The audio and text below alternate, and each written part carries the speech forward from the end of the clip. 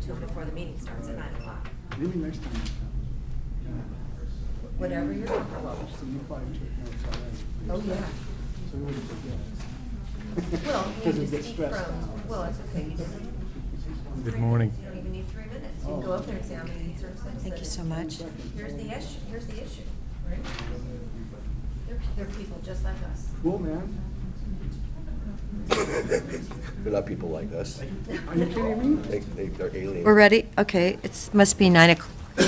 It's 9 o'clock somewhere. Here, I'll take it. Thank you. Thank 9 you. o'clock somewhere. All right, thank you, Gail. Good morning. I'd like to call the Board of County Commissioners meeting to order on the last day of our fiscal year, June 29th, 2022. Please join us in the Pledge of Allegiance. I pledge allegiance to the flag of the United States of America and to the republic for which it stands, one nation, under God, indivisible, with liberty and justice for all.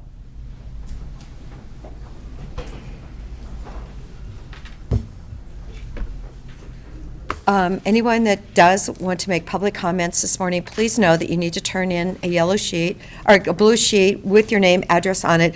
And if you haven't turned it in yet, you can turn it in after you speak. But do need it for our permanent record. So we'll start with our citizen input. Thank you so much for joining us today. The first person I have is Gail Weber. Gail, you will have 3 minutes, and I believe you should be able to see the clock. But that isn't working. Okay, the clock up there. Okay, yours is working over there. Okay, this one is just a little blank. For the same subject? What? So I'm Bob Burtis, and she was reading something. Okay. Can I go? Sure, Bob.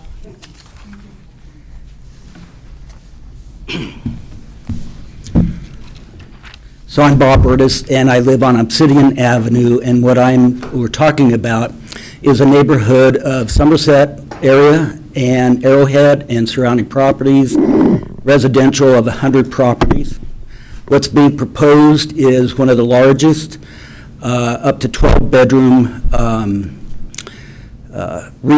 drug rehab residential facilities. The property was bought in November of 2021 by Marvin Ament, his trust. In January, it was advertised as Northwest Addiction Treatment Center by owner Michael Ament.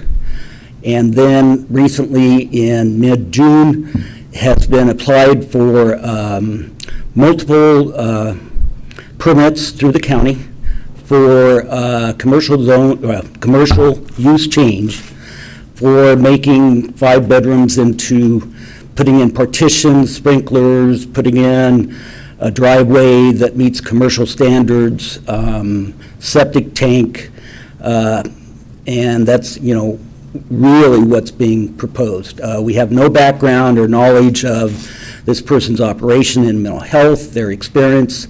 As I know, there's nothing that's been submitted to the state as far as who would be the workers for the health, any inspections of the facility for the kitchen, state requirements for running this kind of an establishment. We have talked to the county. They've been very helpful of kind of where this can fall as a residential facility. But we are very concerned on this approach and how it's being done. And also the permits that are being requested are really for commercial use. And just a sidebar, not my knowledge, but as you look at, say, the building change to partitions, do you now still meet the residential requirements of each bedroom has to have a window for escape, for, fire codes, things like that?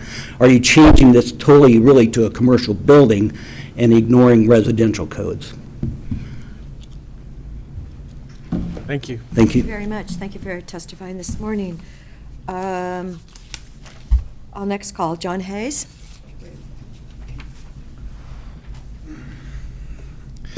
Hello, I'm a resident on Somerset.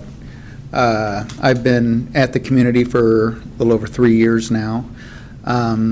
We and my wife, who's not here today, came to this community in this area to have a certain lifestyle, certain area to be. And we just really want to continue. That's what we bought into. That's financially what we set for this community. And we're seeing something come in that's could be financially, it could be more downgrading of property values and just values of what the community is developed on. It was a horse community. It was a little farming communities. It was not ever designed to be a institution or a place for an institution to be put.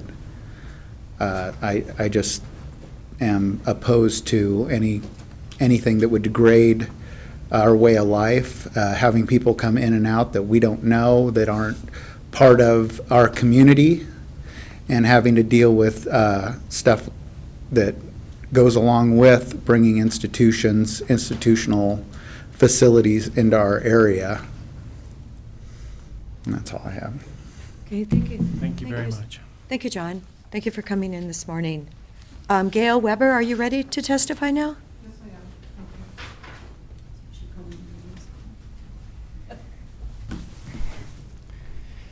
I am. My name is Gail Weber. I live at 61638 Somerset Drive with my husband Jim Weber, who's also here. We've lived here for 6 years, and we are directly across the street from the property at 61667 where the rehab facility is being proposed. There is a covenant and restriction that has been recorded against all of the properties in the Somerset development.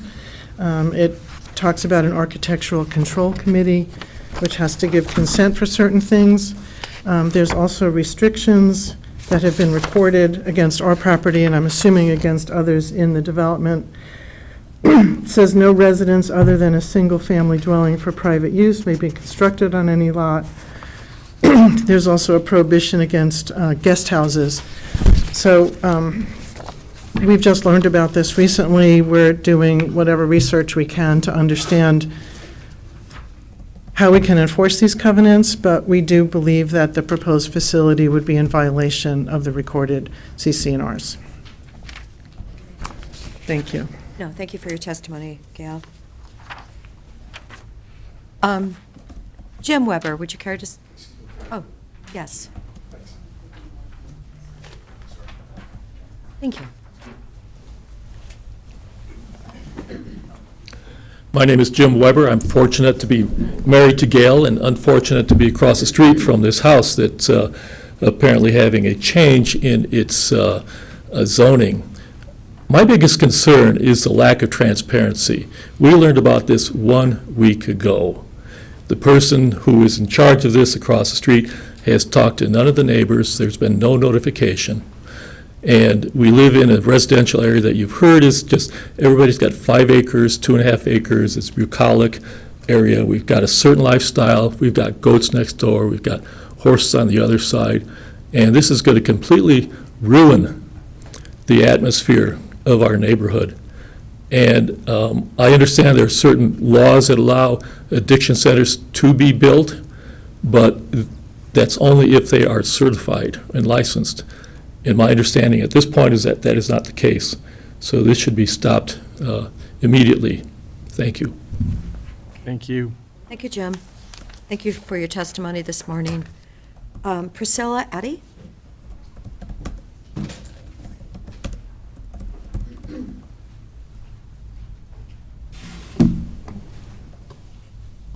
Good morning, Commissioners. Good morning. My name is Priscilla Addy, and I live on Obsidian Avenue in Bend. I would like to express my opposition to the Northwest Addiction Treatment Center. It's being proposed at 61667 Somerset Drive in Bend. Firstly, I believe there's a safety issue concerning having this in a residential area. There are many children in the area, and I think that really needs to be addressed. We were not informed of this. There's been no community input, and it's kind of just been, all of a sudden permits are being, applied for. Firstly, I would like to say in a letter to Krista Appleby at Deschutes County Community Development, Mr. Gary Holbrook, he is an HD Architecture, made a false statement claiming that this property was recently used as a youth guest ranch with mental health treatment. He is a representative for the owner, Michael Ament. According to the Fenneys, who live in the property directly south of said property, they say that is not the case. It was always a family residence. So wherever Mr. Holbrook got his information, it's very misleading and misrepresented. Now, one other thing I would like to say, to have a facility like this in our community where there's no public transportation, no health care, no library, no access to jobs,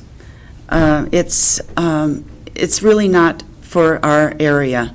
And I just would like to put that on the record for that. We're opposed to that, my husband and I. Thank you, Priscilla, Thank you. for Thank you testifying very much. this morning. Erin Clifford?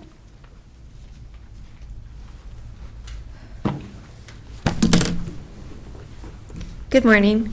My name is Erin Clifford, and I am here because of my parents who live at 61633 Somerset. So they live right next door to the property in question. And we accidentally found out about this because someone next door was checking the mail and they had our mail. So we asked questions when he dropped by, lo and behold, to find out that this was going to be in a addiction center for treatment. So we're very alarmed about that. We're very concerned about the safety of ourselves and our community, for the young people, and we have a lot of retirees as well. And when you have people with addictions, if they get out of control, we feel like our safety is in jeopardy. The thought of things being stolen. I'm visiting my folks right now. I live in California, but when I'm not there, I'm very concerned about their well-being. You have to lock everything up, and then just feeling secure in the evening. If someone gets out of control and they're looking for to find money for drugs and that kind of a thing, that just rips me apart. So I do not feel like this is a place for a rehab house at all. It's a great, tight-knit residential community. And I don't feel like it's a safe place for that to be in our community. Thank you for your time. Thank you, Erin, for your testimony. Linda Finney?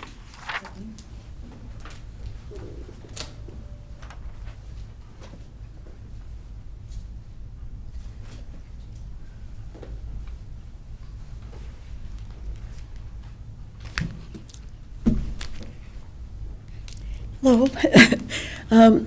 So I just wanted to let you know that I agree with what everyone has said. When we accidentally found out about this, we were appalled. And we have known it has been strange because since the property was sold, it's been sort of a car here, a car there, somebody working here, somebody working there, but nobody has been friendly or how are you, or we're going to live here. And we live in an area where people are like that. They are caring, they look out for each other. And this will be really bad if this comes in. And it's also really scary to us that they're lying in the stuff that they're telling people to begin with about the fact that it was previously used for a mental health situation, which it never was. We've lived there, we built our house there on that property. We've been there since '95. And there have been 3 families in that home. We've known them all. They've all been very nice. They've all been families, and that's it. They've had animals, but that's why we're there, because you can. So it's a lovely spot, and it's not a place for a business of that sort. That they should be put in the medical community somewhere. They should not be put in a residence where the people are trying to live a nice, happy life without interference. And the people that I've known several folks that worked with drug addicts, and they said, you know, when you're in a situation like that, they decide they don't want to stay, they just walk out, they go to somebody's property, steal what they want to steal, go buy more heroin or whatever they want with that, because they're not always there because they want to be there. And so she said, you worry about things being stolen, you worry about your health, you worry about them attacking you if you aren't giving them what they want. There's all kinds of side effects. And of course, these folks are saying that there will be someone there all the time. Well, we know that that's questionable. It could be that they're there, but if they're there, what are they doing? Are they watching the folks? Are they making sure they're not leaving? Probably not. You don't know that. And it's not a place for residents. These folks in our area, the Somerset, the whole area, they're all lovely family people, and they should be allowed to be that way. So we really appreciate your consideration. Thank you. Oh, good. Thank you. Under time. Very much. Thank you, Linda, for your testimony. Scott Wyden?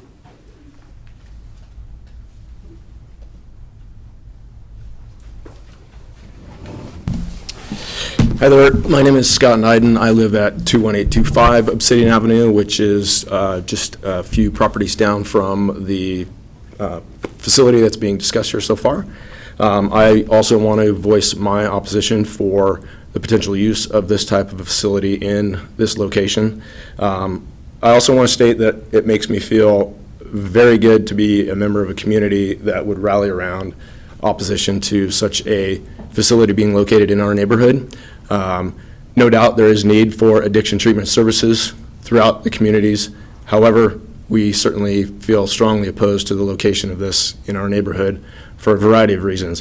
One of the things I want to point out is that that particular property is zoned MUA 10, multiple use agriculture. And at the very beginning of county code, specifically regarding the purpose of multiple use agriculture properties, I'd like to simply just read specifically what it states MUA 10 properties, the purpose of those zoned lands are for. The purpose of multiple use agriculture zone are to preserve the rural character of various areas of the county while permitting development consistent with that character and with the capacity of the natural resources of the area. To preserve and maintain agricultural lands not suited for full-time commercial farming for diversified or part-time agricultural uses. To conserve forest lands for forest uses, to conserve open spaces and protect natural and scenic resources, to maintain and improve the quality of the air, water, and land resources of the county, to establish standards and procedures for the use of those lands designated unsuitable for intense development by the comprehensive plan, and to provide for an orderly and efficient transition from rural to urban land use. What I'd like to simply restate relative to that statement from multiple use agriculture properties in the county code is the first sentence of preserving the rural character of various areas of the county while permitting development consistent with that character and with the capacity of the natural resources. I believe that this is inconsistent specifically with that statement relative to MUA 10 zone properties. And I appreciate your time. Thank you. Thank you, Scott, for coming you. in. Is there anyone else that's here that didn't fill out a blue sheet this morning that wanted to testify? Okay. Do we have anyone on Zoom, Stephanie? No hands raised today on Zoom. Okay. I do appreciate the community letting us know what is going on. I'm sure we'll be discussing it in greater detail soon. So I know we received something from from Peter Gutowski, and I will be talking to Peter later today about his email. So, yeah, another statement. I want to thank everybody for joining us. I spoke to a few of you on the phone already. A lot of messages came in yesterday. This is definitely a community action call for, hey, what's going on here and why didn't we know about it? So I understand what's going on. This isn't a public hearing on the matter. It's not a decision space. So it's going to be that awkward moment where we're taking your testimony and there's no answers this morning. But thank you very much for getting engaged, and we're going to have a good discussion about this. I would also thank everyone for sharing their concerns this morning. The two things that I heard that I would like to get some more research from staff on are, number one, what are the uses that are authorized in MUA? Because the intentions of MUA are one thing, but the allowed and disallowed uses, that's where land use law where the rubber hits the road. And then also, I'm not clear on what the county's role is in the enforcement of CC&Rs. I mean, my impression is that CC&Rs are a neighborhood level thing, and you pursue enforcement of your CC&Rs through your CC&R group, and that we don't have the authority to enforce those. But it did sound like that is it sounds like that is a significant piece of this situation, is what do the CC&Rs say, and is this allowed within the CC&Rs of this neighborhood? So one note on that, and we have been through this before, CC&Rs are enforced by a homeowners association, which may or may not be active. So that's something to look into, because I've had that situation where, large animals or farm animals in some neighborhoods in the rural, so we do represent the rural Deschutes County. But if there's no active homeowners association, there's really nobody to enforce CC&R. So that's just something to understand.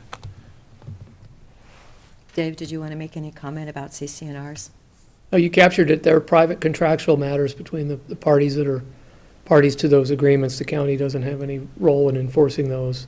Now, if there isn't an active HOA, there may still be a way to, for these folks to end up in court, but that'd be the venue. It's not with the county commissioners.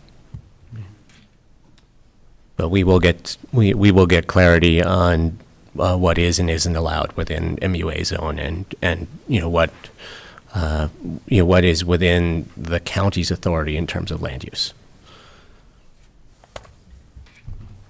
Okay, thank you. Going on to our consent agenda. So we can talk afterwards, so we're going to go to the rest of our agenda here.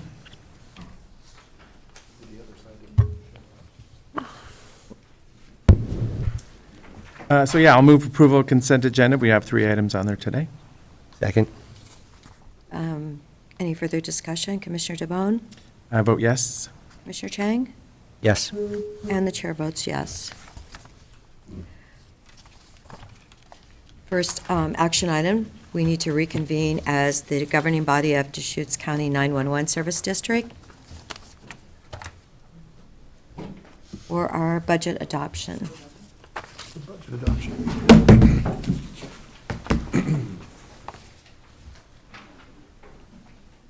Thanks.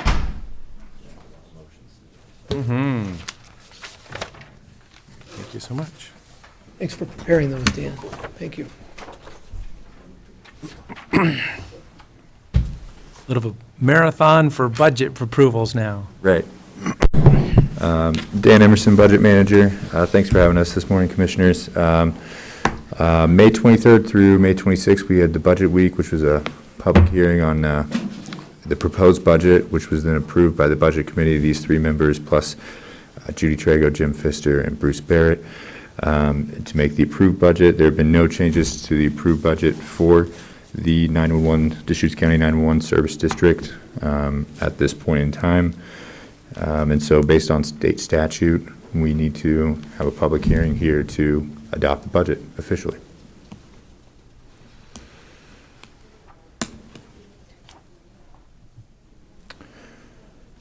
Are there any questions from the board, from the commission? We worked this information over pretty thoroughly during Budget Week. Okay, is there a motion? Need to open the Public hearing. Oh, opening the public hearing. Is there any testimony from the room? Anything on Zoom, Stephanie? Okay, all right. Okay, I will then therefore close the public hearing. Is there any further discussion? So just acknowledging that the proposed tax rate is less than the maximum here. So there was and so I'm connecting a couple things here. Yesterday, there was a editorial in the paper asking about how we're going to pay for an item that's coming up 1 or 2 from now, but the fact that there's still room in that rate, and we're going to be in that awkward situation where if we need the resources, we have resources available, which would mean raising taxes, but there is opportunity for that discussion annually, and that would be next year. Just acknowledging that, I'm very supportive and proud of the fact that the district's been able to work within this rate, and the voters have supported, a little bit more capacity in that rate for future discussions. Just leave it at that. Okay.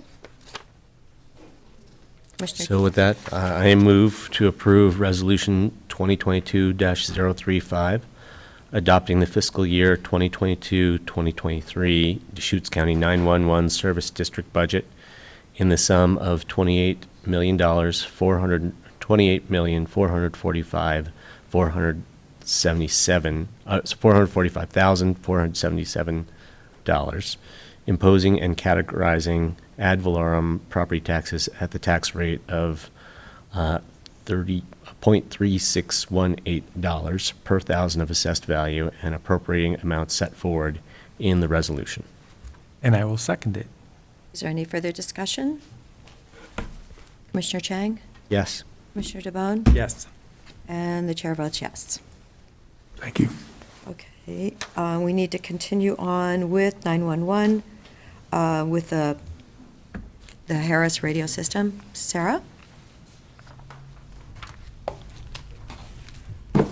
Good morning, Commissioners. Sarah Crosswhite, Director of Deschutes County 911, and Jonathan Spring, our Systems Manager. Thank you for joining us this morning. Thank you for having us.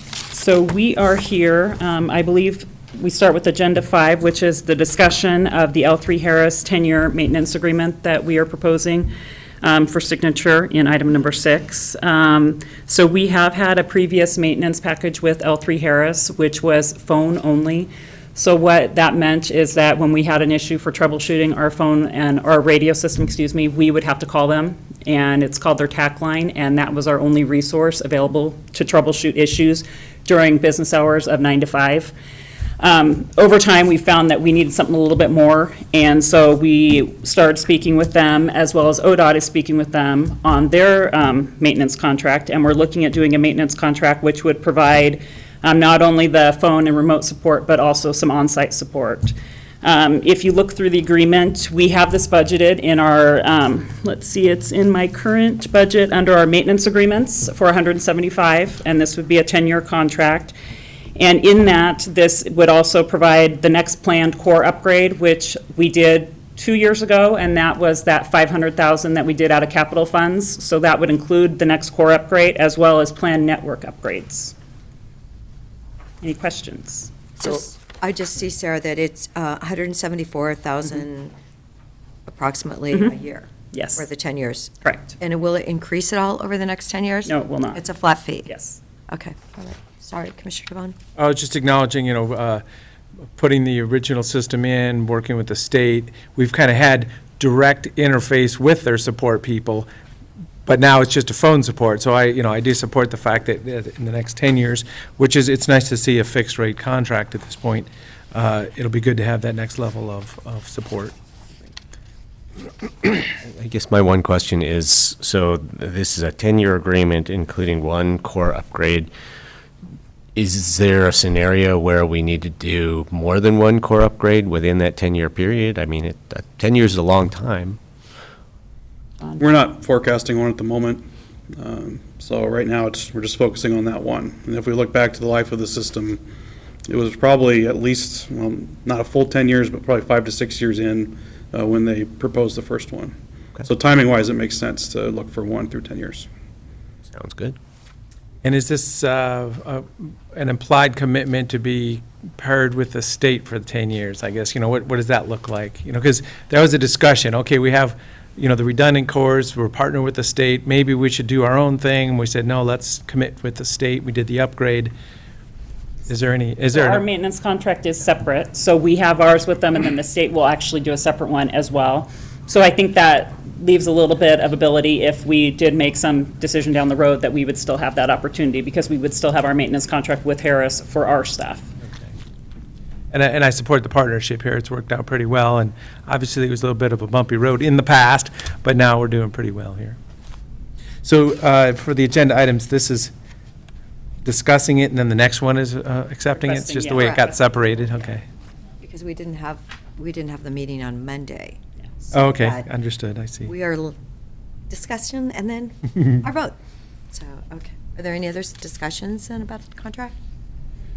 Nope. Okay, all right. So thank you, Jonathan, for joining us. And we will proceed on then to item number 6. So maybe for Jonathan, so we're going to be doing some capacity upgrades, like adding a tower or doing some different things. This is kind of inclusive of all that. Yeah, they will provide maintenance to everything we add onto the system for our technology improvements. They will provide maintenance as we continue on with that. So if we had something going on with a new site, we could contact them for Our assistance. system's going to expand a little bit over time, so that's kind of, okay. Great.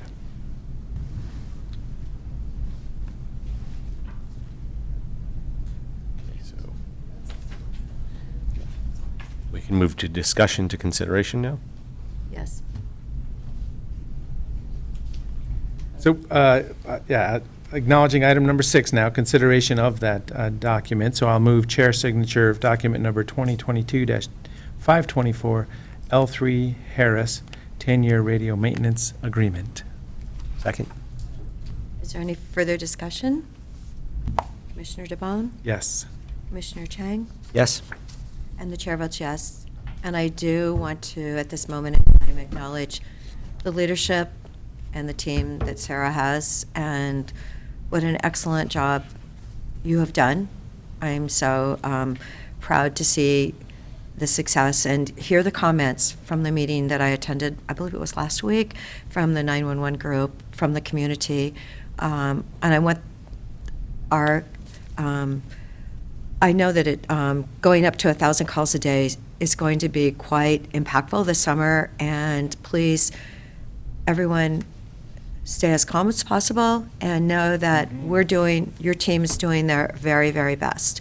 And it is a career opportunity. If you want to find a job, it's truly a career, and a few of the tests, the numbers, the requirements have come down a bit. So if you're looking for a great job to serve the public, please think of our 911. Thank you, Sarah. Thank you. And now we can move on to some of the tools to help us with those recruitment and retention efforts. Yes.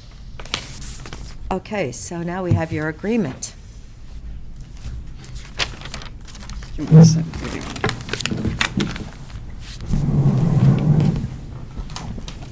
you for joining us. Okay. Good morning, Commissioners. For the record, Whitney Hale, Deputy County Administrator. We're here for consideration of board signature of a collective bargaining agreement between the Deschutes County 911 Service District and the Deschutes 911 Employees Association. Joining us this morning is Megan Happ, who's a dispatcher with 911 and also the Vice President of the Deschutes 911 Employees Association. Thank you, Megan, for joining us. We're pleased to present the board with a 4-year contract with the Deschutes 911 Employees Association. The association represents call takers and public safety dispatchers at Deschutes 911. The Deschutes 911 Employees Association bargaining team included Krista Mugavero, Megan Happ, Jenny Nichols, and the association's attorney Ryan Lufkin. The service district's bargaining team included Christopher Bell from County Legal, Sarah Crosswhite, Chris Perry from Deschutes County 911, Kathleen Hinman, Human Resources, Jana Kane from Finance, and myself from Administration. We're going to walk through a few highlights of the 4-year contract with the board, and happy to take questions that the board may have. As I mentioned at the beginning, this is a 4-year contract. It includes a longevity pay increase that is in alignment with county practice and other bargaining agreements. It includes a wage adjustment of 4.25% to bring positions relative to comparable agencies. As the board will recall, those comparable agencies included Clackamas, Jackson, Lane, and Marion counties. In doing that analysis, staff looked at entry wage as well as wages for employees at the 5 and 10-year marks of employment. And we believe that this wage adjustment is in alignment with the county's compensation philosophy. The contract also includes a COLA of 5.5% for fiscal year '23, and then a 1 to 4% range based on CPI for the remaining years of the contract. There's a slight change in CPI methodology that's consistent with the contract that the board approved for AFSCME, so that change carries over to this contract as well. I'm going to pause and turn it over to Sarah to talk a little bit about costs associated with these increases and how they fit within the district's fiscal year '23 budget. Good morning. I was looking at our numbers yesterday because I wanted to make sure I had the right numbers for you guys. So right now we are at 5 open FTE. So we hired in mid-June, so that brought on 4 new. We were at 9. So now we have 5 remaining. Unfortunately, by July 15th, we'll be back up to 7 because we have 2 that we're going to be departing to other departments. But with that being said, when looking at our numbers with the rate increase for employees, I know there was a question about where that falls on the personnel line for the budget. If we were fully hired on July 1st, we would need to make a transfer of $215,000 into that line item. I unfortunately do not anticipate being fully staffed anywhere before probably mid-fall to spring next year at this point. Right now, we have 2 that we're looking at hiring, so they're one's in background and one's in the interview process, so we will bring them on in September. And then we have the 4 right now that we just hired that are in training currently. So again, I think that we tried to plan as much as possible with our personnel line so that we didn't have a large change and adjustment that was necessary. And I talked with Betsy yesterday actually to make sure I was on the right path with that, and we did look at the numbers, and even with this increase, we don't anticipate needing to touch our levy rate for the personnel increase until at least 2025, and we'll reassess back in December, but we're still holding the line at the 36 cents without needing to make changes based on the personnel rise. Being a countywide district, there is tax assessed value growth in there, so there's an expectation of that growth, and we'll see what happens in the next couple of years with the economy. Yeah. But it does seem to be dialed in pretty well, and it has been for the last few years also, not having to change that rate. And I do want to make the comment that 2 years ago, when we were in COVID, your team came in and, you helped us out at that moment in time. You helped your rate out. You only set it up for 2 years, which truly made a perfect sense, but it is really appreciated and acknowledged that it was a team effort of everyone. We didn't know how, COVID was going to affect the finances of the county. So it's great to hear that you don't anticipate a levy increase until 2025. That's great news, and hopefully getting your salaries up to, the Clackamas, Lane, Jackson County rate that we felt we were behind. We've got to be competitive. We know that our housing costs are rather limited. I mean, the costs are a lot, and we don't have many options. Yeah, so it's not easy. Yeah, our housing costs are probably, even though those are our comps, our housing costs are probably worse than those 3 counties. And I just wanted to say particularly with the short staffing that we've had for many months now, I just want to express great appreciation for the team over at 911, maintaining an incredible level of service, keeping people safe, and getting them the emergency services that they need in a timely fashion, through some very difficult times. So I'm really glad that we can make these adjustments to recognize the value of that work. and hopefully to assist with recruitment and retention efforts. My question, my only question was along those lines. I would love to hear a little bit of firsthand testimony from employees and also from management at 911 about, you can't give me like, percentages or anything, but like, will these changes help?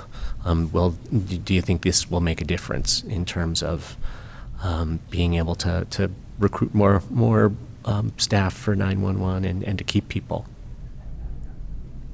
Personally, just, personal belief, I think that it is going to help with retention. I do have concerns for people that have to relocate or want to relocate over here. Because again, I think that's the challenging piece, is packing up, moving, and looking to purchase or even rent a home in this area. I think that is the challenge. But I believe that if we have people within the community that have been looking at this as a career forever, and now seeing that wage change and then what the steps are, I think that could be a huge motivation to go, okay, well, I mean, this is making more than fast food. And looking at it as a career. They've got fabulous benefits. Yeah, the schedule is tough, and they take some tough calls. Once we're fully staffed, they do have their days off, and that's challenging. They don't right now. And so I'm hoping that as people see this as a career, we do get these positions filled, these people that are working so hard on their days off, on pager, that they can have those 4 days off and not have us calling them and asking them to come to work. And so, I mean, I think all of it kind of plays together, and I'm hoping that we can see a difference moving forward. And I'm hoping that we will stop having people leave to go to other jobs. So that's tough. Yeah. Megan, did you want to say anything about that? I agree. I think the hardest part is anybody moving from out of the area, they just have such a hard time finding housing. I do agree that if somebody has been looking at the job, now they might be willing to put in the effort. But even though we are still comparable with fast food, they work 40 hours, we work 48, plus on call, all of that in that decision. Not many people are in that mental health capacity to do that right now. With the hard couple of years we've had, they don't want to take on extra. Yeah. So I think it will help with retention.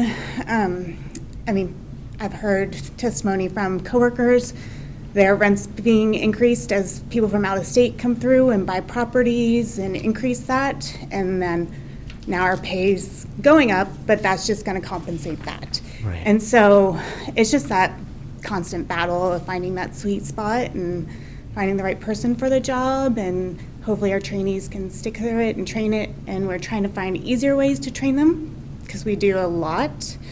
And just trying to find, even we can't afford anybody on the floor to train because we don't have the staffing for that.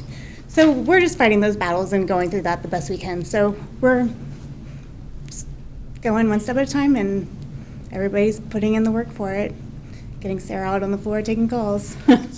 Yeah, and Megan will hate this, but she does an amazing job. She's an AIC for us, so she's an acting in charge. She also is a trainer. She volunteered to take 2 of the new 4 trainees so that we can minimize the impact to staffing on the floor, because to pull somebody for call take training, we're pulling somebody off radios, and then we're trying to backfill that. So Megan is one that raised her hand and said, yep, I'll take 2, which means you're training 2 people in a day. So you're having one on the phones with you while the other one's working on stuff online or listening and typing, and then you're swapping them. You're doing 2 daily reports on those people. And so way increased workload for her, but she's volunteered to step up and do that to help us out so we can get these people trained in on the phones, hopefully by the end of summer. End of summer, then it's 3 months of training? It's close to that, yeah. 2.5, something Yeah. like that. Megan, how long have you been with Deschutes County? October 1 will be about 9 years. Well, thank you so much. Yeah. Look forward to, you being here for 10 years, and hopefully things will smooth out as you're hoping, mid-fall, if we can, if people will understand it is a career, and it is a career that you, it helps support a family. So when does this agreement start? Oh, yeah, 2 days from now. So, yeah, we got there. That's the exciting part. Let's celebrate that we're getting there, before it starts and not 6 weeks after or 3 months after. So July 1st this year, 4-year agreement. Thank you very much for the partnership. And, it's a very, supportive relationship, hopefully both ways. This is the people's business, and it's exciting that we got here right before the other one expired. No, that's incredible. Thank you to the team, everyone that worked on it, that we were, that we are actually, we're signing the dotted line before it was due. So, good news. And it is a significant, hopefully it'll be a significant uptick, in people's take-home pay, so that they'll see the difference. They'll feel, and something to help entice them that, help is coming. Yeah, thanks, much appreciation again to everyone at 911 who is pitching in and going above and beyond to make things work during this period when you're short-staffed. And I noted the concern about housing costs being a continuing barrier, and beyond this agreement, I do hope that as a county we can start to think about ways to address this housing bottleneck and this housing barrier for county employees and for county employment. So just beyond getting this agreement done, there's still more I think we can be doing. Thank you, Commissioners. We're pleased to report that the 911 Employees Association ratified the contract earlier this week, and the management team is recommending board approval of the contract. As noted in the staff report, there are a few other operational changes within the contract. The two other items that I would just flag for the board, which are also included in the staff report, are the MOU relating to a premium rate of pay for staff who are volunteering to provide shift coverage, and also an agreement that we would reopen if retiree health insurance eligibility, if PERS adds the call taker or dispatcher classifications to the police and fire retirement designation. So those are sort of the two other items just to flag for you. But with that, we're happy to answer any questions the board may have.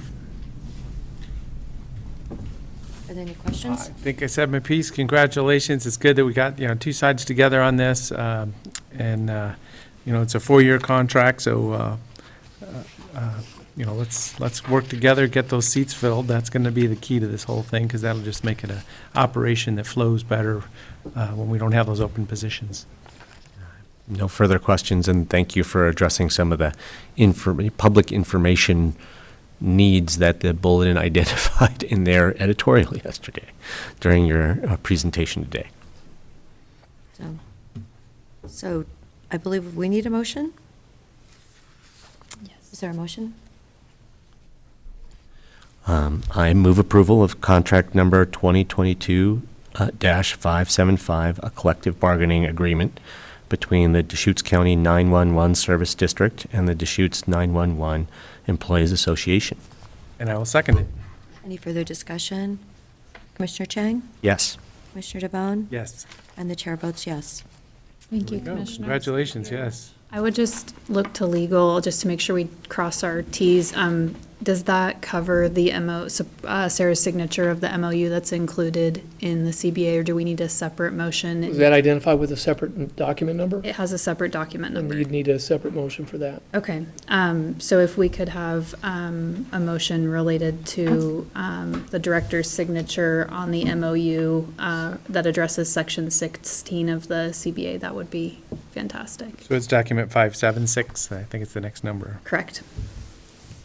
I'll move approval, director's signature of document number 2022-576, the MOU associated with the contract. Second. Any further discussion? Commissioner DeBonne? Yes. Commissioner Chang? Yes. And the chair votes yes. Thank you, Commissioners. Thank you, Whitney, for Good pointing catch. that out. Yep.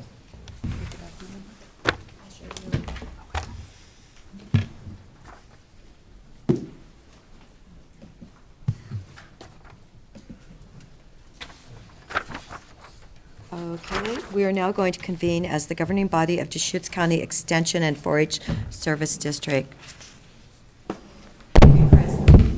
Thanks.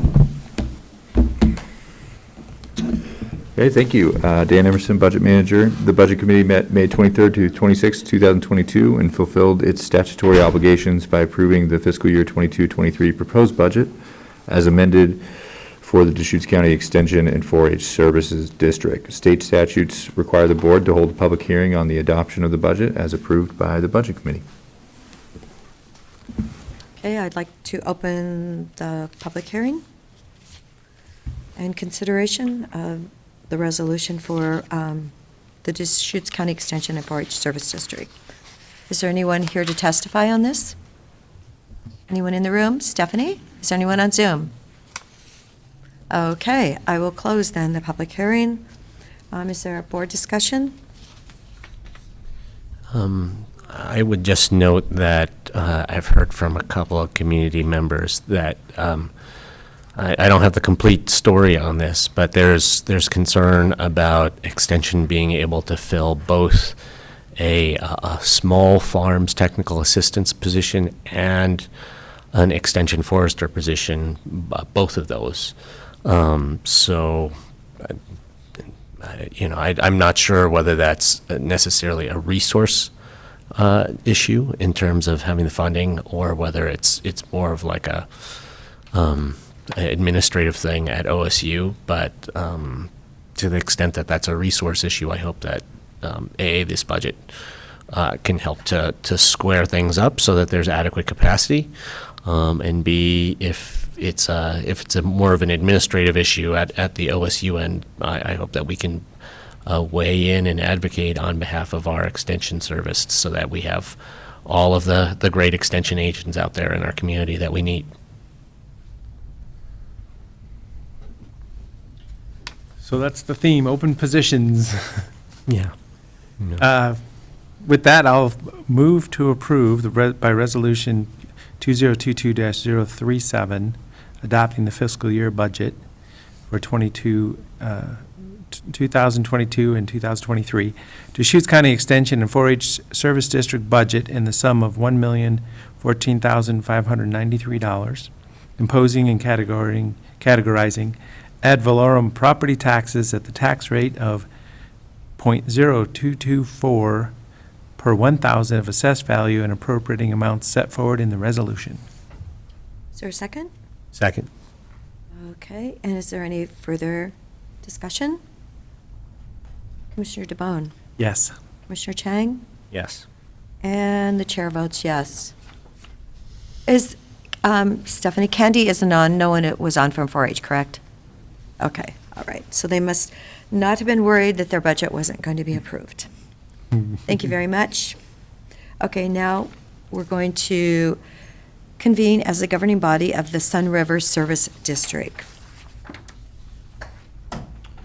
The Budget Committee met May 23rd to the 26th, 2022, and fulfilled its statutory obligations by approving the fiscal year 22 and 23 proposed budget as amended for the Sun River Service District. State statutes require the board to hold a public hearing on the adoption of the budget as approved by the Budget Committee. I'd like to open the public hearing for the Sun River Service District 2022-23 budget adoption. Is there anyone in the room that wants to testify? I see no one in the room that wants to testify. What about on Zoom? Okay, thank you, Stephanie. All right, therefore, I will close the public testimony. Commissioners, do we have any comment? Just acknowledging dollars from the transient room tax to Sun River Service District and their bond measure that had passed. So the big capital project is a go. So pretty exciting. Yes, the one that they so patiently waited for. And I'm looking forward to that project actually completing. I think that will be great for their community. Commissioner Chang, did you have anything? No additional comments or questions. Okay. Is there a motion then? So with that, I move to approve Resolution 2022-039, adopting the fiscal year 2022-2023 Sun River Service District budget in the sum of $26,875,881, imposing and categorizing ad valorem property taxes at the rate of $3.31 per thousand of assessed value, and appropriating amounts set forward in the resolution. And I will second it. Is there any further discussion? Sorry, was this for the Sun River Service District? I believe that, it must be that in the motion that I sent you, I did not put in that there's also a .47 per Right. $1,000 of assessed value for local option tax, so I That needs to be apologize. mentioned too. Right, so I it was would just be that. looking at it, thinking, do we need a separate that. motion? So moved? Okay, so we've added it. All right, and Great. the second is agreeable to the, And it's, yeah, it's in section 2 of the resolution, so I'll second it, yeah. okay, all right. So Commissioner Chang, Yes. Commissioner DeBonne, Yes. and the chair votes yes.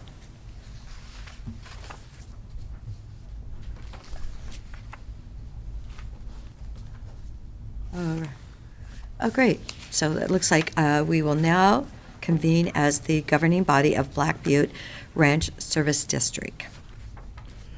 Budget Committee met May 23rd through 26th, 2022, and fulfilled its statutory obligations by approving the fiscal year 2022 and 2023 proposed budget as amended for the Black Butte Ranch Service District. State statutes require the board to hold a public hearing on the adoption of the budget as approved by the Budget Committee. Okay, I'll open up the public hearing. This is for Black Butte Ranch. Is there anyone in the room that cares to testify? Stephanie, is there anyone on Zoom with a raised hand? Okay.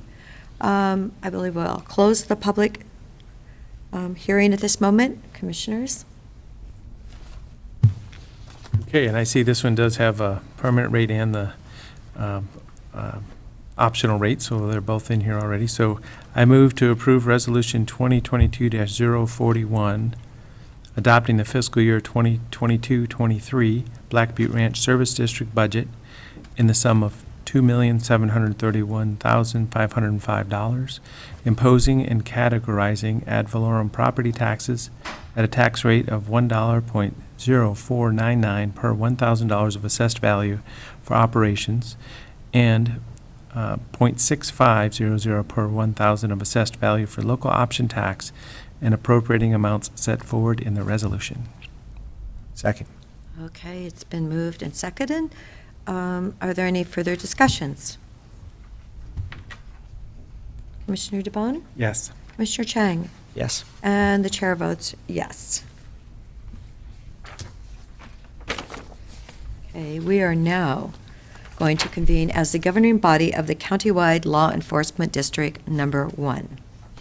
The Budget Committee met May 23rd through the 26th, 2022, and fulfilled its statutory obligations by approving the fiscal year 2022-2023 proposed budget as amended for the countywide law enforcement district, District Number 1. State statutes require the board to hold a public hearing on the adoption of the budget as approved by the Budget Committee. And I'd like to open the public hearing at this time. Is there anyone in the room that cares to testify? I don't see anyone. Stephanie, is there anyone on Zoom? No raised hands. Okay, all right. Let's close the public hearing then, and commissioners, do we have a comment? Just acknowledging this is the county-wide rate, so everybody in the county.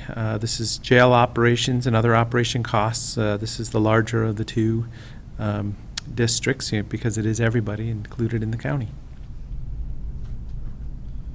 And, just in terms of history, it's useful to note that this was the rate, the property assessed tax rate that was dialed up a few years ago by 6 cents, and then brought back down 3 cents in an adjustment last year to square things up, and which is a kind of an opposite history of the next item that we're going to look at. And it's just important for everyone to be aware that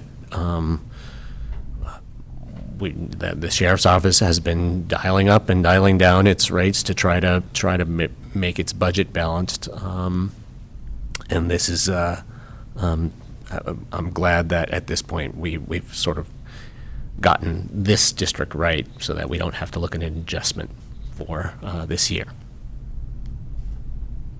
When the statement was made that their goal is to not touch the rates more often than every 3 years. So I think we have moved them around a little bit more recently, and those are proposals by the financial analysis of the sheriff's office. So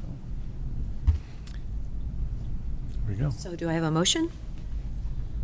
I move to approve Resolution 2022-042, adopting the fiscal year 2022-2023 countywide law enforcement district budget in the sum of $43,879,689, imposing and categorizing ad valorem property taxes at the tax rate of $1.05 per thousand of assessed value and appropriating amounts set forward in the resolution. And I will second it. Thank you for that motion and second. Is there any further discussion? Commissioner Chang? Yes? Commissioner DeBonne? Yes. And the chair votes yes. Okay, so now we will convene as the governing body of the Rural Law Enforcement District Number 2. Budget Committee met May 23rd through 26th, 2022, and fulfilled its statutory obligations by approving the fiscal year 2022 and 2023 proposed budget as amended for the Rural Law Enforcement District, District Number 2. State statutes require that the board to hold a public hearing on the adoption of the budget as approved by the Budget Committee.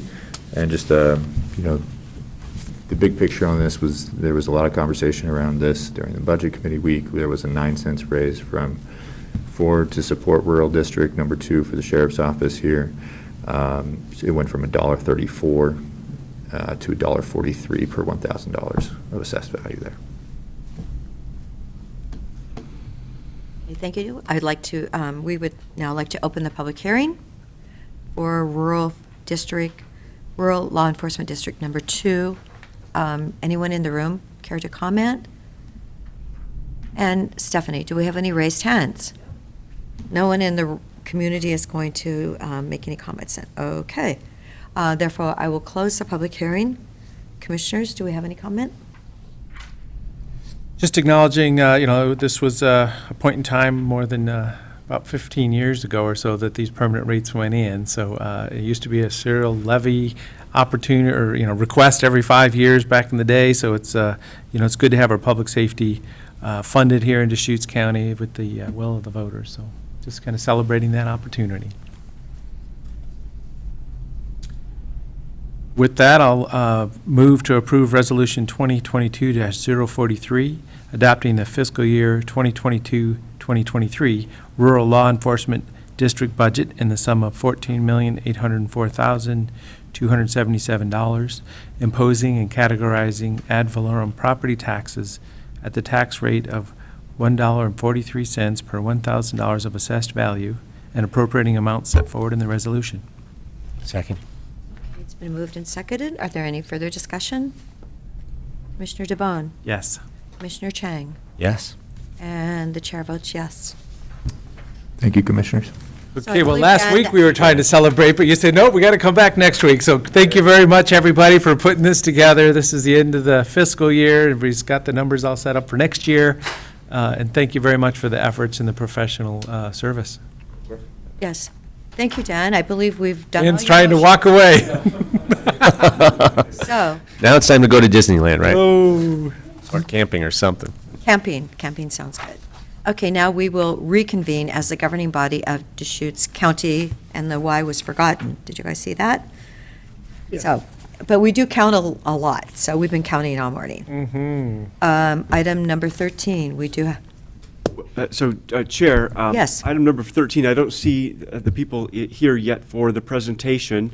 You can certainly proceed to item 14 or item 17. We have Chief Mooney here for the item scheduled for 1 o'clock. So certainly it's your choice and how you wish to proceed. We're almost an hour ahead of schedule. Huh? We're an hour ahead of schedule. So we're fortunate that we have both items 14 and 17 people in the room. So if you'd like to proceed. So if we do item number 17, that will help you out, won't it? Okay. Always like to help public servants out. So why don't we go up to item number 17 then? Is is item 17, does it need to kind of be paired with, or does it flow well with 16 or 18? Or is it fine just to deal with it as a standalone? Well, yes.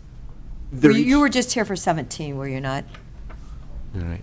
I mean, but, 16 and 18 would be the county forester. yeah, but I mean, does the Redmond Community Wildfire Protection Plan in any way relate to your, to your item, or is it? No, that would be Ed's. Okay. Piece, yeah. Great. Okay.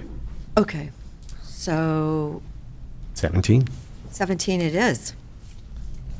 Welcome. Thank you. Thank you.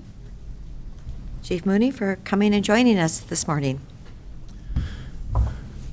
Thank you. I believe, item 17, I believe you had before you two ordinances that our fire district recently adopted. Ordinance number 4 was adopting the Oregon Fire Code as it's already adopted by the state, but adopting it as a jurisdiction as Redmond Fire and Rescue, along with certain appendices, as those appendices are not adopted by the state, so we have adopted those as a jurisdiction. And then ordinance number 5 is regulating open burning within our Redmond Fire and Rescue's fire district boundaries.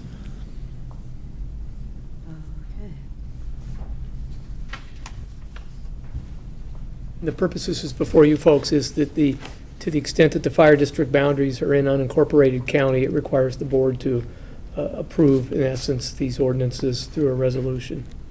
A public hearing's not required. It's just simply a formality in state statute that obligates the county court to have to review and approve the district's ordinances as they would apply to property within the district that's within the unincorporated county.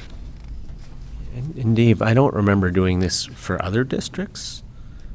It doesn't happen that often. It requires, obviously, the changes to their internal ordinances, and I don't, in the time I've been here, we may have done this one other time with Rural Fire District 1, I believe, but So it's not an annual. I don't think it occurs too frequently that they're changing their ordinances.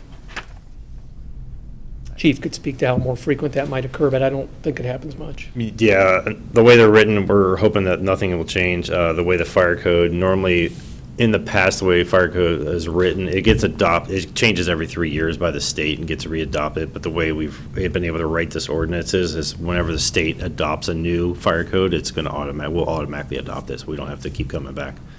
I mean, unless you want to see me. Well, we can talk about other stuff. Yeah, we can talk about other stuff. Right.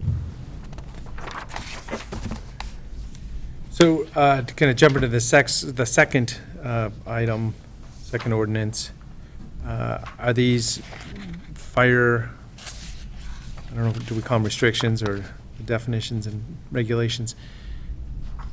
Is this a little, are people going to be engaged saying, what happened here? You know, I mean, do people know this is out there? They should know it's out there. It was posted publicly for at least 2 months. We never received any public comment on it. And is there significant change from? The biggest significant change, and we're planning to do a very large messaging and education campaign on this once it's adopted. The biggest change is the banning of open burning within the city limits of the city of Redmond. So no open debris burning would be allowed within the city limits. Is that year-round? That would be all year-round, yes, ma'am. And we're representing the area outside the city limits anyway when we're talking here. Correct.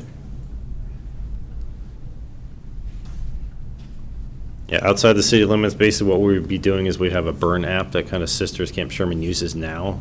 It's just to kind of get a better grasp on where people are burning, when they're burning, and being able to get information out to them more rapidly. Right now, we just have a burn line. People call in, see if it's a burn day or not, and then off to the races they go. We may not know they're burning or where they're burning.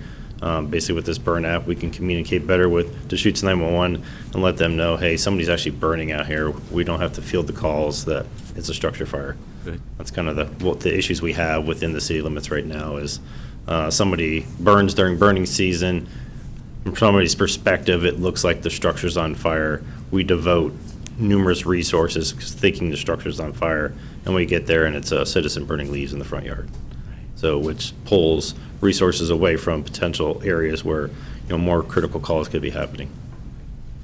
So we're trying to make sure that the right resource gets to the right call. Yeah. I'm forgetting what is the yard debris pickup situation in Redmond? I mean, does everyone have access to a yard debris bin, or? You know, I don't have the answer to that. I don't know. I believe they do. But there is also the fire-free days that we help message with the county and get that information out there also. So just procedurally, these have been adopted by the fire district board. Correct. And for the protected lands in the district outside the city of Redmond, we need to just co-adopt, basically. That's what's going on In here? essence, yes. I mean, I don't know that it's as much of a substantive inquiry on your part. I did note with the staff report that the county building officials also reviewed these and didn't have any concerns or objections.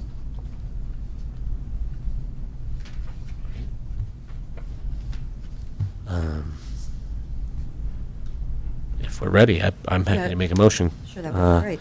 I move approval of board signature of resolution number 2022-049. We should do these separately, right? You could do them collectively or. Okay. 22-049 and resolution number 2022-050. And I will second it. Is there any further discussion? Commissioner Chang? Yes. Commissioner DeBonne? Yes. And the chair votes yes. Here we go. Perfect. So thank you for joining coming us. early, and look how it Yeah, all no fit problem. in.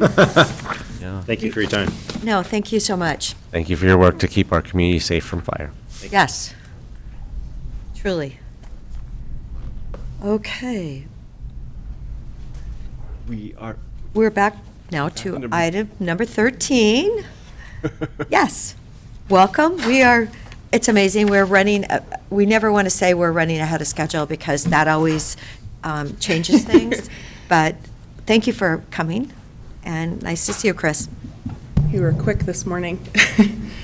All right, so today we have Upper Deschutes Watershed Council here with us. As a reminder, during this current fiscal year, they received $20,000 in video lottery funds as part of our service partner program, and their agreement requires an annual report, which they have historically shared with us in person at a board meeting besides the last 2 years. So here with us today, we have Chris Knight, Executive Director of Upper Deschutes Watershed Council, and he will share with us status update on the work they're doing. Good morning, Commissioners, Commissioner Chang, Commissioner Adair, Commissioner DeBonne. Yeah, good to see you again. I was just telling Laura, my first presentation to you all was 2019. I just started and it was in person, and then haven't been back in person since, so it's good to be here in person. Are you able to see my presentation in front of your screen in front of you? Okay, and hopefully I'll just be able to share when I want to advance a slide, or? Yep, you can use the arrows on that keyboard. Perfect. Okay. So, yeah, I was just hoping today to share with you some of our accomplishments in the past year and what we have in front of us in the year ahead. And also, I think today I'd heard our $20,000 service partner award had been tentatively approved, and maybe that's going to get finalized today, but also just here to express appreciation for that funding and share with you, some ways that we use that funding. But this is a picture of Wychus Creek. It's upstream of Sisters. This is a project we just finished this past fall, and it was the removal of the last dam. Yeah, Commissioner. Just real quick, I think the funding was in the proposed budget and it's been approved. I mean, we're not making a decision about funding today. Right. Yeah, It's already done. It's I'm just done. letting you know. Okay, Yeah, okay. you're not selling here today. We're just working back and forth together. Yeah, and just kind of more broadly on that, there was another service partner who asked me about it, so if I can confirm with Laura that we approved that whole package already for this fiscal year. This morning, correct. Great. Yeah, All right. but, Very good. pressure's Well, off. yeah. Pressure's off. It wasn't going to be a sales job anyway. It's more of an update, yeah. But, yeah, this picture you're seeing here is Wychus Creek. It's where we last fall removed the last dam out of Wychus Creek. So it's a free-flowing stream again for as part of the reintroduction of salmon and steelhead to that creek. Just a reminder of what is a watershed council, right? There's more than 50 watershed councils all over Oregon. I'm working with a gentleman right now from Utah who is trying to establish a system of watershed councils in Utah, and I just have to say what a great model Oregon has to help care for all our beautiful rivers and streams across the state. We're a collaborative, non-regulatory group. I think that's important to remember. And then this map on your screen just shows as the Upper Deschutes Watershed Council, this is our program area. Think of that as from high up in the Cascade Lakes, all the way up the Little Deschutes River, and then flowing down to Lake Billy Chinook. So it includes communities of Lapine, Sun River, Bend, Sisters, Redmond. All those communities are part of our watershed program area. And I always just like to remind you all, we started in partnership with Deschutes County. Watershed councils had to have a local government entity that sponsored watershed councils, and so we're celebrating our 25th anniversary. So back in 1997, the county helped create our watershed council. And starting in 97, we began operating as a 501c3 nonprofit. So we're going to have a celebration later this year for our 25th anniversary. We'll make sure you're all invited and look forward to celebrating with the community just some of our accomplishments over the last 25 years. Also, it's important to remind you, we've got a board of directors, and I know you all approve these board of directors after our board recommends them and votes to bring them on board, and then that comes through you all. But just a reminder, Will Groves is a name that might pop up there. He's Deschutes County, there's Will right there. Our Deschutes County representative on our board, and we appreciate Will's service and connection to the planning department and some of the permitting work that we engage with related to some of our restoration projects. I'd also just point out a couple new board members as of this year. Kelly Hamby came on our board. He's the operations manager for Central Oregon Irrigation District. And then also Sunny Simpkins, who's a newer resident to Bend, moved here in the last couple years. But she was really involved up in the Portland area with another watershed council, the Columbia Slough Watershed Council. So she brings some good experience.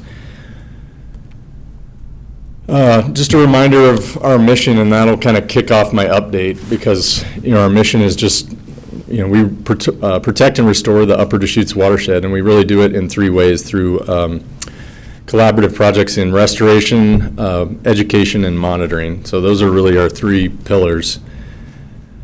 And so I wanted to share a little bit about what we've accomplished this last year, and then some of our work planned in the year ahead. And I'll kind of center this around our three programs: restoration, education, and monitoring.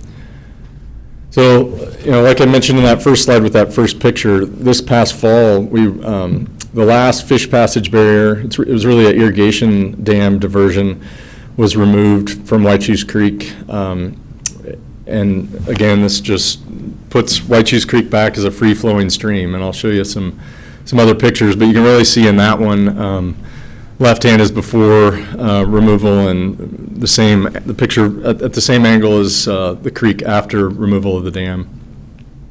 But I think it's important to point out, just because we removed the dam and made it passable by fish, it's still functioning as an irrigation diversion, and we're really just upgrading infrastructure. That photo on the top right is some of the old infrastructure. There's more than 70 years old. It was a wooden canal, if you can believe it, open canal, losing water, and so what's been upgraded are those other two photos. On the left, we've now got what we call a concrete vault that is the diversion, and the diversions are going to be piped to the residents that are receiving that water.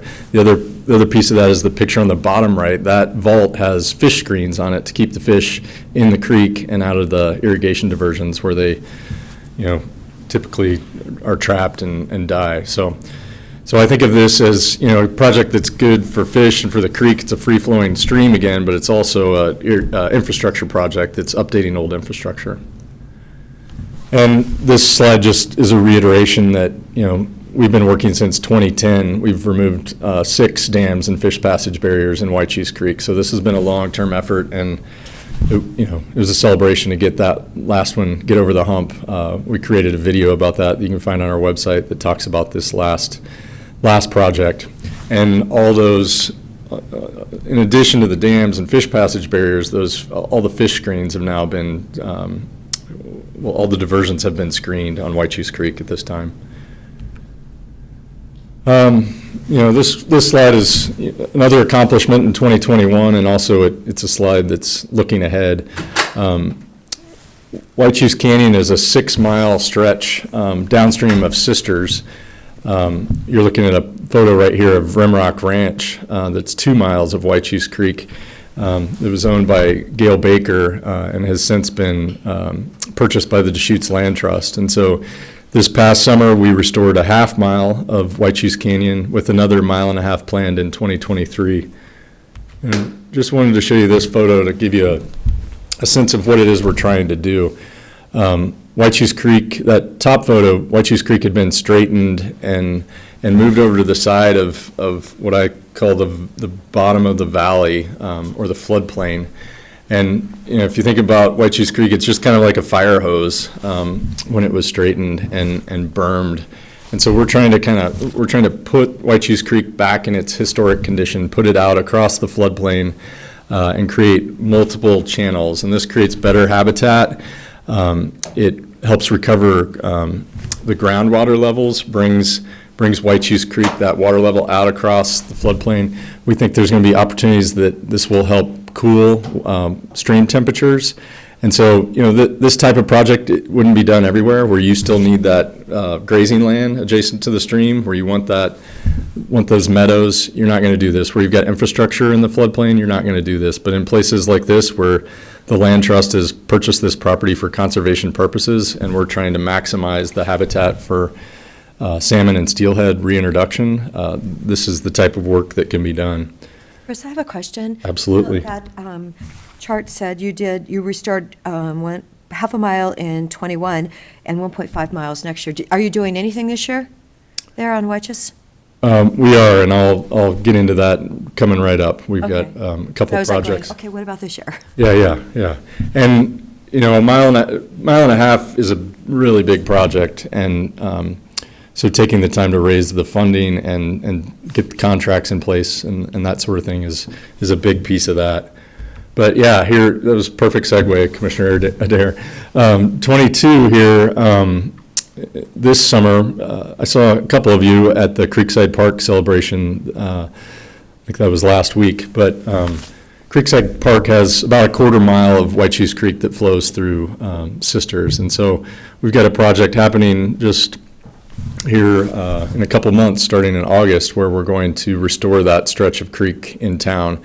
And that picture on the right shows what you're seeing there is the top of a concrete, it's the cap of a concrete structure that holds the sewer line that goes under the creek. And so there's nothing wrong with the sewer line, but the creek has eroded down and you're starting to see the top of that concrete cap. And so what we're going to actually do is build the creek up a little bit there, so that concrete is not visible, it's not a safety issue, it's not an erosion issue, and we'll create kind of an engineered riffle, we call it, over the top of that. You can also see in the back, just barely the back of that photo, there's some orange fencing up right there in the park. The bank is eroding, and it's a safety issue for the city, and so we're going to be restoring that and replanting. And so, more broadly, we're going to be fencing the creek off and creating some nice access points with stone steps down to the creek for the community. So looking forward to implementing that project. We've raised all the funds for that, but the city of Sisters has been a close partner,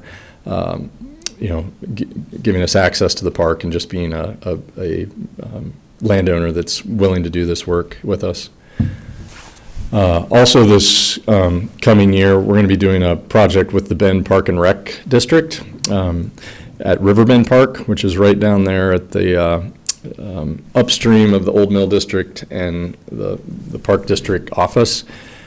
And so if you know where the Bill Healy Bridge, where Reed Market crosses the river, that's going to be the start of the project down to, there's a pedestrian bridge there at Farewell Bend and Riverbend Park. And so what we're going to do, you can see in these couple of photos. The top is kind of the current condition. We just have a lot of people using that stretch of river, right? And going in and out of the creek, those banks are eroding. And so what we're going to do is, I say improve and consolidate access. We're going to fence off the river, let some of that vegetation be restored, but we're going to create these really nice access points. You can see in the lower photo, this is a drawing of what the project will look like, but you can see those steps down to the creek with some boulders where people will be able to access the river. There's a concrete structure there right in the middle. That was some old infrastructure from the logging days, the milling days. We're going to keep that structure in place and use it as an interpretive point to talk about, what this stretch of river was, pre-European settlement, what it was 100 years ago during the milling days and what it is today. And then you can see off to the left of that log drop structure, we're going to create some wetland habitat and that'll benefit fish, frogs, all fish and wildlife.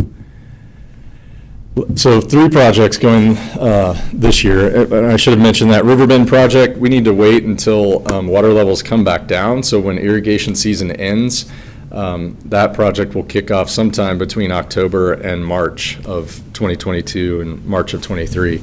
So we just did an RFP a couple weeks ago for a construction contractor on that project. In that project, we're bringing about half the money to the table, $250,000. The Park District has raised the other half, and so we're doing that jointly with them. Last project is again on Wychus Creek. We have all these projects where we bring out the bulldozers and the excavators and restore the creek. This one, we're trying something different, where we're trying to mimic what beavers might do in the system. There are a few beavers in Wychus Creek, but not really like there were at all historically. And so the picture on the left isn't of this project. It's a project we've done in the past where we build something that they call Beaver Dam Analogs. Just think of them as human-built beaver dams. And the picture on the right is kind of a vision of what this project's going to look like. It's at Willow Springs Preserve, also owned by the Deschutes Land Trust, downstream of Sisters. So the idea is to create what the beavers would create by slowing the water down, creating habitat, hopefully creating some of those multiple meandering channels across the floodplain that you'd see in a natural system. So this work started over the last couple of weeks. We've got a contractor that's got crews of young people with strong backs that can build these hand-built structures, and looking forward to sharing more about that through press releases and things like that. Switching gears and talking a little bit about our education and outreach programs. We've always had a youth education program for the last 20 years at least, where we take kids out to their local creeks, learn about where their water comes from, what are the local streams and rivers in their backyard, that sort of thing. And then we've also had an adult education component too. I'll tell you a little bit about a new program we've started this year, but also we've always done, businesses come to us, they're seeking a volunteer day, they want to get out and do something good for the river. We make that happen, and we also do an annual river cleanup every summer. I'll share just, our youth education obviously was impacted quite a bit by the COVID pandemic. We were able to keep our staff on board through the pandemic. We just kind of adjusted their roles, and we did more remote learning. We were able, in a lot of instances, since our work is outside, to work with different schools, private schools that could walk to the river or field trip sites. But the impact, I guess, has been just not being able to bus kids for field trips over the last couple of years. So looking forward, I hope to something more normal in the year ahead. And this past spring was pretty good as well. But Bend LaPine School District still wasn't busing students for field trips. We have summer camps. We have 3 different summer camps we put on over the summer for kids. One of those is happening this week, one in June, one in July, and one August. And then what I wanted to share about our adult program is, in one of my previous jobs, we put on what we called a Watershed Keepers series. And so this is targeted for adults, and we piloted the first one in Wychus Creek Watershed, just since we've worked there so for so many years, but we wondered, are we going to get 10 or 15 people to sign up for this? If we don't get 15, are we going to go forward? We had 50 people sign up, and that just felt really good. It tells us there's an interest in this sort of programming. We were fortunate to have funding. We wrote a grant to the Roundhouse Foundation there in Sisters. They funded this program, and we also used some of the service partner funding from Deschutes County for this. We did 6 sessions. The photos you're seeing, the last session was a watershed tour where we started at the top of the watershed and worked our way down. So you can see some of those pictures. That picture on the top right is at Creekside Park. It was raining when we were there, and there's a bridge in the park over the creek, and so everybody's standing there out of the rain. But the other 5 sessions were held at Sisters Public Library. In that bottom photo, you can see Mark Thalacker from Three Sisters Irrigation District talking about water use. And it's not just about fish and wildlife, it's everything from where does City of Sisters get its water, how is water used for agriculture, all those sorts of things. So because of the success of this, I'm looking forward to this next year. We did a poll from the attendees, and there was 100% interest in a watershed education course about the Metolius River. So we're going to do that next winter and spring, and then I'm also planning to do one for the Upper Deschutes for those communities like Lapine and Sun River. And we're planning to partner with Central Oregon Community College to help us put this on through their adult education programs to take some of that, all the sign-up work and managing all the logistics. COCC can take that on, and we'll be offering these watershed education series. And look forward to engaging communities like the Pine and offering this in other communities. So really excited about this new program, and the service partner funding was part of what helped make this happen. Last program is just our monitoring work, and just for your benefit as a reminder, we do a lot of temperature monitoring in our streams and rivers.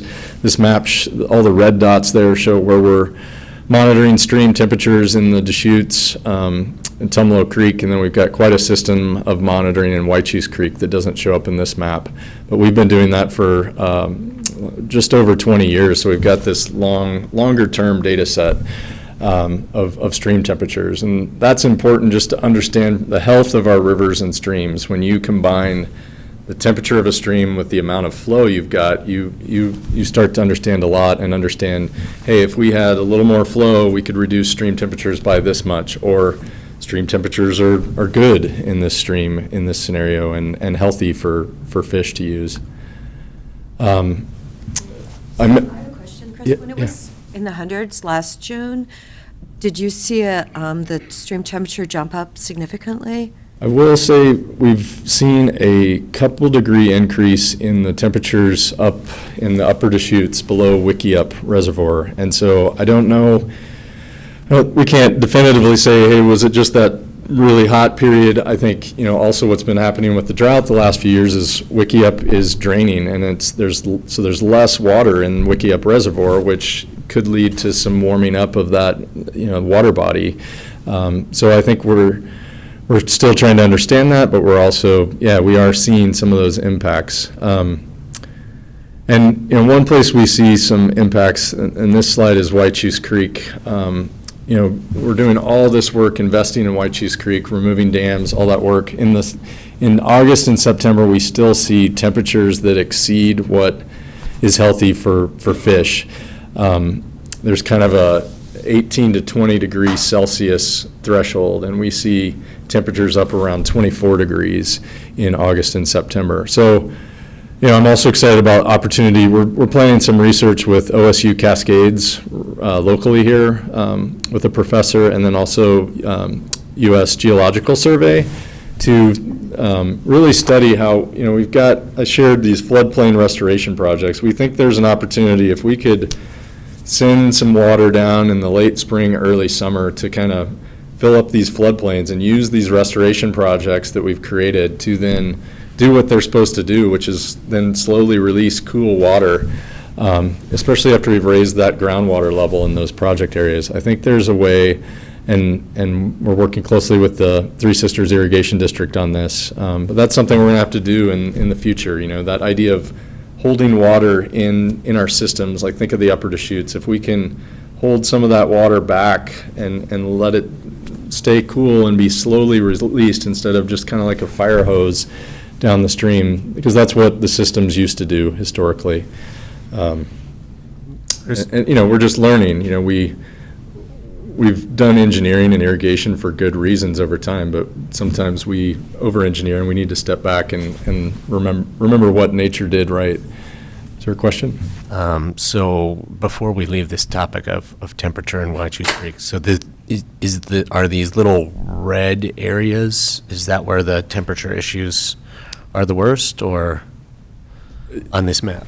Yeah, on this map, this is showing some of our projects, but that area in red is that 6-mile stretch of creek that where the creek and the floodplain are owned by the land trust. But you're right, Commissioner Chang, it's that lower end of the river before you get down to Alder Springs. Alder Springs comes in at the very bottom of Wychus Creek before it meets the Deschutes. But upstream of that is the warmest. And you can kind of imagine as water goes down the watershed, it's warming up, as it has more interaction with the environment, and it's that lower end of the creek that is the warmest. But we think actually in this picture, that red area is where we think we could use that floodplain restoration to cool the system from there down. Yeah. I wanted to share just a little bit about our funding and remind you that we get funding from state, federal, local sources, and I feel like it's a pretty good balance. I can't read those numbers now, but I think we're about 25% with our private non-governmental grants, plus 10+% from private donations. So roughly a third of our funding, a little bit more, is from private sources, and then roughly a third in state grants and federal grants. A little more than a third probably in the federal grants. And it's our education and outreach program that we raised a lot of the private dollars to put that program on, but feel like we're pretty balanced. And this is from our FY21, so a year ago, because we're just wrapping up the current fiscal year. And then just a mention of the $20,000 we get in service partner funding. I feel like we really try and do a good job in leveraging that to bring those private dollars, those state, those local or federal dollars to our work. We have a planned budget for this next year ahead with those 3 projects I mentioned of about $2 million. So we're taking your $20,000 and leveraging it and bringing $2 million for projects in our programming here in Central Oregon. And I'd just say this funding is really great because it's flexible. Like earlier this week, I was charging some of this work and writing a grant to bring more money to our basin, and so I really appreciate this funding, and it's critical for us year to year. And I mentioned earlier we're celebrating our 25th year, and look forward to inviting you to our Watershed Council celebration in October or November. This is my last slide. Thanks for hanging in there. If you'd like to learn more, you can always go to our website. You can always reach out to me, follow us on social media. We've got our river cleanup coming up on July 30th. It's a Saturday. One thing we've learned through COVID, we had to have multiple sites and limit the number of people at some of our river cleanup sites. It used to just always be located right downtown in Bend, and so we're able to have that again and have a lot of people in downtown Bend, but we're also working at other sites. For example, I'm going to be down at Lapine State Park, and we're going to have 25 volunteers or so down there, and so spreading it out around the county. So we've got a lot of great sponsors that step up and help us sponsor that event. So appreciate your time today and appreciate the opportunity to give an update, and happy to answer any questions. Keep me informed about the Lapine State Park, effort there. So if I can make it, I will. Commissioner DeBona, I was also going to mention, in our board member list, we had a board member that sadly passed away this past year, and Mike Taylor was his name. And I was so excited about Mike because he lived down in Lapine. He lived down by Pringle Falls, and he was passionate about the river. And so I'd love to find more board members down in that part of the county. So, yeah. Chris, in terms of, I had a monitoring-like question. I mean, I've been tracking work on Wychus Creek and for years, and you can see, you can see floodplains restored and more sinuosity in creeks, in the creek, and pools and riffles and large wood and, removal of fish pasture. You can see all of these dramatic habitat, physical habitat improvements. I am curious whether we have any trends in the actual fish population in Wychus Creek that kind of reflect the work that's been done there. Because I mean, physically the habitat it looks much better. There's a lot of things that have been improved, but I'm just wondering whether the actual populations of steelhead and trout are actually catching up with that. Yeah, absolutely. And before I jump into that answer, one thing I kind of don't tell and often tell, and I didn't tell today, is just the success story in Wychus Creek is also the flow that's been restored over the last 20 years. Wychus Creek used to go dry 2 out of 3 years because it was all diverted for irrigation. And so there's been an opportunity for people to give up some of their water rights, put water back in the stream if they're not using that water.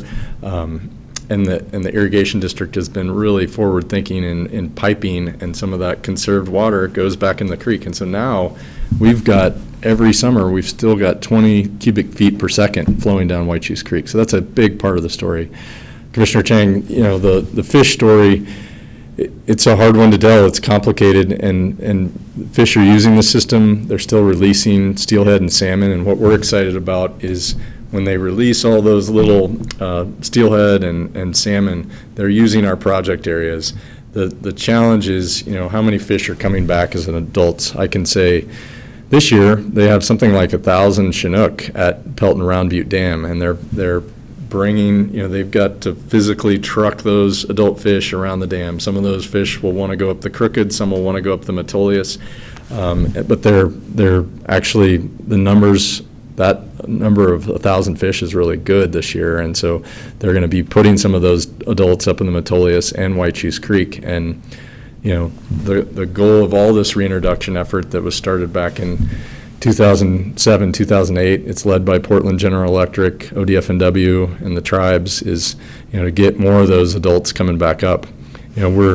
Some years we're seeing about 12 adult fish come up into Wychus Creek. To directly answer your question, Commissioner Tang, we just, and what resonates, I think, is those adult fish are often using our restored areas. And so there's a lot of things out of our control, ocean conditions and conditions in the Columbia River. But if we can get those fish, those adult fish coming back and get them around the dam and get them up into the system, we're preparing that habitat when they do come.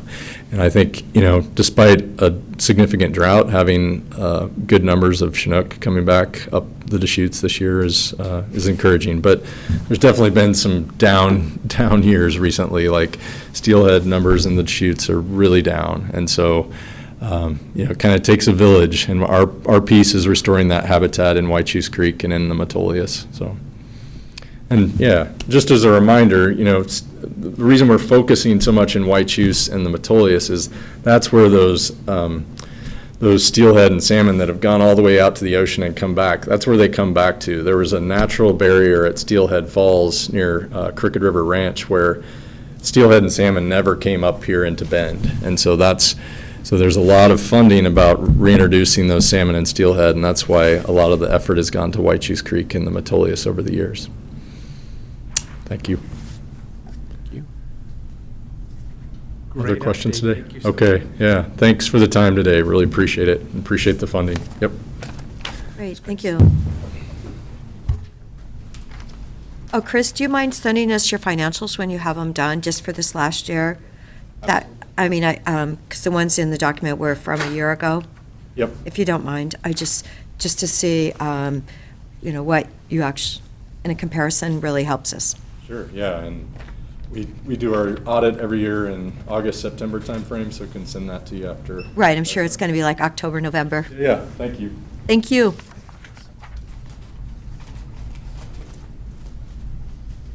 I believe we're now, consideration of American Rescue Plan Act funding, item number 14, Dan? Oh, welcome back. Gosh, we haven't seen you for a couple of minutes. Right, just hanging out here all day today. Hello, commissioners. You guys, if somebody wants to come over here, feel free. Little handouts here. Do you want those now? Sure. Sure. And if I can just have a copy for the record. A copy for the record, but commissioners first.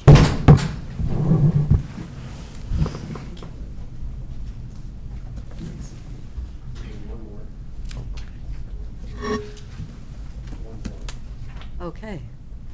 Right. For the record, when you have a moment, but go ahead and get started, just before you leave. This is fine. Give me this one right here. There you go.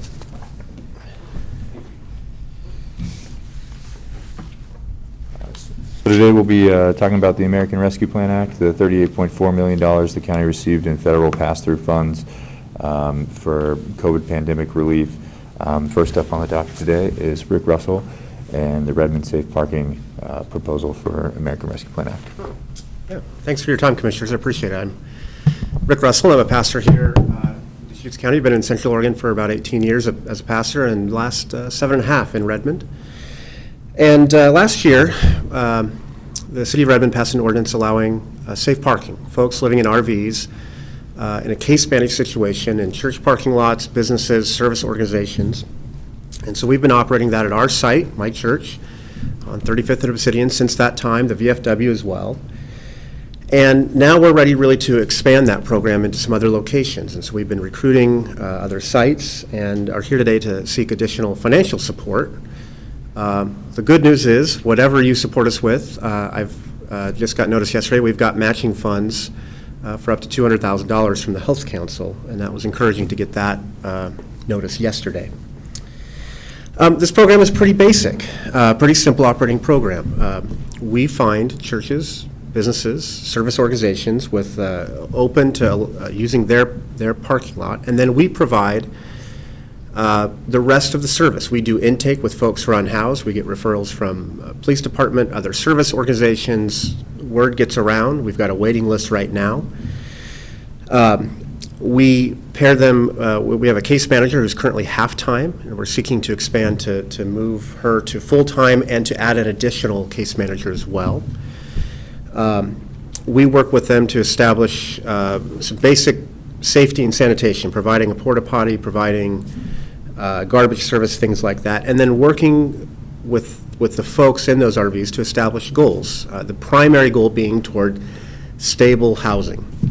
There are a number of smaller goals, and I can click here, it looks like, there we go. Number of smaller goals, like do those folks have access to health care? Do they have their driver's license? Do they have insurance? A number of services that we can work with them to try to attain. But the biggest one here is housing. And so we make an agreement with our folks for 90 days. And we can extend that. We're not naive to the fact that it takes longer than 90 days to move someone from being unhoused or insecure in their housing to more secure. But we do work with them, and we expect to see progress and movement. There are lots of rungs into homelessness. Someone doesn't become homeless typically in one step or one move, and someone doesn't move out of homelessness in one step or one move. And this program is really one point in a larger continuum of care, another rung on the ladder towards self-sustainability for folks. We are, in many ways, ready to go now, to expand this program now. And that's the encouraging part of this. We're not talking about a year or two from now or a building project. We're talking about in a matter of weeks, we can begin to work with folks. And that seems especially pertinent considering the sweeps and moving folks off of whether it's Forest Service land or county property or what might be state lands here soon on 17th in particular. And so we're ready to kind of lay the groundwork now to provide better opportunities than the camping situations that we see around the county. We think, in terms of case management, an additional case manager means we can work with an additional 20 RVs or family units. With one caveat, we've got some families with kids, and that's a little more intensive. And so the caseload might be a little bit less than 1 to 20 in those situations. But for singles and couples, we think that's something we can achieve. And so the funding request in front of you would help us move from being able to manage 10 RV units to, if we, I presented 3 funding levels to you there in the budget. That first column would move that half-time case manager to full-time, and that's an $80,000 request. Adding a second full-time case manager and a little bit of administrative support would come in just under $200,000, and then a third full-time case manager would move that to, I think the number there is $368,000. As I mentioned, we've got matching funds up to $200,000 from the Health Council, and they've already matched the initial funds that the city of Redmond put in. The city put in $50,000 last fall, and then the city's done a number of other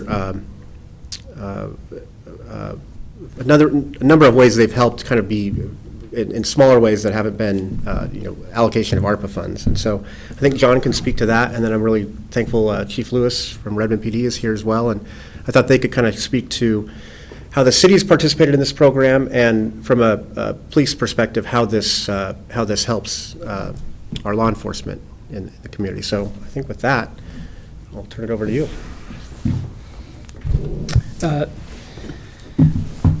Good morning, Board of Commissioners. Rick did a really nice and concise job of overviewing the program. Yeah, and he touched on, I think that. Oh, sorry, ma'am. That's okay. I forget all the time, too.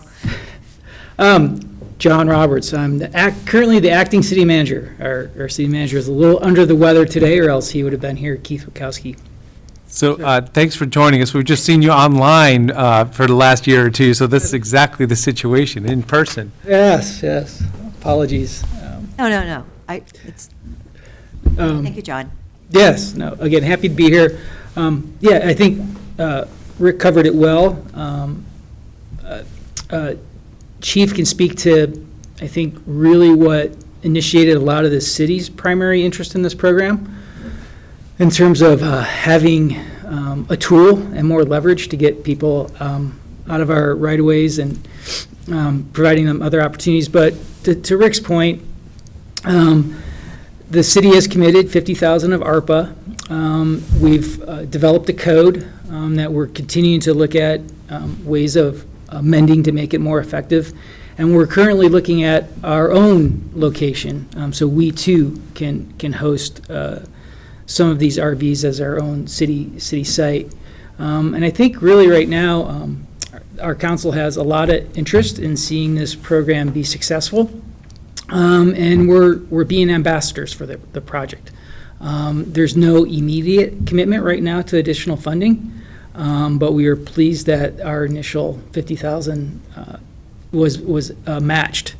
So again, sort of, we all know how complicated and layered homeless is, but we're seeing that this is a real successful tool that could be used immediately to help us get results. So anything else? Yeah, I might add one other role that the city's played that's been really helpful here has been, as we've ramped up recruiting additional sites, churches, businesses, service organizations, the city's played a critical role in extending those invitations and hosting those meetings. We just did one yesterday, and I think I extended an invitation to a couple of you, and I know there were scheduling conflicts, but the city's been really gracious in doing some of that legwork and helping us identify those locations. And we've got a number of those scheduled and continue. We've got a long list of people we're inviting. Small, 5 to 10 entities at a time was our goal, rather than one big meeting with 100 people in it. I want to make it just a little bit harder for people to say no to me than to be able to slip out a back door. So we're encouraged by that and really appreciate the way that the city staff's been really helpful in teeing this up for us. So Rick, can you say, have you gotten any commitments then from these people that you've been meeting with? I have got some The challenge is with churches in particular and other organizations is they have layered decision-making. And so if I get a pastor in the room, they have to go to their board. And so we've done a number of kind of follow-up meetings with one church in particular, the Presbyterian church in our community. We've got a follow-up meeting with another church in the area that the pastors asked us to meet with their missions board, whoever that decision-making body is for them. And then we've got, who else? And then we've got the city kind of evaluating some property. And from memory, it seems like there's someone else that we're working with currently, and it escapes me right now. But we've got some people kind of working the process with them right now. Well, that's what I recognize from Jericho Road, and that the fact that there's been 15 churches in the community that have been part of that operation, and I really appreciate it, that where it's coming from, and I feel like, I know this has been part of your mission. So you're right. You have to really, small groups work much better. Because you're asking a huge commitment. It is, yeah. I would describe the operation at our building. I'm going to go to a photo. This is not our site. This is actually Nativity Lutheran here in Bend. I would describe the whole operation as very quiet, and we try to communicate that with other churches and entities. There's an image of homelessness that involves garbage and debris and mental health issues and addiction. And when people see the various sites we've operated, it's a very quiet operation. There are some churches that will not be able to participate in this program because they find themselves, a couple churches don't even have their own parking lot, so they can't do that, or they're in a zoning area where it's excluded. And so I've tried to encourage our community, this cannot fall all on churches. We've really got to expand the net to other entities. And I would look forward to someday a conversation about moving beyond the limits of the city of Redmond, and if the county would consider an ordinance that might allow this as well. That's for another day. But I appreciate the question. Yeah. I wonder if Chief Lewis, if you might be able to speak to this from a law enforcement perspective. Sure. Yes. Good morning, Commissioners. My name is Devin Lewis, Chief of Police at Redmond Police Department. And as Commissioner DeBone said, it's great to see you all in person as opposed to the old computer screen. I'm happy to be here this morning just to kind of talk about the safe parking program up in Redmond. From a law enforcement perspective, I think a lot of you know the homelessness issue is obviously not just a law enforcement issue, it's a community issue. And a lot of the folks that we deal with up in Redmond are also people that also sometimes are, camping or trying to find a spot in the county as well. So we see a lot of overlap between those individuals. So I think that's important for us to note this morning. But we're really excited about the program.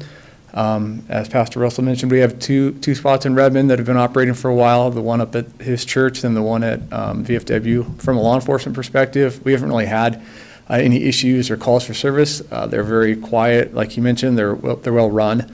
I used to work in Bend as well at Bend Police Department, and prior to me living in Bend, we had a couple of these safe parking ones get started up like the one you see on the screen.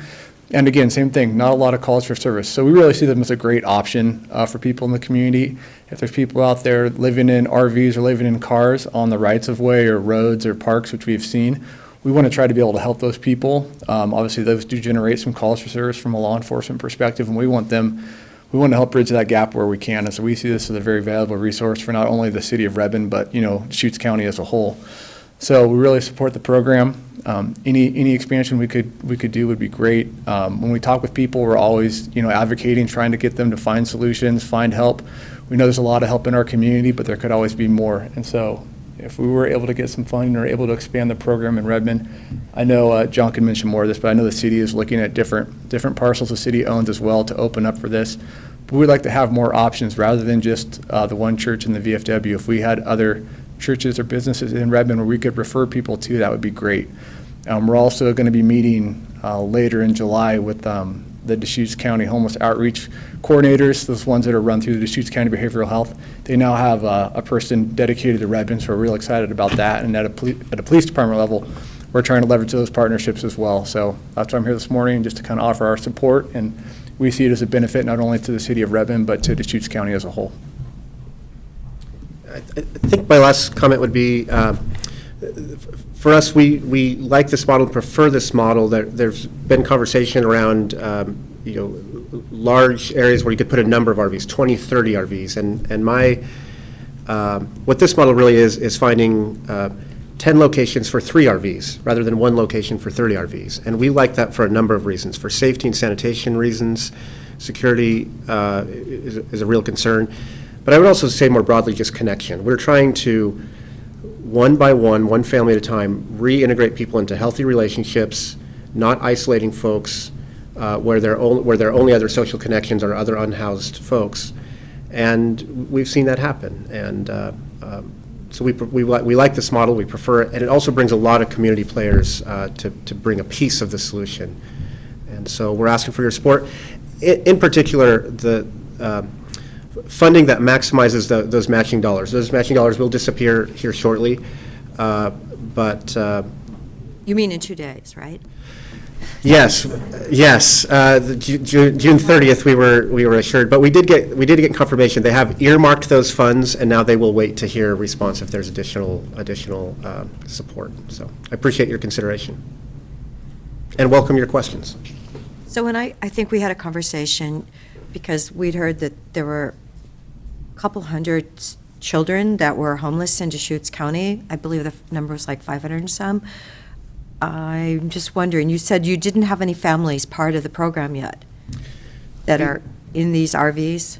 Yeah, that's correct. We have several families on our waiting list. However, we have not yet brought minors into our program, and that's because there are some increased liability issues. We intend to, and so part of our research on that has actually been looking at Salem and their safe parking model, where they've done this successfully, and learning from them about how to manage the situation when you've got minors on site. There are just a number of issues that come with having children at your location, and so we want to do that well. We think we're close to that. We're trying to figure out which site would be most ideal, because we're not going to, if we have children there, we're likely not going to place, we will not be placing adults if they may have criminal background issues. We're trying to find a site that would be just a site where kids could be. And so we're figuring that out right now, but I think we're close. We've had a couple churches in particular express they would actually prefer that scenario. And so we want to make sure we set them up for success. Well, I think that's really good to hear that, because I really worry about children that are homeless, and, they could be, if you could find that location, I think that would be excellent to get it open sooner rather than later. We have one church that's actually just across the county line, outside of Deschutes County, outside of the city of Redmond, and so we're having to navigate with Crook County, actually. Crook County. And make sure that they're all good with us operating in that area as well. So.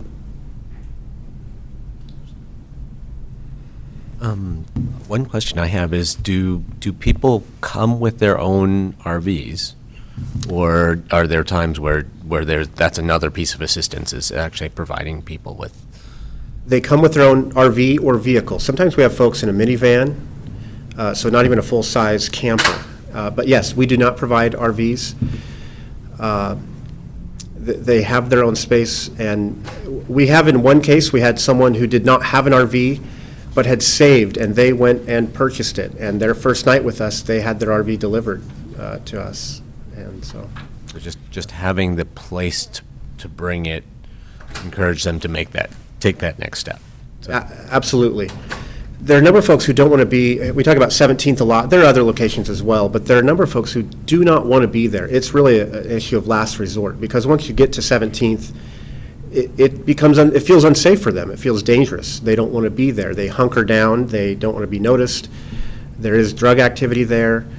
Theft is a real concern. If I leave my RV to go to an appointment, will my things be here when I get back? And so people just further isolate. And so we've really got to prevent more folks from showing up on 17th. I think Bob Bohack, who you know, working on the Oasis Village project, stated if you get folks out on it to 17th, that's not great. But once they get to 17th and they don't feel safe, they'll press back into the dirt, as they say, or into the junipers, And that's an even worse situation, because once you've got someone back there, it becomes monumental to kind of reintegrate them into what we would call normal society. And so we've got to nip that in the bud, prevent people from even getting there in the first place. But they will go there, because if they go anywhere else, they'll get complaints, they'll get calls, and so they end up out there. And I would just clarify that this is actually, along with Commissioner Chang's comment, this is ARPA eligible not because of it provides housing to homeless individuals, but because of the intensive case management services that are being proposed here and the ongoing support for housing stability in the future. Pastor Russell and myself spoke about this in some, so the case management services provider are what makes this ARPA eligible. Because the dollars are actually going into case management, not the physical spaces for people. Correct. There is, thank you for raising that. There is on the budget presented to you, the lower highlighted section, was a concept brought to us by a county employee that one way to pilot this program might be to compensate locations, churches or service organizations for allowing parking. And so we thought that was an interesting idea, so I included that on that budget. Case management is essential to this program working. That property compensation, that would be, Dan said it might be a gray area and need further evaluation, but it would be an interesting idea to pilot that and see if that really brings a lot of other properties to the table. So, a couple thoughts. I mean, I'm an advocate for campgrounds, and I know this isn't that, but think about it. I mean, if somebody has an RV and they're in that transition, they're in this setting for a couple weeks or 90 days, a campground may be that next step after this. So we got to remember, and this is a message to our state land use system, we should be looking at an opportunity, for infrastructure for campgrounds. I think for 50 years, we haven't really allowed that. Now the value of land is so high, builders want to, put housing in the density possible in the cities. And the van life people, people that are, in transition or homeless or in bad situations, man, we need to look for campgrounds. So I'm just letting everybody know. Let's think down that path if at all possible. Obviously, a little bit, the next step from this conversation today. I'm excited to see this program, what you're doing, the efforts. The other step here is if we're offering people this opportunity, where are we able to ask people not to be? And, it's that dance that we're all kind of dealing with right now. I think of, the police, it's like, okay, you can't be on this spot here, but there's going to be a waiting list for these operations. So no answers here, just letting you know, it's such a frustrating situation. I haven't really talked to the city councilors in Redmond about this as much. So, John, can you explain the city code that's empowering this just a little bit, some of the conversations that have happened with the city council on this. So this is a safe parking opportunity in the city of Redmond now. So in response to the proposal and program, we developed code fall last year. And invariably, there are some apprehensions, but we modeled it, and it seems to be working well. And it has a bunch of safeguards in it. And I think as Rick stressed and Chief mentioned, our experience has been these tend up being quiet operations. And so in terms of our code, we're pretty happy with it, but we are looking at circling back to modify allowances in one particular zoning district. And we continue to debrief our council on the success of the program and our different experiences with it, and they continue to show enthusiasm and interest in pursuing to grow it. And talk about water, power, and sewer. What's up? What does that look like on the ground? Yeah, we will always provide a porta potty and garbage service. Sometimes, like at our church, we already have garbage service, so we just let folks have access to that. At our facility, we also have exterior spigots on our building, and we allow people, not permanent hose access connection to their RV, but access to that. Because we provide a porta potty, they're not using their black water tanks in that scenario. We also provide electricity hookup at our facility. However, we say to host sites, the only thing you need to provide is the parking space. It doesn't even need to be a paved parking lot, just space on your property. We'll provide the porta potty, the garbage service. If there's electrical hookup or water access, that's optional. A lot of the folks who are coming into the program are already in what we would call a dry camping situation. And so they're familiar with that and have been navigating resourcing their own water, and sometimes they may have a generator, that sort of thing, or solar panels. So it's not a requirement of the program. Some of the properties we've looked at that are city-owned would not have those resources available, and that's fine. We can still operate in those circumstances. And so you're offering safe parking now. How long has that been offered, like at your church? I think the ordinance passed in October, and a couple of weeks later, early November, we've had folks there since that time. So have you had anyone graduate on to, how many families have graduated? Yeah, I'm going to, I think the number is 6. I think we've had 6 folks kind of come through the program. 2 of those went on to stable housing, good situations. 2 folks moved back to another community where they had a family connection, and then we've got 2 folks who continue to be with us right now. There might have been a couple of others. We were initially doing case management with another organization, and so we didn't always have access to all the progress and goals that were happening there. But I believe the number's been 6 or 7 since November. And we kind of hit pause here about March until just recently here, as we made a switch from case management and our organization took on this. One of the benefits of changing case management is we've been able to get liability insurance that now extends to each of the individual sites. And that was a real obstacle to some churches being able to say yes to this program, was they didn't think their insurance would cover this project. And so we've now secured, it's expensive, but it's covered by the funding we've received, and the liability is now covered for those entities. And have you had a problem, whereas, I know Hunnell Road started out in January of 21, there were 35 people there. In May, there were 85. And then I had somebody count it in November, and it was like over 111, I believe. So have you had, when you have 3, you don't have more people that are coming in? Not like that. We've had a couple of times. I can think of 2 specific, and I know we've had a couple of others, but 2 specific where someone saw the RVs and they were in a large SUV.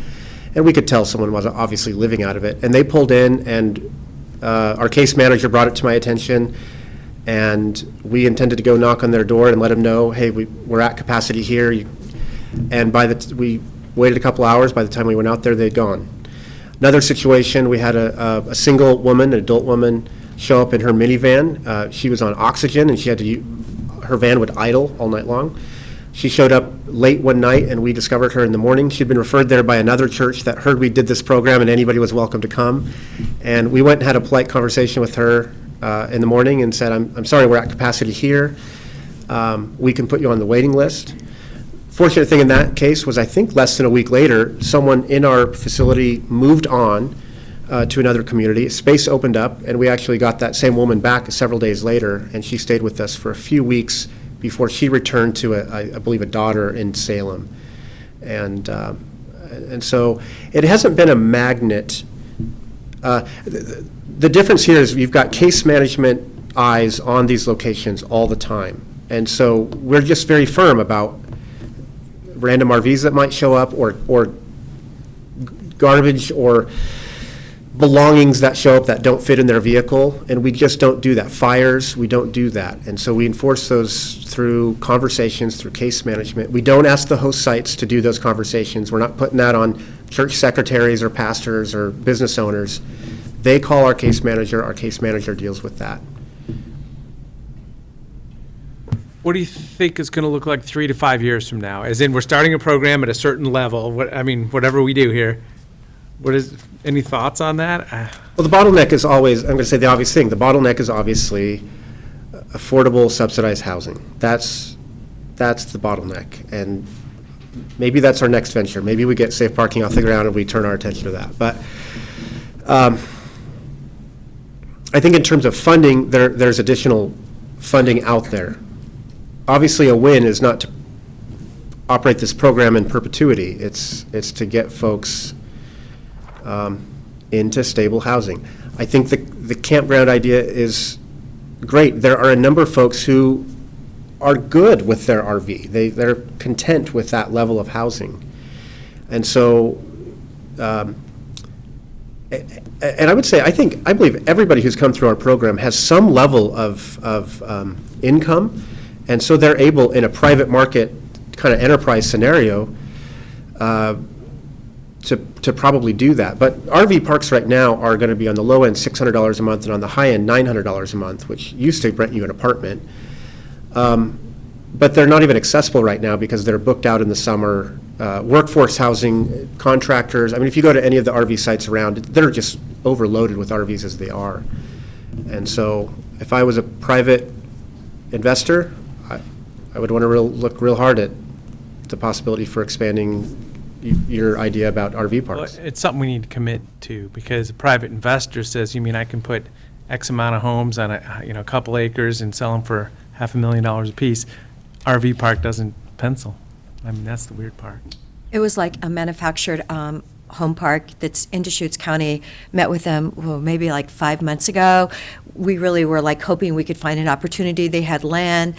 It ended up, we looked at the zoning. No, they couldn't expand. And just this morning, I saw they put it up for sale. Like, they're done. So, and it's really, really too bad, because they had extra land, but yet because of zoning laws, they couldn't add more affordable housing here in Deschutes County. I mean, I was really sad to see it, because I thought, okay, we're going to try and help somebody increase their capacity, and it's really hard. I think you're right to look at it with this perspective. If this is a ladder, it's creating various rungs to move people back into stability and connection in healthy neighborly relationships, and trying to avoid scenarios where we isolate and compress poverty or homelessness, trying to avoid those scenarios. And so, yeah, there's a pipeline here, there's a ladder, and every rung's going to need some work. Well, then again, we just heard a major restaurant, it was closing because they were out of employees. So we have a tremendous disconnect at this moment in time. We really, we're missing a lot of workforce. So hopefully, working on it from your end could make a difference. Well, I'm supportive of doing something here. This is our ARPA discussion. We're moving a little bit off of the ARPA safe parking discussion, but I just wanted to note again for the full board that mobile home parks and RV parks and campgrounds, the land use is different around all three of those, and there are not restrictions on developing campgrounds in many of the zones in the county. There's just not the market appetite to do that.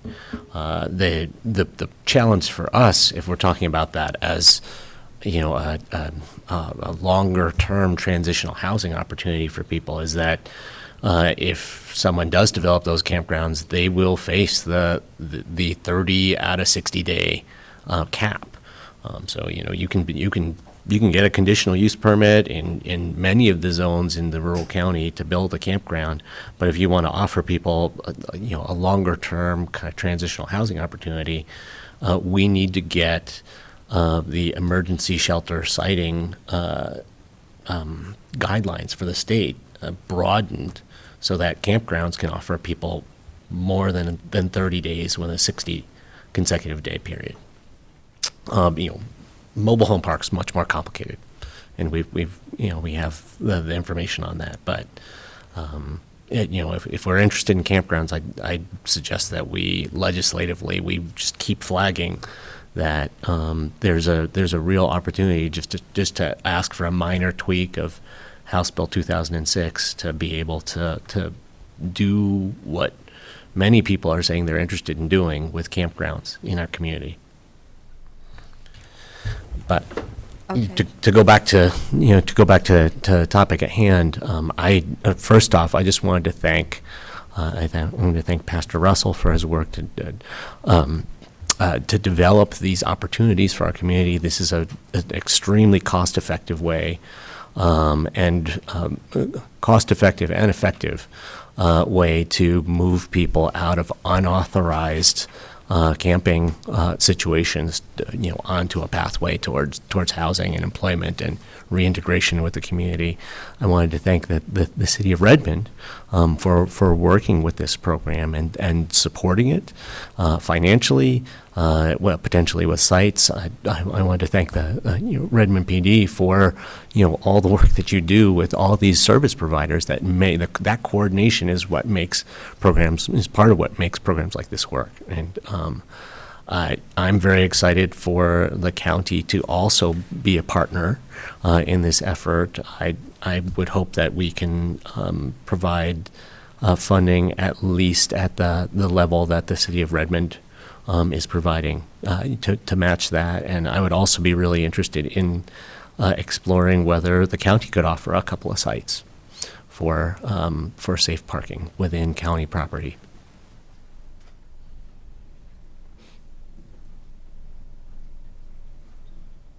So optimizing the Central Oregon Health Council match would be about this $197,000 commitment. So we're talking a kind of 2-year project at that point. Correct. We'd like to create a 2-year runway. So if the county was to put in $197,000, that would be matched dollar for dollar and provide year 2 of those services. That gives us a 2-year runway to operate the program and begin to look beyond 2 years for how it will continue to operate after that. So is there a motion? So how do we come, your spreadsheet talks about 197,950. Is that the right number? Or should it be 200,000? I'm just thinking of a round number. I mean, 200,000, the contract will be for whatever the motion's for. So 200,000, I think, probably optimizes the $250,000 match slightly more, but it's a small difference at this point. Yeah. But St. Charles hasn't approved it, so. The Health Council or? No, St. Charles. You have 7,500 here you're asking for from St. Charles, but you said that has not been approved. Correct. That's correct. So, okay. Well, we want you to be sure and get the match from the Health Council, your maximum match. And has the $50,000 that the city allocated a year ago, November, October, has that been utilized at all? Yes, we're currently kind of drawing down on those funds. Okay, but you can use that in the calculation? Correct. Even though you've drawn So down? their maximum matching amount is $250,000, and the city contributed $50,000. We were able to match about $44,000 of that. So in order to maximize the amount of match, I think the exact dollar figure would be something like $205,000 and $100 or something like that. Okay. I propose $200,000 ARPA allocation for the Redmond Safe Parking Program. I'll second. Okay, any further discussion? Commissioner DeBonne? Yes. And Commissioner Chang? Yes. And the chair votes yes. So Thank you very Rick. much. Thank you. I really can't say enough about how much I appreciate that support and how hard we will work to make sure that it's put to use and effective in producing results that are best for our community. So thank you for that support. No, thank you for what you do and your leadership. Yeah. And it's really appreciated. And everyone. And just from a very practical point of view for the county, I mean, these sites or these authorized places where people are allowed to be and where they will be, that will be regulated and managed, and where there'll be wraparound services to help people get on track, are critically important to us as landowner, because we have a lot of people who are unauthorized camping on county land who we need a place for them to go. So thank you. Yeah. Thank you very much. We will be sure to keep this on our radar for one of our upcoming joint meetings with the city council and keep everybody updated on progress. Okay, yes, everyone that says yes. Yes, don't let them escape. Make them. All right. Thank you very much. No, thank you. Dan, I just wanted to say that I did talk to the Friends of the Children last Thursday night, and I was given the possibility that they want to expand into Lapine with several I believe, 2 mentors for the kids in Lapine, and the Friends of the Children will select kindergartners that they have a mentor help for the next 12 years. So it's a very expensive program, but incredibly successful. So I believe Rachel's probably going to come to us with like a $100,000 ask. The proposal, okay. And I know that Ronald McDonald was asking for more funding to finish their project. And then you just did get the Sisters Park and Recreation ask. That's correct. And I'm happy to go over all of Okay. those. I just didn't want to have somebody, those are the ones I know not to miss. Right, so our ARPA proposal, our balance now is at $777,000 roughly. There's $1.7 million left in the health reserve approximately as well. After that funding, one thing that we had all discussed was the Lapine Senior Center proposal for expansion of food assistance expansion for primarily seniors. That's also serving part of a qualified census tract. That was a $30,000 proposal, and I know we had talked about potentially discussing that, so I wanted to bring that up to the commissioners at this point in time. Great. And we finally did, that document from Jamie it qualifies now, the way it's written. Correct. So we would be able to fund that. Okay. I know it's a huge, they've missed out on a lot of things in Lapine, so I'm glad we got that in. If there's any other discussion on it? So, yeah, I mean, if we're ready, we can probably see if we can spend some more money, I guess, is the concept here. So I would support that, Lapine Senior Center ask. I know they've been trying to figure out multiple different angles of services that could be funded. So, yeah, with that $30,000 ask, I'd move approval. I'll second. Any further discussion? Commissioner DeBonne? Yes. Commissioner Chang? Yes. And the chair votes yes. And what line is that on? I'm trying to.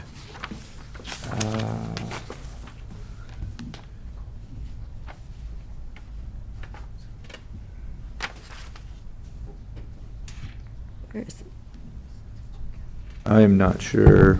I'd have to look. I'm not sure that it's on or updated at this point in time because it was In the food assistance. right. Right. Right, and I don't believe it's there right now because the proposal's gone through a couple stages, and this is the first eligible one. But this would bring us down to $747,000 in the balance approximately. So I will go ahead and add this for the next update. And then another proposal that we received was these kind of a second ask from the Ronald McDonald House Charities here to expand for their capital need, and I believe they're asking us for $100,000.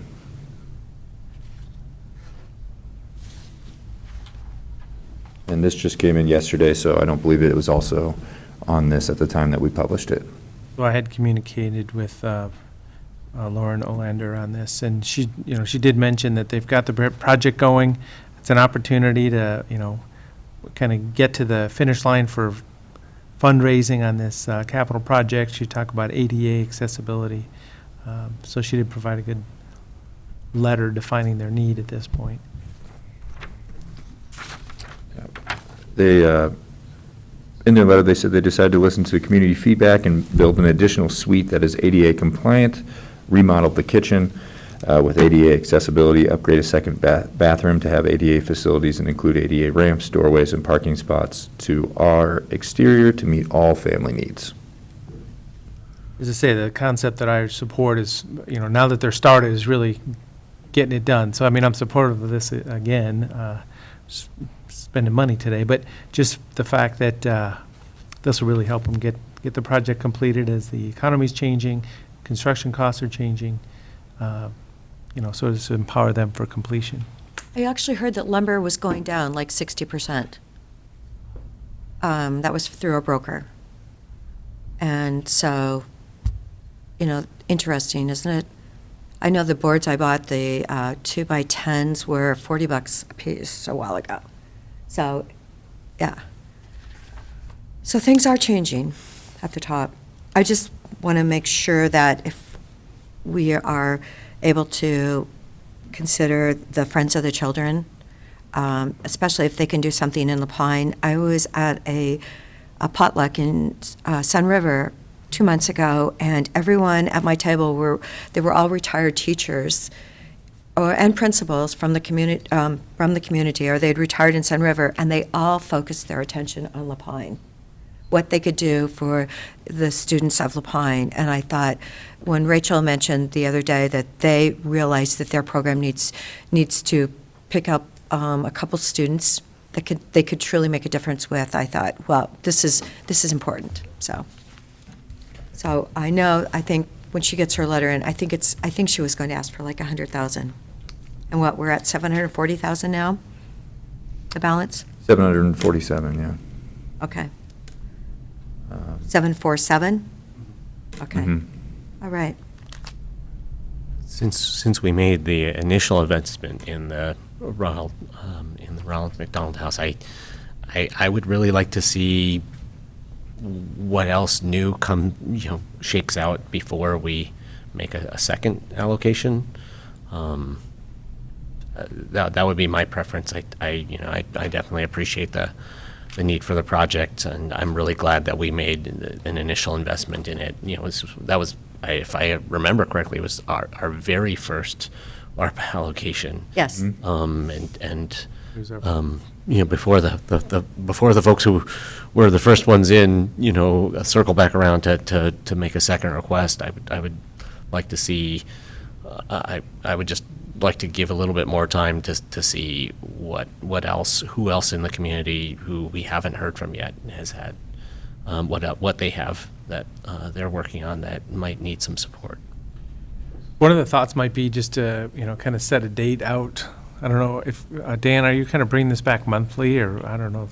It's completely up to the commissioners. I was going to ask at the end when you want me to come back. We have, just so folks know, we have 3 proposals that are being looked at for eligibility right now. I don't know that all of them will be eligible. That does not include the Friends of the Children, so that would be a 4th one. Right, you haven't got that one. And I was just going to briefly go over some of the details. One is the Sisters Park and Recreation District, which I did find that half of it is eligible. So they were kind of 2 proposals. One was for senior classes and a personnel staff member to help seniors in the Sisters area. And then another was for expanding childcare. And the expansion of the childcare, which was the $25,000 ask, was eligible.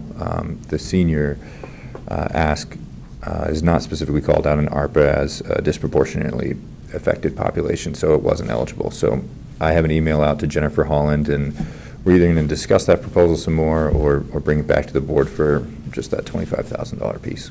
But Dan, do you think she can apply for that $500,000 that we set aside for childcare? Well, that's a good question, and I did reach out to Neighbor Impact, and they do have a survey ready, but we're really working on, we haven't got the contract to them. We haven't gone through the full contract phase. You haven't? No, we have not fully finished their contract, so we're waiting to kind of etch that out. But that's a good question, because initially the dollars were to kind of go to small business, mom and pop childcares, and of course Sisters Park and Rec is not technically a small business, so. Okay, all right. So only the 25,000 then is eligible, so, okay. As of now. As of now. So I was just thinking, let's maybe just bring it around again, maybe, either a month from now or even more, 5 or 6 weeks from now, to think, okay, there'll be another point in time where we'll make some choices. You're saying, see what else comes out. I haven't seen a lot of activity. Well, I mean, But it could be a time to review what would we want to invest in, maybe that's the choice. As people have been asking, I mean, I certainly have been, I'm still hearing people making requests, and my general statement to them is there's almost none left. So, I haven't been necessarily encouraging those people to put in requests.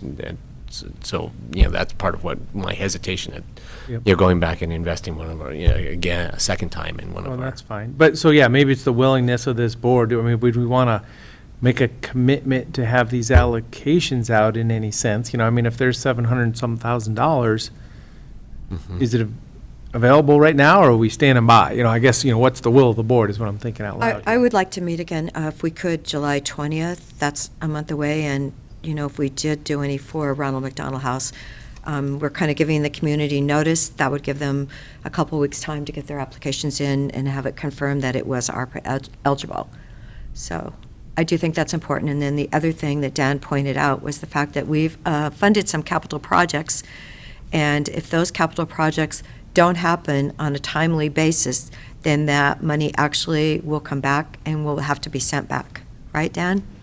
That's a true concern. And yeah, I mean, capital projects need to be started by the end of '24, calendar year '24, and they need to be completed by the end of '26, calendar year '26. And of course, with kind of supply chain issues and cost of lumber and whatnot, and just the RFP and the federal requirements, and we do take some time to get our contracts out as well.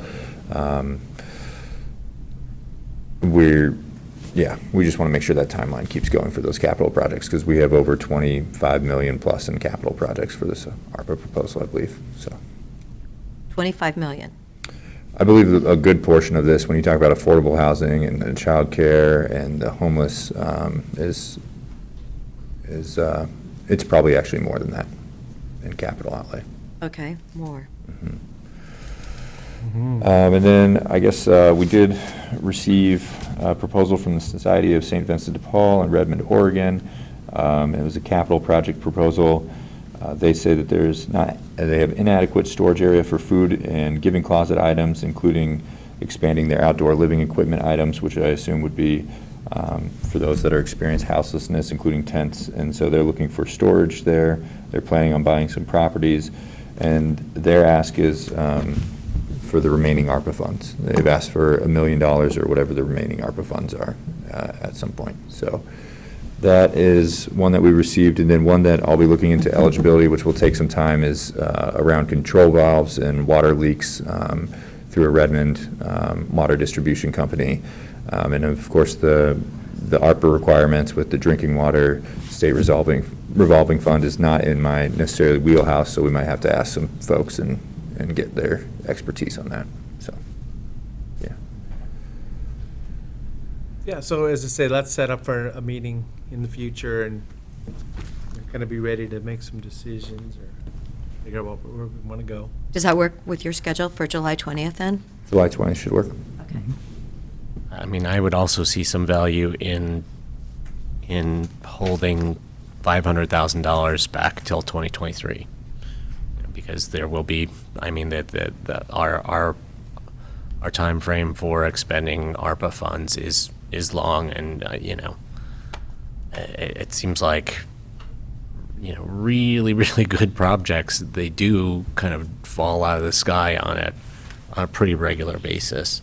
So there's being able to be responsive to some extremely high priority need and great strategic investment opportunity next year there's benefit to that. But well, and that's good to know, so as I say, if I'm thinking we're going to make commitments to the remaining dollars, and you're thinking we want to hold on to some amount, we should communicate that just so we're kind of on the same page. I mean, so I'm just putting that out as a proposal as well, for something for us to think about.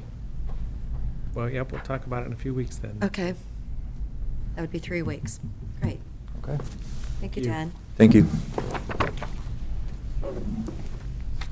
All right, item number 15.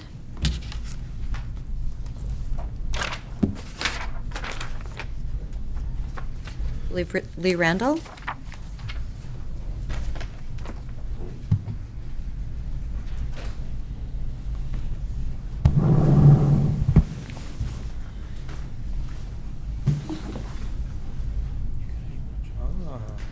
Talk about project ideas, here we go. All right. Well, good morning, Lee Randall, Facilities Director, and I'll just introduce who we have here as well. And this is regarding the Oregon Department of Energy Community Renewable Grant application, and we have some potential projects to discuss with the board today.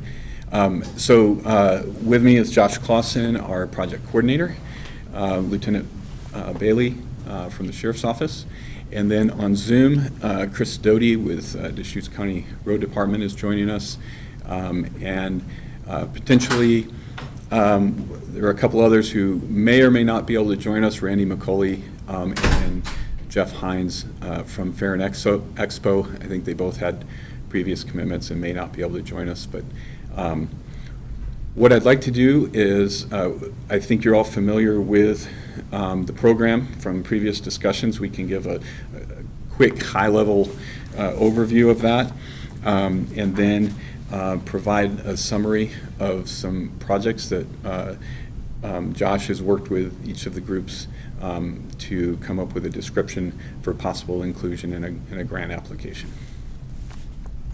So the big picture is that the Oregon legislature created the Community Renewable Energy Grant Program to support projects across the state. It has a budget of $50 million to be dispersed, the first dispersal to be $12 million, specifically for renewable energy and energy resilience projects. And today we're here to present a few options to the board for your direction on including those in a grant application. The applications are due July 8th, and we're prepared to, once we have board's direction, to finalize that application and submit it. Any questions thus far? So this is for Commissioner Chang. Do you have a feel for the program? They're expecting energy generation, like, making power, or because, some of these are, I've heard, we're seeing solar panels, battery backups, and car charger stations. Is there always a function of creating power somehow in this? I don't know if you thought that much. It's broader than power. So, Energy, electricity is one form, the Mount Bachelor project, for example, that's thermal energy. It's BTUs, it's not kilowatt hours. But I think that there's always an expectation of renewable energy generation, but there's certainly, the more interested the state gets in resilience, the more you need ways to be able to store energy as well. So I would expect most of the resilience projects to come forward with some kind of storage, generation and storage. There'll be an expectation of generation, I guess. That's exactly my question. So there is that. Yeah. That was what I was wondering. Okay. Thank you. So I'll just work through the 4 projects that we had identified. Josh was our primary person putting this information together, and he's available for specific questions that may come up. But I'll do a quick overview of the 4, and then we'll be open to questions or discussion. So the first one that we have on the information we provided to the board is at the Deschutes County Fair and Expo Center. It's related to drilling a new well, having solar power and EV charging, and having that well be on battery backup. That's the quick summary. In terms of the grant request, we would propose to request the full possible amount for planning, full amount for construction, and then also for board discussion, this would be a potential area to use matching funds from the green energy component of the courthouse expansion, which is a state requirement for 1.5% of the hard construction costs for projects over $5 million, that there be a green energy component.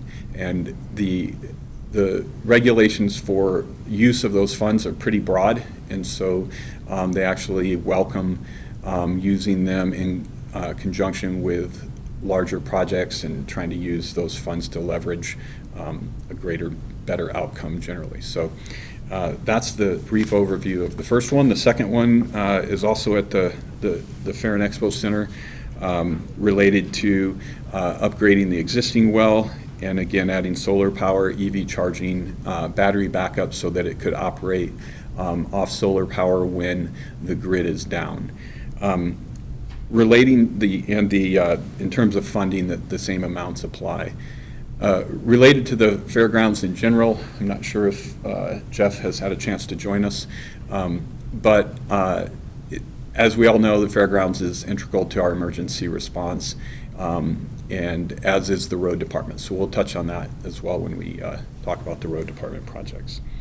The Deschutes County Road Department project would be related to solar power, EV charging, being able to potentially power the fuel station, provide EV charging for fleet vehicles, and then help and contribute to the county emergency response and having a separate power supply for the road department. And again, that plays into the sheriff's office emergency response capabilities and their how in the close work that in relationship there is between road department response, sheriff's office response as well. And Chris is online with us, and I'll let Chris add to the story. Thank you, Lee. Morning, board. Chris Doty, Road Department. You know, we had budgeted, I think, $260,000 for replacement of our power system within our maintenance buildings in this upcoming fiscal year.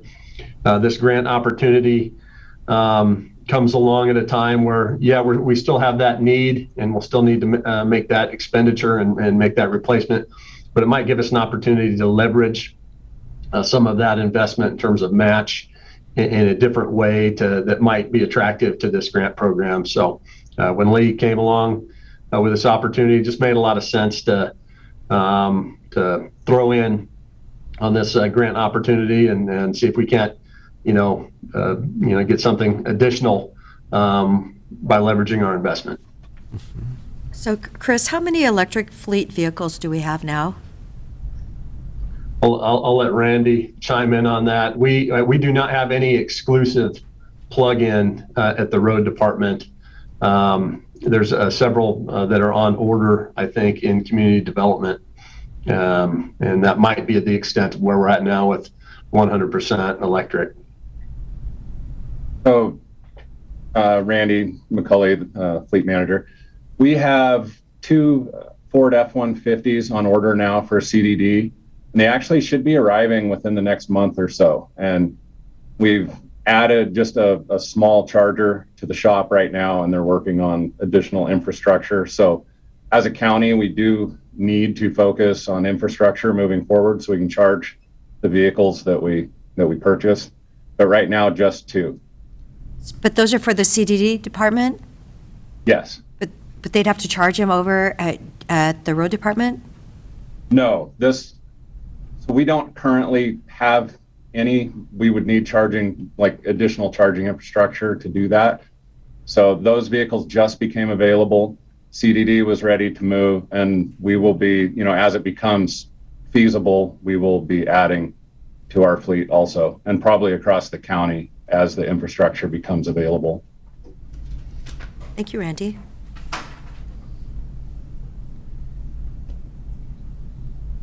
Any other questions on item 3? Okay. So the sheriff's office component, we wanted to address the substations in the rural parts of the county and how we might improve resilience there. Right now, in terms of concept, those would specifically be related to adding a hybrid grid-tied and battery backup solar system to support those operations in the event that we were without power for a significant amount of time. We could also include some EV chargers for fleet.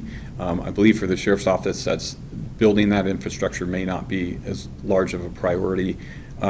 And then, like I mentioned before, I think the other thing to bear in mind is how closely Sheriff's Office Emergency Services work directly with both the Road Department and Fair and Expo. And so there's a public safety component to both of those projects as well that dovetails well with the Sheriff's Office mission. And Lieutenant Bailey is here if you have any questions related to that part of that component of potential application projects. Okay, thank you. Generally speaking, that's kind of, we're happy to delve into any of these projects in more detail. Josh is very well versed and has been our primary person in putting together this information and has a lot of experience and background with both solar system installation and EV charging. And so, so we're happy to answer any questions or just open it up for the board to discuss direction. Is the solar system at the fairgrounds online, the one that's on the roof currently? I see Jeff's available now, too. Yeah, Jeff may be able to speak to that. I think it's simple. It's a good, oh, there he is. Hey guys, I apologize. I'm had back-to-back meetings, so I am here and on the grounds. And yes, our solar system that's mounted on the roof of the office and the event center are both operational currently. And this would add more solar capacity to the, or just, the panels would be maybe on that same roof, because I know there's a lot more room up there. Actually, you want to speak to that? They could be, but they don't have to be. And so that is a good place for item number 2, where there's the existing well and it's co-located with the indoor arena. So that roof could be a source, a site for those panels to sit. For item number 1, it's far enough removed that we would have a totally different array. Okay. Yeah.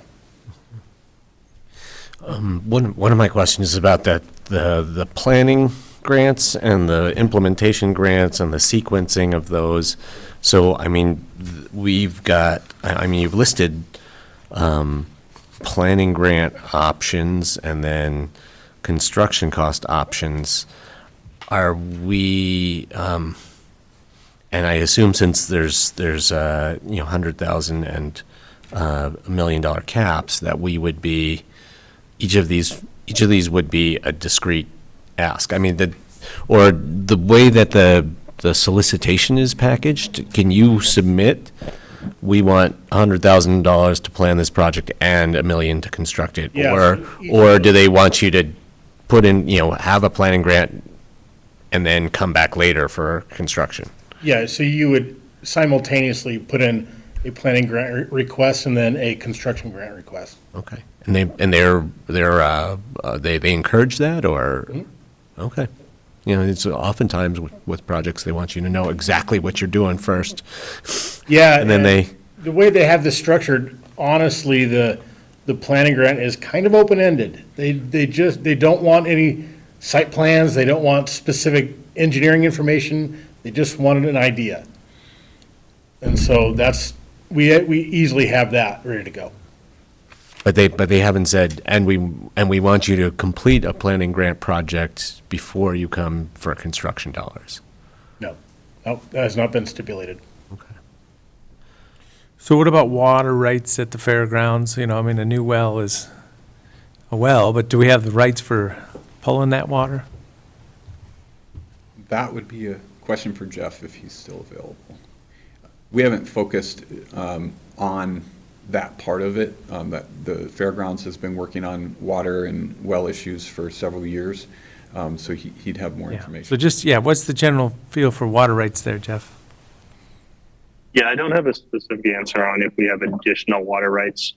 Initially, when the first concept came aboard on this, would be we're in the plans of needing to redo our well because of the loss of water that we had on the existing well.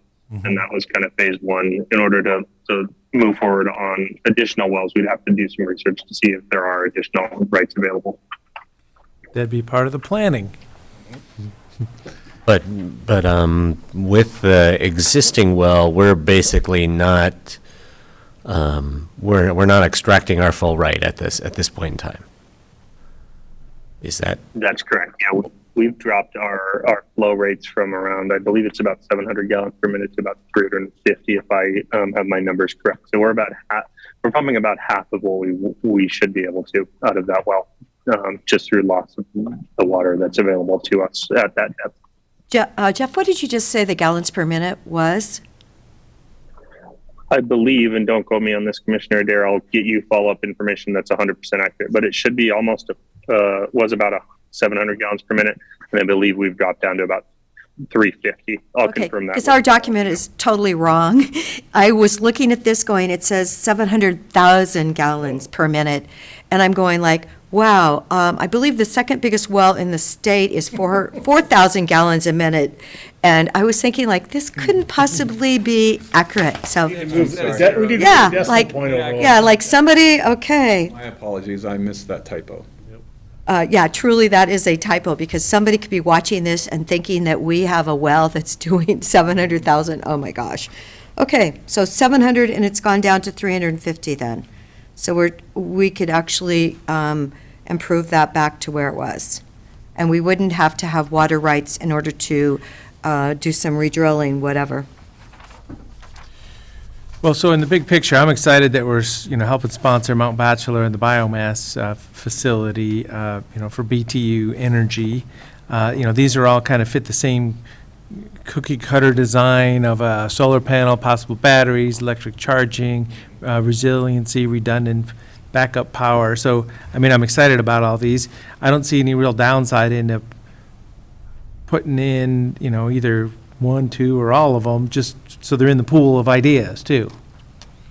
Yeah, the number that we submit, I think, might, in my mind, might depend a lot on what kind of feedback we get from the grant program staff. Just like, Yeah. we don't want to see 8 applications from the same entity, or maybe they'll say, yeah, just send them all in and and we'll consider them all. So we don't know that yet. Yeah, it is, I think for us, it does also raise the question of if we really have priorities, and you submit 4, and they pick your priority number 3, then did you just miss out on a chance to get your priority number 1 funded? So I would think working on our well, if that's something, number 2, I think it would be a good idea. I don't know, I just tried to get funding for a lot of grants for projects in central, our community, Region 4, for COAC, and thank goodness Portland's been eliminated in this, because the port got $7 million when I was working on the $46 million. So I'm glad to know that Portland will not be getting any of the funding, but it's only $12 million. So I'm sure, I would think if we did one of these, we would be, if Mount Bachelor's already been submitted, that would be more than what we're going to get for our area. And then one other idea is maybe promoting a battery backup a little more, just the concept, So if we have solar panels, being able to store that energy using it at night, or, being able to have it on site for other purposes, just maybe an exciting area to promote, on-site energy storage. Do we have any RV parking spots at the county fair? We don't, do we? I don't remember seeing any. at the Fair and Expo, At the fairgrounds, at Fair and Expo grounds. we have a whole RV park. Well, I meant if you've got a car and you want to charge it while you're visiting the fair for the day, do we have any, is that something that if we added it? So EV charging. Yeah, just, for cars. I know they're doing funding for it, but what if we just made it a little more enticing? Well, one of the things society needs to figure out a little bit is, what does it mean to have EV charging? Is it a transition technology we're trying to promote? Are we trying to compete with other private opportunities for charging for a profit? Are we trying to give away energy so people drive electric cars? I just think of, there used to be gas stations and somebody's job was to pump gas and fix cars, and now the future's going to be very different.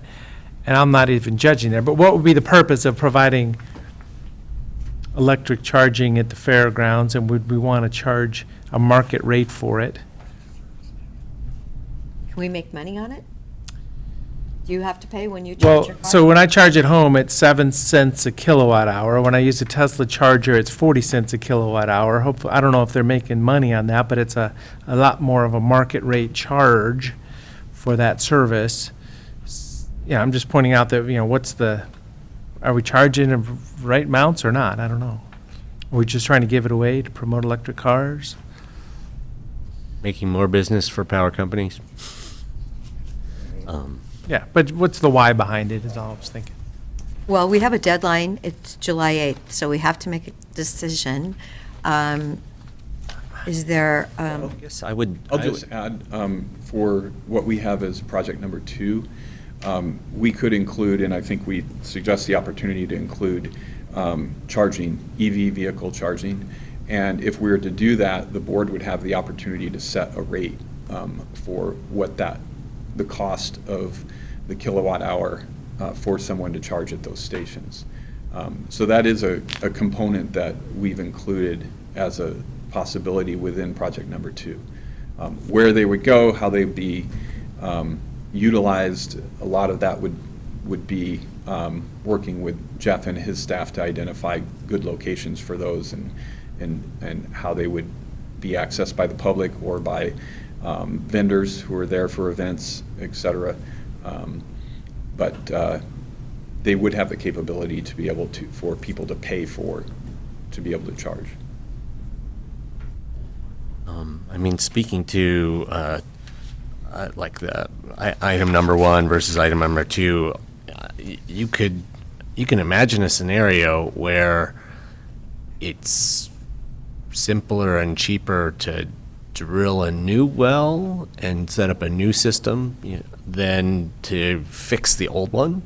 And to speak to the water rights issue, it's also not necessarily that hard to switch your point of diversion, or in this case, your well location, with your same right. So I mean, there may be. I don't know if we've costed this all out, but if it's easier and simpler to just create a new well and create the solar array and battery setup at that new location, then to fix the old one, I'd like us to keep that as an option open, which would mean either A, before you submit, you figure out which one is kind of the path of least resistance, most cost effective, or B, you just kind of write a little bit more general of a proposal, like we want to improve the water reliability,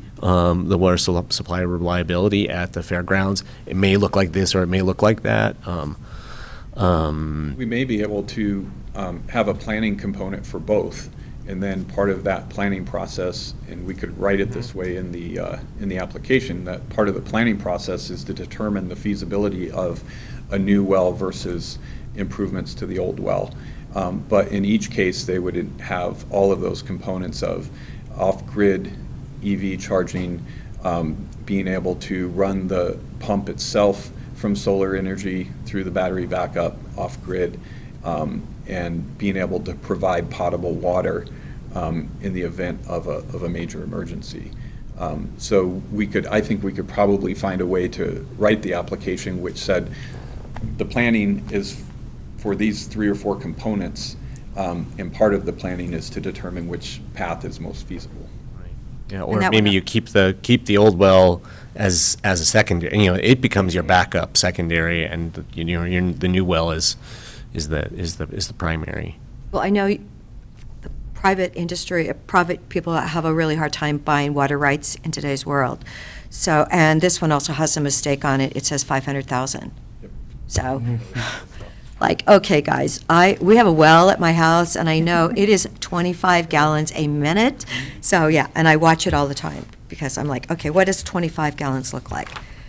But truly, are there rights? I mean, because we are a government agency, are there water rights that we're eligible to buy, but other people can't? So. Well, we probably have rights for the green space of the fairgrounds. I mean, from 25 years ago, probably. We just don't know the facts right now. Yeah, we don't have the facts. We don't know how big our right is. I'm supportive of application or a couple of applications from Deschutes County. I do support, if we're going to go down this path of the Community Renewable Energy Grant Program, the intention to, generate power, but also I do support, the battery storage something there too. Because I just know from the industry, once you have lots and lots of solar on there, the value is storing it and using it off cycle somehow. And there's, I mean, I think to capture the full points for a resilience project, we're going to have to show that we can store the power, because, their goal is I think the state's goal with the fairgrounds will be to know that there's places where, thousands of refugees from the Cascadia earthquake event can go. And if the power lines into the region are down, there's still going to be electricity to run the facility.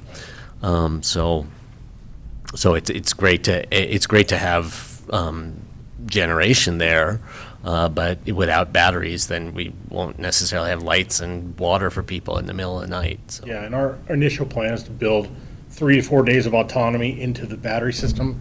So even if it's a really stormy, cloudy week, we'll still have days where we have enough power. Right. But I also think maybe we don't want to submit 8 proposals, but some mix of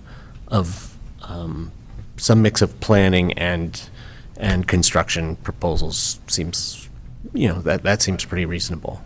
Yeah, and I believe, I don't want to speak for Lee, but I believe these are just options, things we, ideas we're considering. And if we walk away from this meeting going, hey, this is our focus, that's exactly what we're looking for. And it is disappointing to read that the Sisters substation has no backup power source. That is none.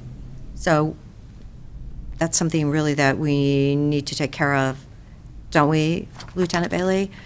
Because that's not good. So I know I called Generac about a year ago, and they never called me back. And then I heard that they don't service here in Central Oregon, and so I'm like, oh my gosh, yeah, what is it we do in order, just in case we have those blackouts? And we recognize as well that we would have the ability to apply in future cycles. And our goal is to make sure we take advantage of this first cycle, and that we're one of the leaders right out of the gate in taking advantage of this opportunity. So that doesn't keep us from applying in the future as well.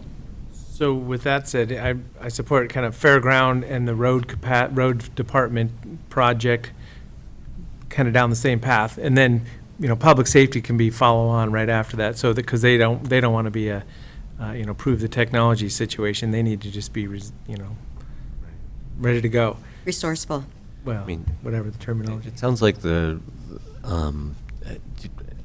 was I following Chris correctly, that basically those guys are close to construction, so like there's not necessarily need for planning for that project? Or You mean the fact that he has $260,000 budgeted?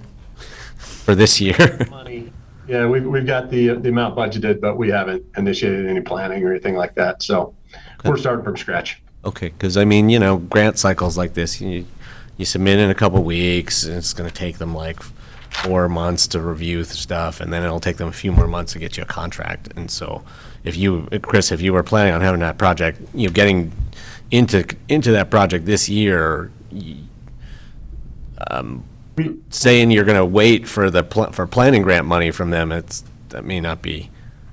Yeah, I think it's worth waiting, to see if we're successful or not. Okay. It's replacing an old system that although has exceeded its life cycle, we're not on a nice blade edge here with our system at present. It just needs to be replaced. So we can wait it out for what it's worth. Sounds like a smart idea. So do we have enough direction to go forward? I think so. And I guess the question would be if you wanted to direct and approve the grant application at this time, or we prepare the final application and would return to the board. But we still have time to return to the board, don't we? We would need By to next come back Wednesday? next week. Right. So, I really would like it if you guys could talk to the program, the grant program staff, and just say, if we submit 4 or 5 proposals, does it look like we're being greedy and like, are people, our reviewer's not going to look favorably on that. I mean, maybe it does, maybe it doesn't, but it would just be a good thing to get a sense from them of how they perceive that. From my experience, the Central Region 4's grants were the most highly funded of the 5 regions in the state. We weren't asking for that much funding when you compared, and we got the least. So, who knows what really works? But it was very disappointing because we had a couple projects that needed, a couple million to finish them. The North Klamath Mill getting 600 freight trucks off, and Burlington Northern was going to pick them up, and that didn't happen. And then the other project was at Madras at Erickson, and they were asking for a little bit of funding to finish their maintenance building. Neither one of those happened, and yet they funded $13.9 million to an Astoria project. $13.9 million, the 2 projects and the Port of Portland, those 2 projects got 46% of the $46 million. And it was, I said, can't we just give the project that's asking for $14 million, $8 million in order, and then our 2 projects could have gotten funded. It's a game out there, so. And every state grant program is different. I mean, the Right. Senate Bill 762 landscape resiliency funding, we got a third of the funding for the entire state. Well, right here, so.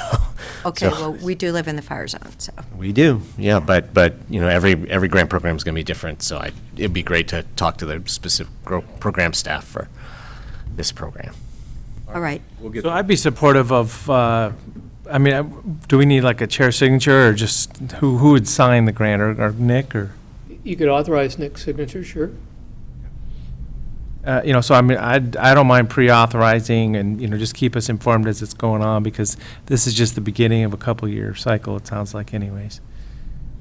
That works for me. So I'll move approval of county administrator signature of a grant application to be finalized to the Department of Energy Community Renewable Energy Grant Program. Applications? I was referring to multiple projects, but yeah, applications is fine, yep. Second. Any further discussion? Mr. DeBonne? Yes. Commissioner Chang? Yes. Okay. Chair votes yes. And just, email us as they get finalized. Thanks for envisioning some cool projects. Thank you. Thank you very much. Okay, we're down to item number 16, and I believe Ed is in the room. Ed?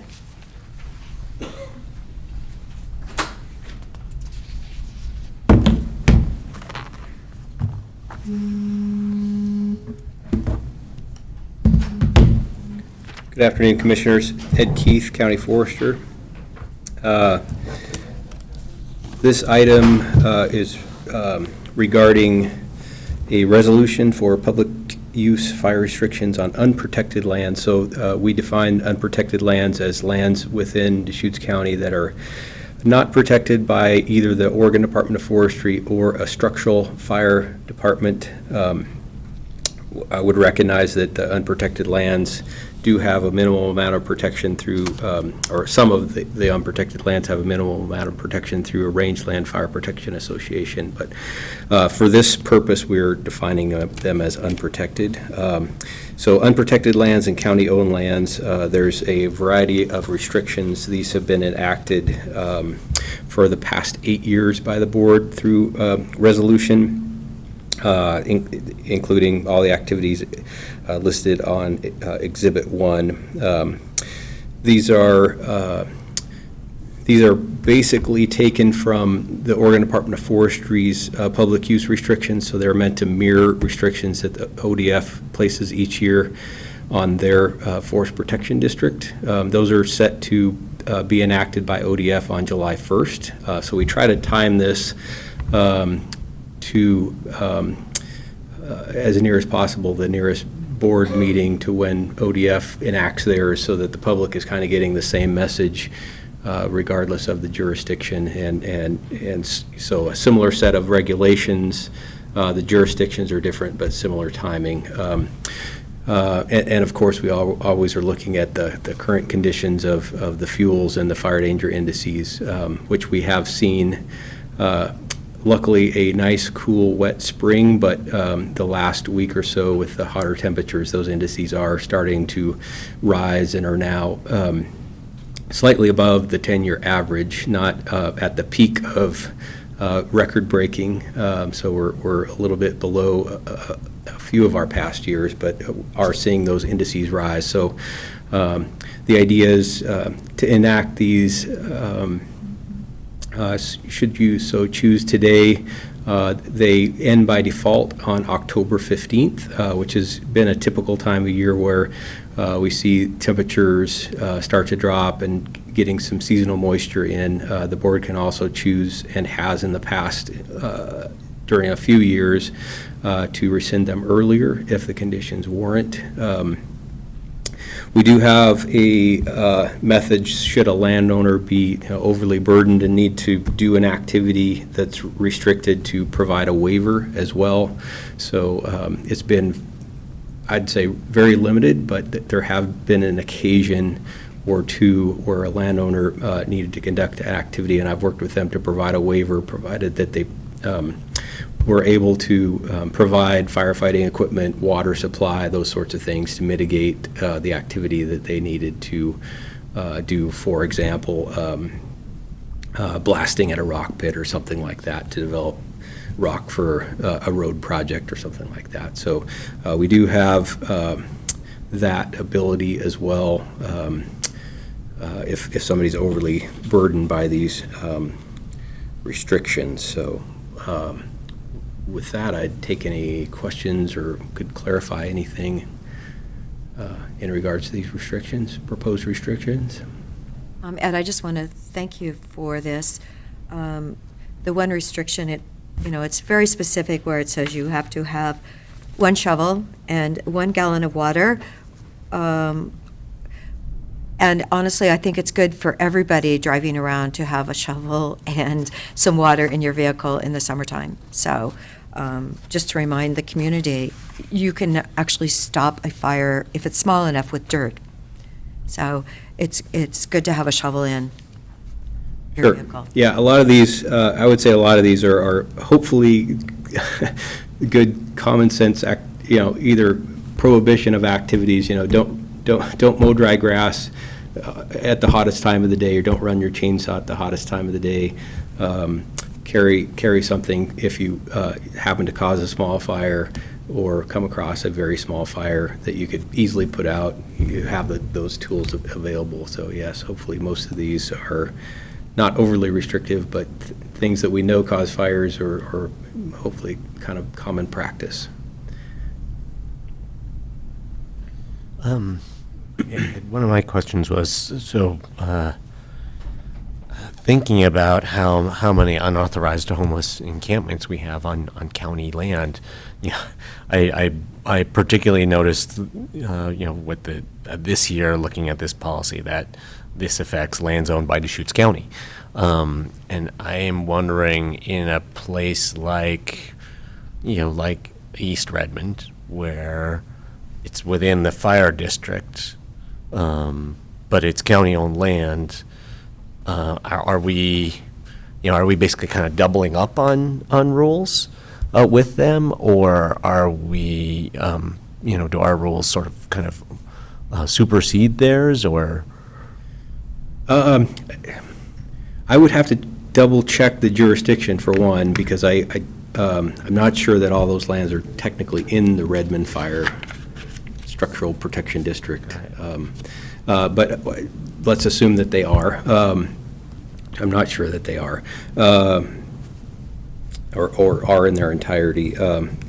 But I would say no, we're not doubling up, with the exception of possibly the second bullet on the exhibit, which are open fires are prohibited, including campfires. So Redmond Fire does restrict campfires. A lot of the fire districts do not restrict several of the things that are on this list. The Oregon Department of Forestry does, but the districts that are outside of ODF's jurisdiction usually don't get into cutting and grinding of metal or mowing of dried grass, use of chainsaws. So with the exception of the kind of the open burning piece of this, I don't know that it's necessarily redundant or overly restrictive. Okay, so it does go out to the county line. Okay, great. I couldn't remember off the top of my head, but. Yeah. And, you know, there was a question about, you know, jurisdiction and overlapping rules and stuff like that. But I mean, well, you know, one of my practical questions about this is, you know, so if we, you know, if we pass these rules that affect this policy that affects, you know, all county-owned property, do we actually have capacity to, you know, in places, in areas like that where there is, you know, substantial amounts of encampments, of unauthorized encampments, which emphasize, like, do we have the capacity to actually, you know, enforce the regulation? Right, it's a good question, and I would also, just coming to my mind, that it is an ongoing thing that at all times of the year, open burning is prohibited on all county lands by county code. Right. So the open burning piece of that, I would say, is probably better enforced through county code. Okay. But generally, the answer to your question would be no. There is not capacity to necessarily enforce this, but there. It does give us the ability to say, either for people that call me or for an officer that would already be out visiting with somebody, to say this is not allowed. So I wouldn't say that we're going to be potentially actively enforcing this by this goes into effect and we're going to go around and post this in 50 places and enforce it, but it does give us the ability. I certainly get calls of people asking for, is this allowed or not, wanting to do the right thing, and I can say, this is allowed, this is not allowed, and I think it gives the sheriff's office the same ability to say, there is at least something on the books to say that you should not be doing this. So. And maybe it gives us, you know, another reason to circle up with, you know, service providers who are in contact with folks, and, you know, make sure that they're making people aware of the rules in different pieces of public property out there. Certainly, and you know, it does come to mind. I mean, for their own safety out there, we have had multiple fires. Yeah. Caused by a variety of activities on these lands, and you know, have had to evacuate people that are living out there and those sorts of things. So again, from a best practices, you know, human life safety perspective, I would hope that people would look at these and say, now's the time of year where we ought to have this on our mind, and maybe not be doing you know, riskier activities in July, August, September that could put their own lives at risk, honestly. Or their neighbors' lives. Yeah. Correct. Yeah. And also, I mean, that's also interesting because, you know, like other public lands, you know, Forest Service and BLM lands, fires are allowed in the winter. But for, you know, so our policy, you know, our code, per code, county lands is more restrictive than that year round. And that's an important distinction to be able to make for people. Okay. Thank you. We have a motion? Sure. I'll move approval of Resolution 2022-048. And I'll second it. Any further discussion? Commissioner Chang? Yes. Commissioner DeBonne? Yes. And the chair votes yes.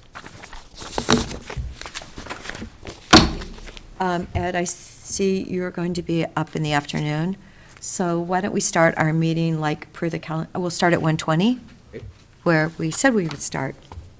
Great idea. I know, I thought, you know what?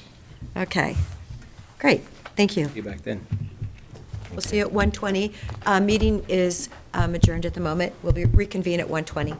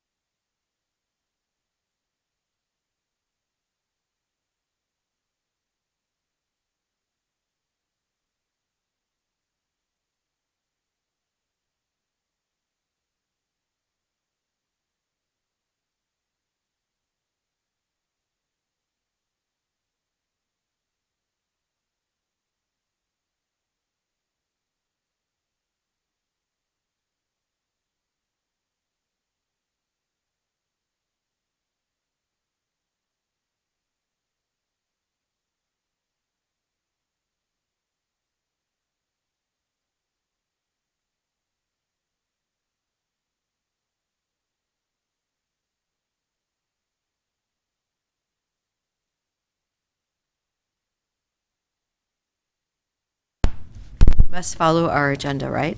Okay, let's reconvene the Deschutes County Board of Commissioners meeting for June 29th, 2022. The item on our agenda is number 18. Thank you, Ed.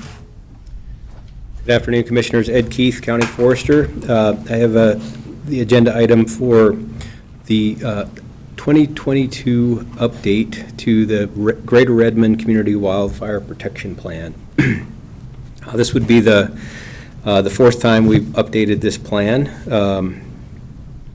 Just as a reminder, we do have 7 community wildfire protection plans in various areas of the county. We try to keep those updated on a rolling basis so that none of them is older than 5 years. So we're at our 5-year mark for Greater Redmond, and that one was the one that was due for update in 2022. We started that update in the early spring. We always start out by convening a group of stakeholders that includes the local fire district, any local government, which in this case, the city of Redmond, so the police department, the planning department, the city manager, the mayor were all involved in this revision. Sheriff's office through the emergency manager, Nathan Garrity, and community partners as well. So we do have a mailing list where we update folks along the way as we're conducting this, and everybody's welcome to participate.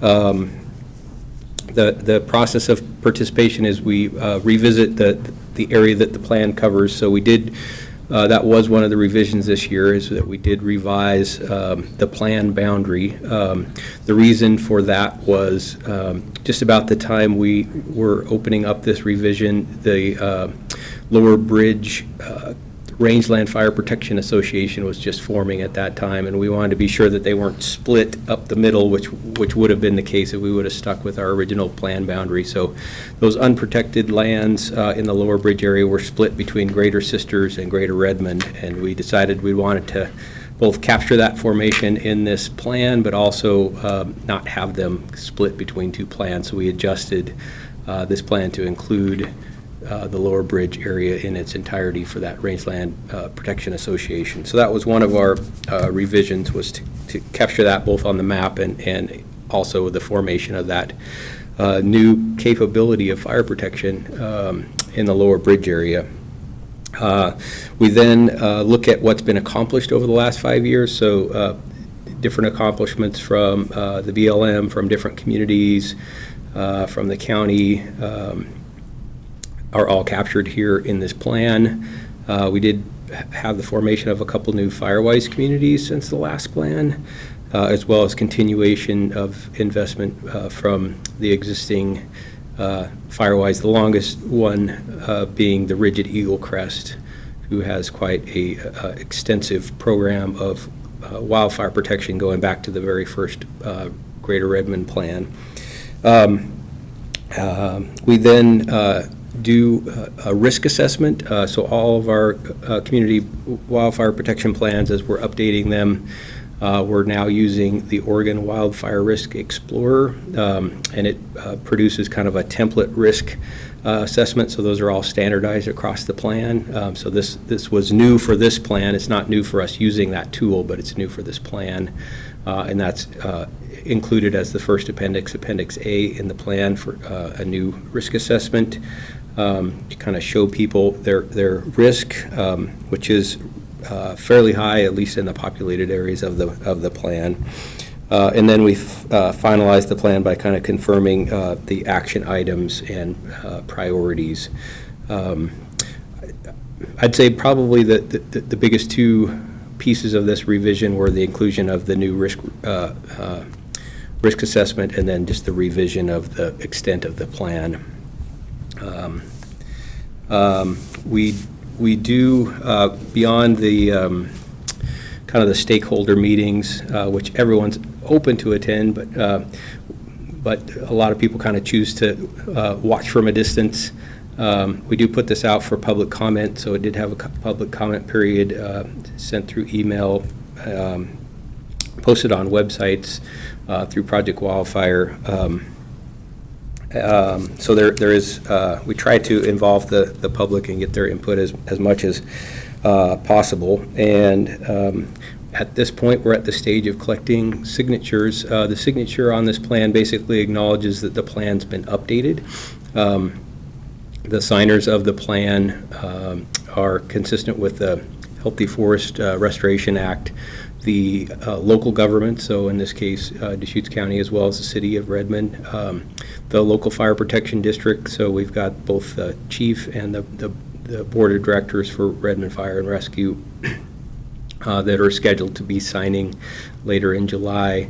The city of Redmond and Oregon Department of Forestry as the state forestry agency. Those are the people that are supposed to acknowledge the update of the plan. So that's the stage that we're at right now, asking you to sign this plan in acknowledgement of this 2022 update. So with that, that's kind of the thumbnail sketch of the update process that we've done since the beginning of the spring, and I'd be happy to answer any questions or delve into more detail if you'd like.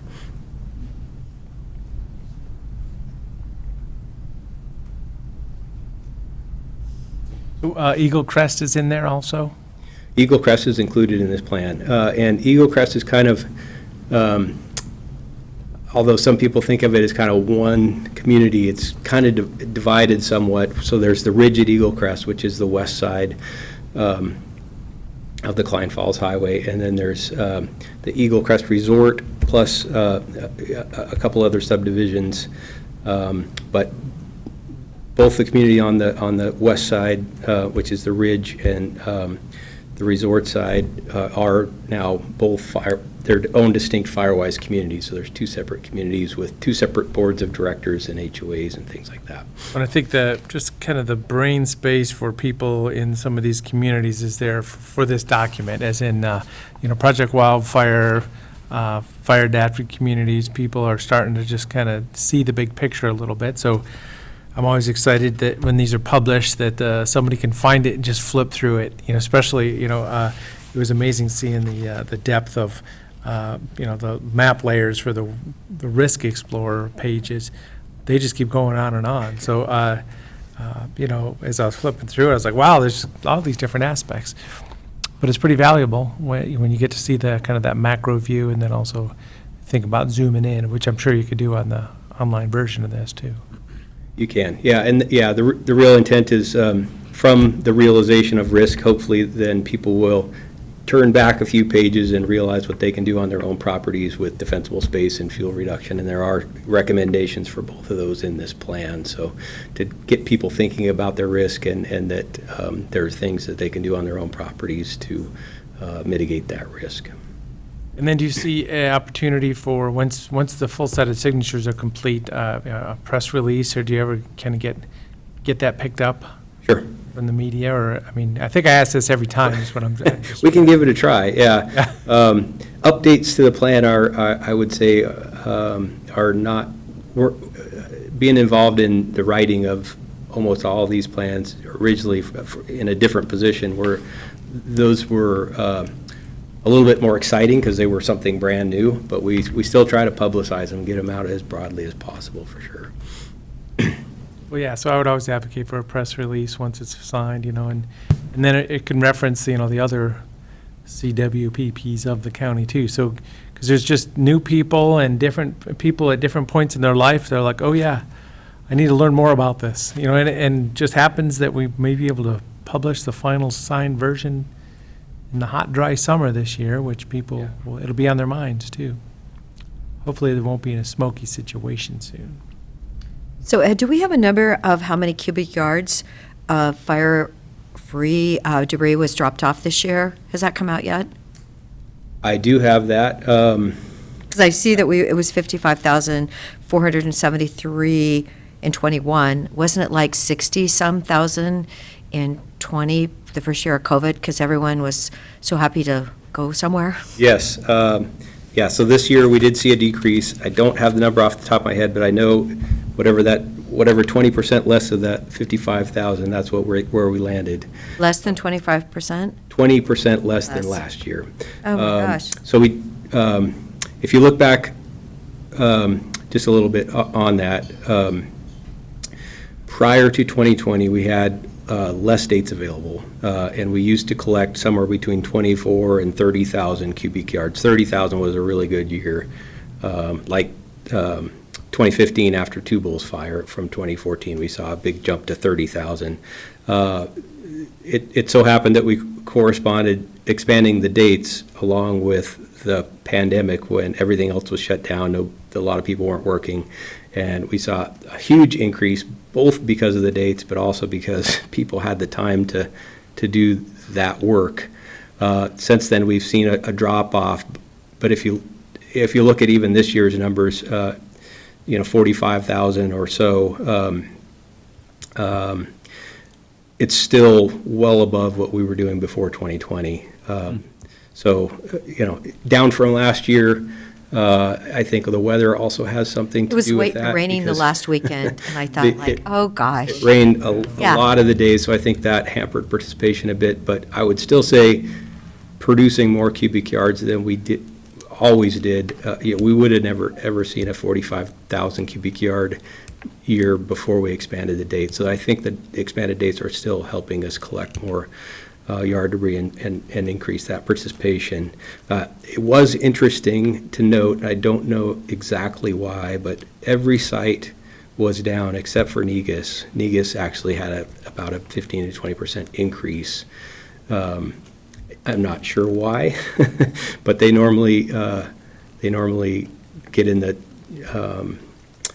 4,000 and change cubic yards, and they were like 5,900 this year. I do know that Eagle Crest had quite a program. I wouldn't attribute it all to them, but they definitely had a large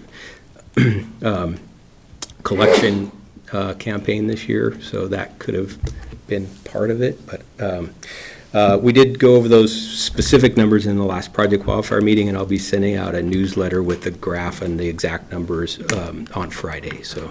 Okay. For our July newsletter. So look for that, for those exact numbers, and broken down by site and by year, looking back all the way to 2013. Okay, so if you're saying it was down to 24,000, or 24, so at least we doubled it pretty much from prior years, and if that was the prior to 2020, yeah. Okay, well, thank you for that update. So Redmond actually came through a big time then. Yeah. Yes, for sure. Ed, I'm curious if you could talk about what ways having a CWPP facilitates implementation of the things that are in the CWPP, and just looking at this update of the CWPP, what are some of the top things that you foresee being implemented in the near future that are in the plan? Yeah, a couple of ways that it helps with implementation. One primary one that comes to mind is on the federal land side of things. They've been directed since way back from the Healthy Forest Restoration Act that called for communities to write community wildfire protection plans. The federal agencies were required to prioritize treatment on lands that were identified on the base map. So within this. And WUI's been given a lot of different definitions over the years, but as defined in the community wildfire protection plans within the wildland urban interface. So it does provide direction for the BLM and Forest Service to prioritize reducing risk to communities consistent with the community wildfire protection plan. So it does, it's referenced in NEPA planning documents and those sorts of things as justification for treatment and prioritization of dollars on the federal lands. It does also help, whether it's the State Department of Forestry or the county or other entities, when they're asking for grant funds. Typically, that's a condition of application is this consistent with the community wildfire protection plan, and both consistent with the risk assessment, but also what's called for in the Community Wildfire Protection Plan. So we've referenced those in numerous grant applications. I know that ODF uses those to prioritize their grant applications as well. And then I'd say, for this one in particular, it's, again, now important that we do keep our plans up to date. The infrastructure bill actually has funding. That opportunity, as far as I know, isn't available quite yet. I don't remember the exact line but it's like community wildfire defense funds. I may be slightly off on the title of the program, but one of the conditions of applying for those infrastructure funds for private lands treatment is you have to have a plan, but it also has to be up to date. So 5 years or less since the last update. So again, funding opportunities are really tied to actually having a plan and then requesting funds that are consistent with implementation of the plan. So, thanks. My other question was about the Risk Explorer that was used to produce these maps. That is the same set of data and analysis that'll be used to do the risk maps for SB 762? That will be the tool that's used to display the new risk layer starting on Friday, or tomorrow, actually, Thursday. Yeah, it comes out Thursday. So, they're using some data that's found on there now, but they will be adding two new layers tomorrow.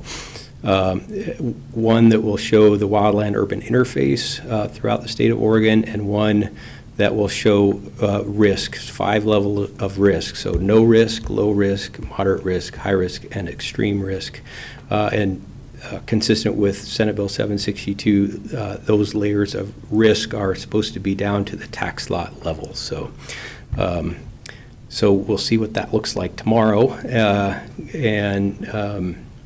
We actually plan to be, myself and Kyle from Community Development plan to be back in front of you on the 6th to kind of give you a look at that as that rolls out, and maybe talk about some downstream implications. So some other requirements in that bill are tied to the layers of risk and the WUI layer that are yet to be seen, but we'll see what they look like tomorrow.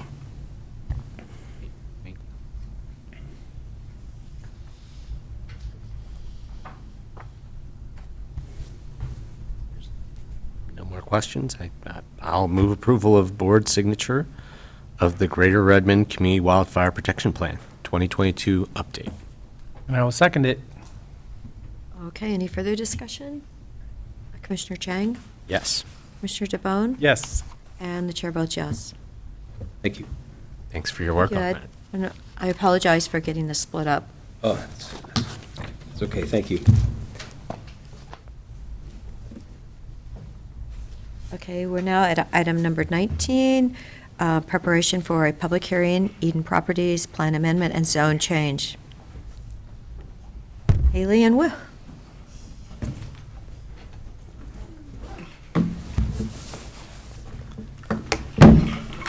Thank you, Chair Adair. And before we get started, I did print out a couple of extra maps to pass out.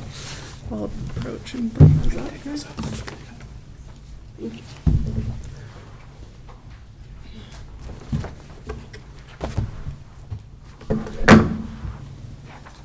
Thank you. Thank you. Thanks, Will. Thanks, Will. Good afternoon, everyone. For the record, my name is Hallie King, and Associate Planner with the Deschutes County Current Planning Division. The item we are here to discuss this afternoon is a work session item for the Eden Properties Plan Amendment and Zone Change. This application is a quasi-judicial applicant-initiated plan amendment zone change for approximately 710 acres located about 5.5 miles west of Terrebonne and about 5 miles northwest of the Redmond urban growth boundary. The property consists of 9 tax lots, which are sandwiched between Highway 126 to the south and Northwest Lower Bridgeway to the north. The southern portion of the property has access off the western terminus of Northwest Coiner Avenue. The property is currently designated agriculture on the comprehensive plan, and it's zoned for exclusive farm use. The specific request from the applicant for this application is to change the comprehensive plan designation to rural residential exception area, along with a corresponding zone change to rural residential 10-acre minimum. The public hearing, the future public hearing with the board is one of 2 required hearings for this type of application. The first hearing was held in front of the Deschutes County Hearings Officer on April 19th, 2022, and a decision recommending approval of the application was issued on June 2nd, 2022. Throughout this process, we've had significant public input and testimony as well as agency input, both received in written comments as well as oral testimony given at the first public hearing. I did want to note we have received 1 comment in the time period after the hearings officer recommendation was issued up until this date. That has been uploaded to the record. It was a comment in opposition to the application. But we do certainly expect there to be additional testimony at the future public hearing and in response to any notices that go out. And with that, we'll open it up to questions from the board, but I think really the goal of the work session today, as kind of noted in that memorandum, is to hone in on a public hearing date based on the board's schedule, and whether there's a preference to hold an evening public hearing as opposed to fitting it in with a typical Monday, Wednesday agenda. And one more item we would like the board's feedback on is whether the board would like to set oral testimony time limits for the applicant and or members of the public providing testimony. And I do want to note we had included a few dates in our memo, kind of potential public hearing dates. Those are really the soonest available given noticing requirements. And I do want to note that legal counsel did provide feedback and noted their preference was for August 8th due to scheduling. But again, the dates are not limited to those listed in the memo. Those were just really the soonest available. But would love your feedback on that. And again, as well as that evening meeting. So yeah, with that, I'll again open it up to questions and any discussion. Thank you.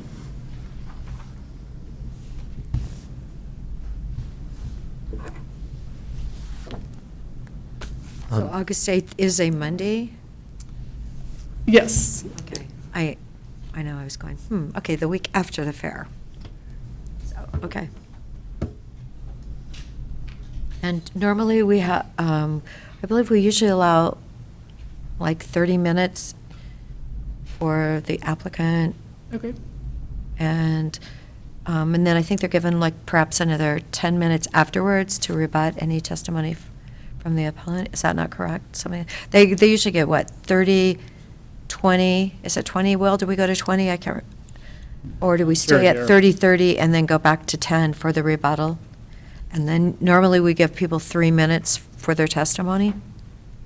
And for the record, Will Groves, Planning Manager. And you've done a variety of things over time, trying to be responsive to the amount of information you want to allow the applicant or appellants to bring forward, and also members of the public for the discussion. So the advantage of limiting testimony, it reduces the chance that we might find ourselves here at 11 p.m.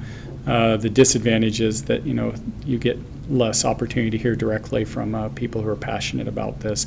But you're right, you've chosen a variety of options, limiting applicant testimony to 30 minutes, 45 minutes, providing rebuttal opportunities to them of fixed amounts of 20 or 10 minutes, and limiting public testimony to 3 or 5 minutes. As all these things have been things that you've used in the past. There's been significant interest in this application. So we brought this forward to you specifically because we think there's some chance that this may be a long meeting, and you might want to set some sideboards on on those time limits. Okay, I know, I don't think I've ever done one where people were given, just public comments 5 minutes. But I know, you had 14 comments, so there is a lot of passion out there about this. But if we started at 5 at night, you're right, we could be here till 11, couldn't we? And we certainly have had hearings go that far. I think it would be typical to allow the applicant somewhere between 30 and 45 minutes for their initial presentation, and then limiting the public 3 minutes seems to be the board's general preference on this, with an understanding that the applicant would be given time for rebuttal. Probably, yes. I'd say maybe 45 for the applicant. And it's not an appeal. That's correct. It's just the applicant's testimony and then other testimony. That's right. So you're correct that there is no paying appellant in this case. It comes to the board by default without the need for an appeal. Okay, so 30, Or 30 minutes. 30, really, not more than? 33 and then 3. Yeah, I'm just. Okay. 30 minutes is a lot of time. I Yep. mean, you can say a lot in 30 minutes. Definitely. Okay, we appreciate that direction, and we'll include it in the notice that the Yes, applicant will be please given include it in the 30 notice, minutes. because I think that's really important. People know exactly what they're allowed before they get here. Yeah, it's important that people are prepared to Yes. give a concise presentation. And transparency. And I would note, Commissioners, there is not an appellant at this point, but overwhelmingly, this is going to LUBA and then the Court of Appeals. So there will be an appellant. There will be at some point. There will be an appellant, yeah. I think you can take that and write that as an absolute certainty. So, Not in this step. not at this step, because they haven't had an opportunity to appeal anything yet. That comes after the board's decision. Okay. Well, probably either way, it's going to. Yeah, regardless of how you folks decide, Yes, it'll be appealed to it's going to head LUBA. down a road. And there's, enough at stake here, this will go to the Court of Appeals as well. Yeah, I'm looking, it's close to Buckhorn too, so kind of one corner goes to Buckhorn. So there's, a lot of roads that it's going to go down. Chair, if I can Yes. just suggest, do we want to look at maybe even another week or so out in August? Just the week before is Fair Week, and this could be a rather voluminous file that you get just a week before. So just to make sure everybody has enough time, I don't know if you're in town or not on that day. Yeah, I don't get home until the 6th, over the weekend of August, and unless I have a whole big stack of stuff to take with me on July 28th or 27th or whatever it is, I won't have the benefit of having all the reading material with me while I'm out of town. So since there's not a clock on this application, That's correct. Potentially 15th or 22nd, or is there another date that might work for the board and for staff and for everybody? As I'm looking at our calendar, it doesn't look like we have any conflicts the week of the 15th or 22nd. Is that the case for you, Hallie? No conflicts. Yeah, so both of those weeks are wide open for us. Well, good. And Commissioner Chang, do you have a preference? Is the week of the 22nd better, just because of your schedule? That would be great. I mean, if that could work, that would be great. If not, I'll figure out a way to read all the materials in advance. But just to express a little bit of a preference, Mondays, generally I like Mondays better than Wednesdays, but I'm also open on that. Do you have any preferences with regard to evening hearings versus trying to do it during the regular agenda? When I was just expressing a preference for Mondays over Wednesdays, I was assuming we were talking about evenings, but. Okay.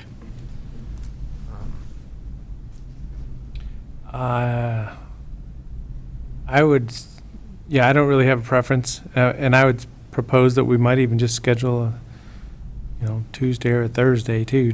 I'm open to that. I don't know that we need to. I'm just saying, you just schedule a special hearing day for this too. Is there a reason we're not looking at a week before in July, or it's just the schedules are queued up? We do have a 20-day noticing requirement for the public Oh, hearing. just to get the process started. Yeah, so that's kind of one of the factors going in. Today, and it just needs to start, okay. Yeah. So I support slipping it past the 8th of August into whenever then, a week, during that week afterwards, just a little bit more time. Right, August 17th looks okay on my calendar at this moment. Is that a Wednesday? It's a Wednesday. So Wednesday afternoon maybe, or? Right. Would you have preference over an evening meeting versus a regular agenda, or either? Or? Well, 14 people have already participated, so maybe an evening would be better. I think evening would be better. Ideally, I would love to do a Monday instead of a Wednesday, or a Tuesday instead of a Wednesday, but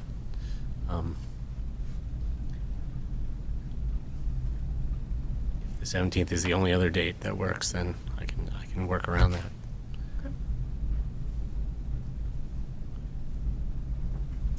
I have some sort of substantive things I wanted to ask for CDD to potentially do a little bit more research on, during this process. But just real quick, on the perhaps schedule. So, it sounds like it's proposed for the 17th. I don't, could be any day is fine with me, but I'm thinking, if we do a 1 o'clock or a 3 o'clock public hearing and just be ready to go, if it's well attended, be able to take a break and come back at 6 or something like that. I guess we wouldn't be publishing it as an evening meeting though. You could publish it for an afternoon and then a 5:30 Which we that did same recently, evening. yeah. That's what we're doing for. Two people show up at 5:30, it'll be a quick evening session. Right. It's an option you have. That might be a good way to present it. Okay. How does that work with the applicant and the appellant and all of that, though? If it's a two-part meeting, if the applicant is there for the afternoon and then in the evening, it's okay that they're not there, and just, whoever from the public wants to come and make comment, they just get to go for it, or? If you treat it as a continuation of the same hearing, then their rebuttal would be during that evening session, as opposed to two separate public hearings. That's how we've done them in the past, I know. So the applicant would expect to be there for both portions? Yeah, so if you set it for, say, 2 o'clock in the afternoon on whatever day you pick, and then indicate in the notice that the hearing will be continued till 5:30 or 5 o'clock, whatever that evening, it's pretty good notice to the applicant. If they want the rebuttal, they'll need to be there in the evening. Okay. And it could be you only go an hour in the afternoon, there's only a few people, and you just recess until 5:30 for the hearing. Okay. That way you give everybody an opportunity. The evening folks can make it, and then the daytime folks can make it. So we don't really have an opponent then at this moment, or an appellant at this time. So if we're giving 30 minutes to the applicant, and then they're given, what, did we say 10 minutes for the rebuttal after both of the meetings, the continuation? Okay, and then everyone else is going to be given 3 minutes? So I'm just trying to vision this. Okay. There were a number of state agencies that expressed concerns about this project. Is there a way to give them a little bit more time, like a special status as a commenter? We have done that in the past, or boards have directed that in the past. Do you anticipate that they would show up, or has their participation to date been, is that it? It's unknown if they would be showing up at the board's hearing date, or if they would rely on their prior testimony. In the past, typically, you'll recall, certainly Commissioner DeBonne will, the board, after the applicant provides their initial testimony, is typically when we would call for any agency comments before you go to the folks in favor, folks opposed, folks on the fence type thing.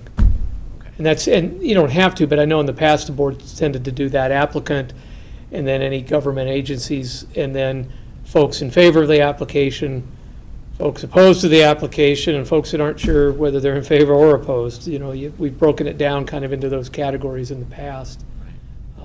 And then the people who come forward during the agency portion, they might get a little bit more time to. I think we've given them like 10 minutes, haven't Yeah, we, in the typically. past? 10 minutes for each one? 10, 15 minutes to the agency people. ODOT said a few of them in the past, I think. I don't recall some of the others being there, but You're saying 15 minutes then? isn't that what we've done? I think we've done 10, I think. for the- Will, he's the got a heck of a better memory than me. 10 Sounds good. Mhm. You 10 can say a sounds, lot in 10 minutes, you can say a lot in 30 minutes. okay. So we can make sure that the community knows that if they're from a government agency, they're allowed 10 minutes. So you mentioned the 17th. Is that a good date? I mean, is that It's what on we're my committed calendar to? that it doesn't, yeah. I mean, I'm Or just agenda going, item. it's a Wednesday, the 17th, just in case. Commissioner Chang? I'll make it work. Yeah, that's fine, okay. And then, so 2 o'clock and 5:30, you want to break it up? I like that idea. There we go. 2 o'clock, is that enough time for everybody? If, Well, let's say we have, okay, the agency people will probably want to come first. So if we start at 1 with 30 minutes, and then we have, let's say we have 5 agencies, would that be something to imagine? I wouldn't expect more than 3 from the. Okay, so 3, so that's, all right. Another Okay, 30 so, minutes. okay, so we should be okay then if we start at 2 and then recess till 5:30. All right. What time would the afternoon hearing go to recess? Is there a time you usually cut off? Well, if it looks like it's going to run together, probably stop at 5 Yeah, for a half take a hour look, at least, yeah. yeah. Okay, so we'll Or announce it. 15 minutes, you know, we can always do that. I think if you notice it at 2 o'clock and continuing at 5:30, we've sufficiently noticed it, and folks can show up. And most of the folks that are going to testify, they don't necessarily need to be there later in the evening if they testify earlier in the afternoon. Go home and watch it online. Yeah, it's not like they'll be in the dark. If they want to stick around, they certainly can. All right, thanks for that. I think we have enough direction to notice that hearing. And you'd mentioned you had some substantive comments? Yeah, or Questions? some things to explore. Buckhorn Road, I am trying to recall whether that is one of the places that received Federal Land Access Program, FLAP, grant funds recently. And there was something right in this zone, coming off of 126, headed towards Lower Bridge Road.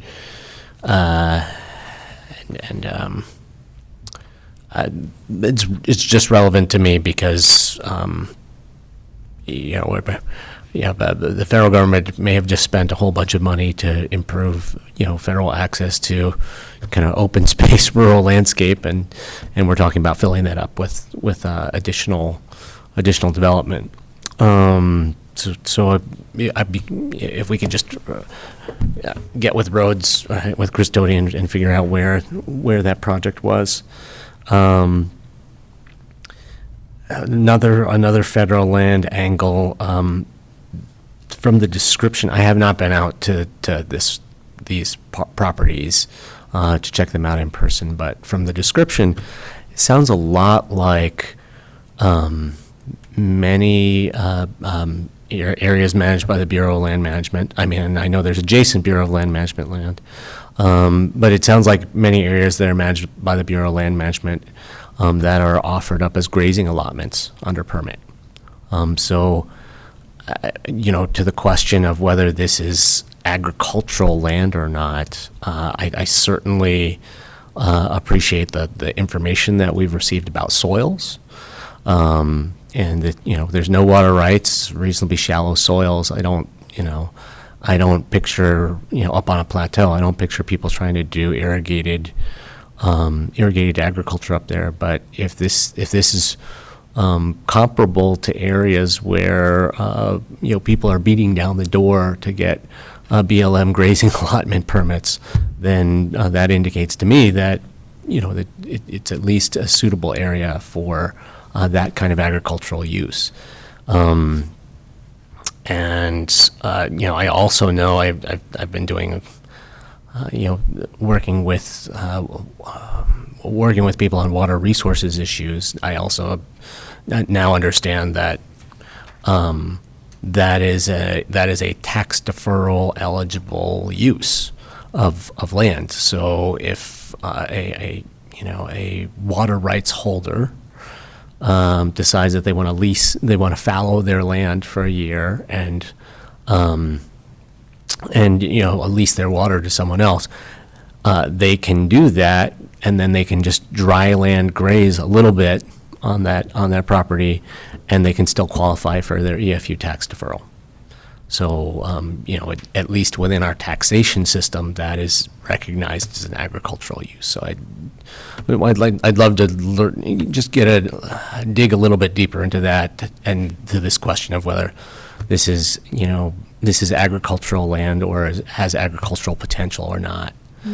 Again, I'm not saying that anyone would want to use it for irrigated field agriculture, because that's probably unrealistic.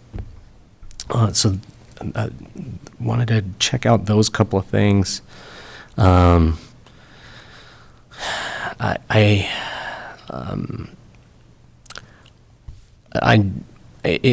me, in the ideal world, we would wait for wait to evaluate this application until after the mule deer winter range overlay was completed, because I do think that, if I understand correctly, that would affect this area, and it doesn't mean that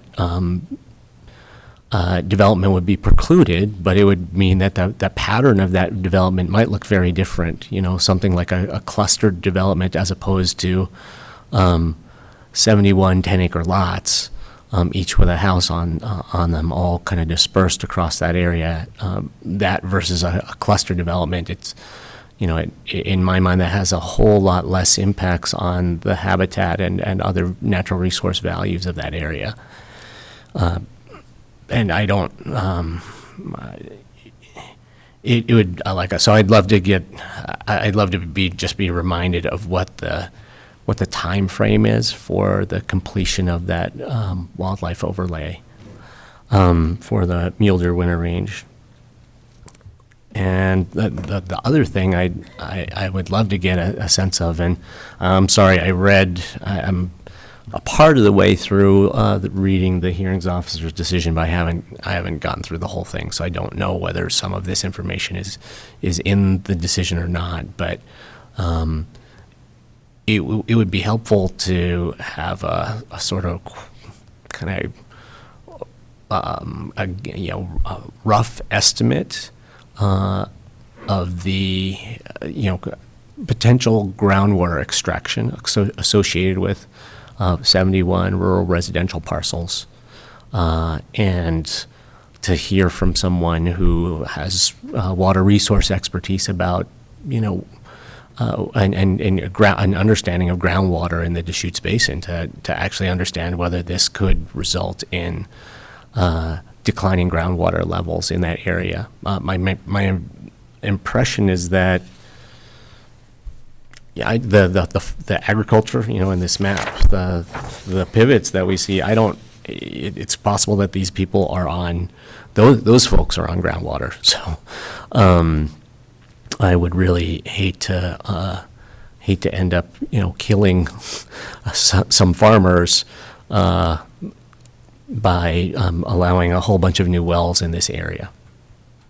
So just an understanding of the potential quantity of groundwater extraction we're talking about, some experts' assessment of whether that actually has an effect on groundwater levels, and then knowing where the farmers in that region are getting their water would be helpful. Thanks, Commissioner Chang. Yeah, all great questions, and we'll definitely be prepared to address those for you at the public hearing. Great. Thank you.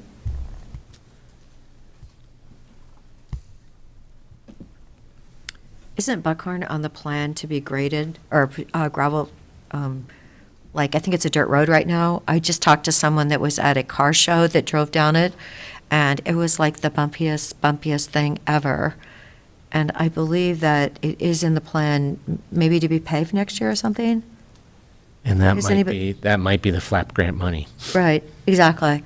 Anyway, I do believe it is in the plan. I'm not sure, I don't think it's this year, but I thought it was next year. We can follow up on that. Yeah. I know, she said it was the worst thing ever for her car show car. She couldn't believe it, that they were driving down it.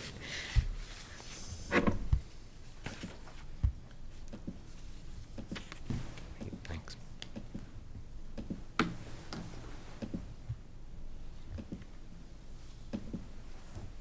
All right, well, we definitely appreciate your time today for the direction on when and how to conduct the hearing. We'll make sure the notice is put out in accordance with your directions here. Also heard a number of questions that you were interested in. I'm sure the applicant will be, if they're not watching this now, we'll let them know that there were concerns that were raised that they would be likely expected to address. Something we might also do is reach out to our friends at Water Resources to see if any of them are available to give you some context or expert testimony as an agency partner. We certainly can't compel them to come, but we can ask nicely. Great. Thank you. And yeah, and if you tell me who you're asking, I can ask them too. Great. Thank you so much. Thank you. Ollie, great. Thank you so for being here. And Will. Good afternoon, Commissioners. So I'm here for your next agenda item, and it is to seek some direction for you in prioritizing our discretionary text amendments that were identified in the CDD 22-23 work plan. So you helped us adopt a work plan for the coming year that had a variety of activities associated with it, and one of the things were text amendments that we might entertain trying to bring forward to you. There was a lot on the menu there, and we were hoping to get some guidance for you on the relative priority of those amendments. You can see in the memorandum that I provided that CDD has a number of different type of activities that we engage in. The table one are non-discretionary projects that are already underway. Money spent, grant money has been applied. These are things that are underway. Table two are things that were operational responsibilities and coordination duties that our department has to engage in. And then into table three, and this is, we had spoken to you about this previously, are those projects that you've identified as potentially interesting text amendments that either we've brought forward, you've identified, or members of the community have identified as possible priorities as we look to which of these to bring to you first.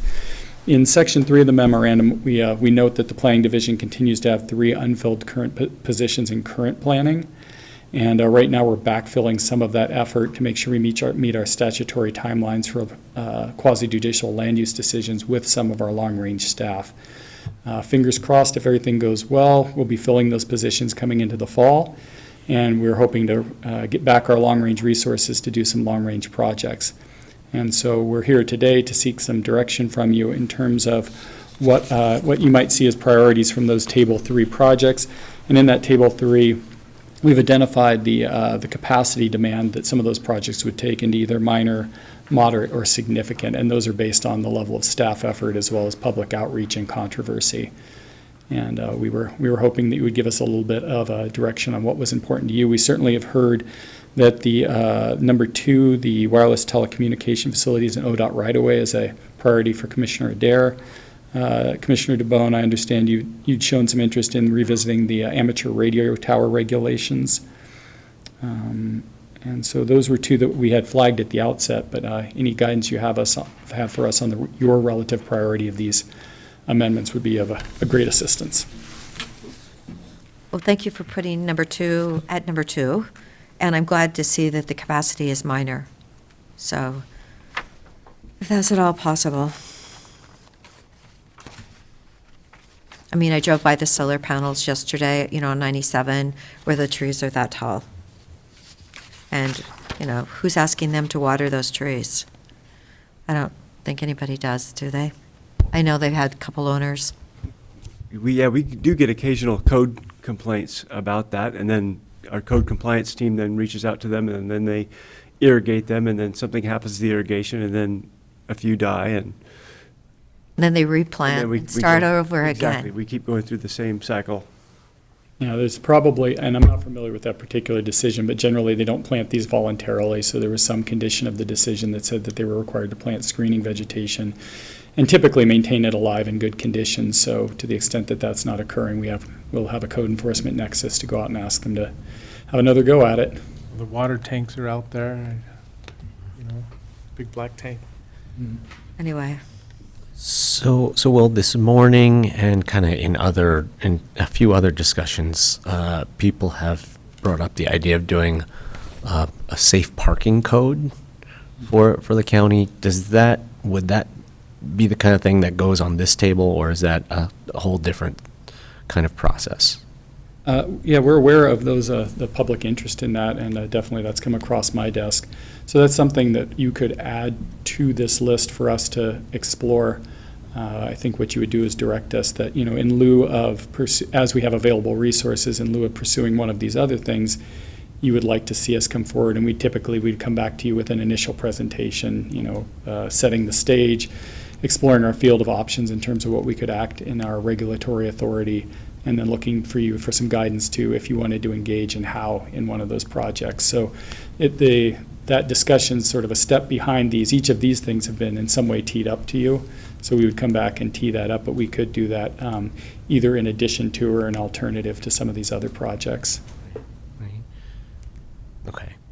Well, I'm not trying to bump that to the front of the line necessarily, but I think it would be great to add that to this list, just, because I assume if there'll be 8, 9, 10 things that we don't get to this year that we will just carry over to next year, and that would be a good one to kind of add to our list to work on at some point. That does raise another question for me, and there's a couple of projects like this in-conduit hydroelectric generation code amendment where I can imagine there being constituents in the community that want that enough that they might be willing to pay for it, and that raises questions about if someone who's going to benefit from certain code development, asking them to pay for the development of that code, that may be a fraught situation, because of the self-interest involved. But in the same way, if we put this safe parking code on this list, conceivably, that's something that the coordinated response homeless office says, we think that that's a high priority that's in their plan. And, after they finish their plan, they're going to have some portion of $1 million left. And that they could contribute funds to a project because they have a direct interest in seeing that piece completed by CDD.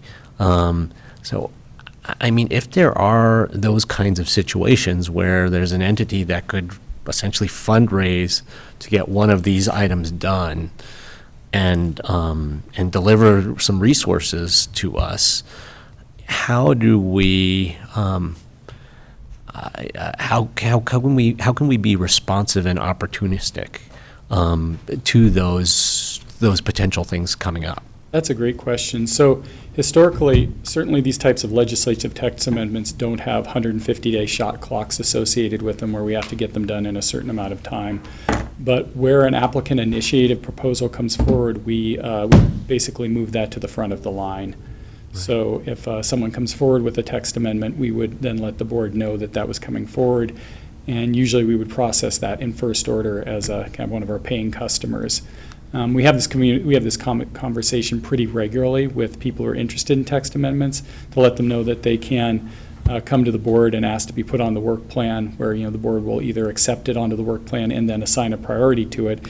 If it's something they need to see done in short order, particularly for their economic development, we recommend that they make an application to us, at which point it comes to, by default, to the front of the line, at which point the board could either process it at the front of the line or instruct CDD to say, hey, we'll have this hearing in 6 months or at a later time. So you're on the right track here that where if a paid application comes forward, we typically move it to the front of the line. Right. If I may, Madam Chair and members of the commission, Peter Gutowski, Community Development Director, Will is exactly right. Typically, if there's capacity and someone applies for a quasi-judicial plan amendment, like the one you're preparing for in August, we process it like a standard application. Legislative amendments, typically, we don't get too many that are applicant initiated. I think the last one we had might have been from Sun River for employee housing. I will say that we may find ourselves coming up, experiencing a situation where long-range planning is maxed out. Comprehensive plan update, Tumalo community plan,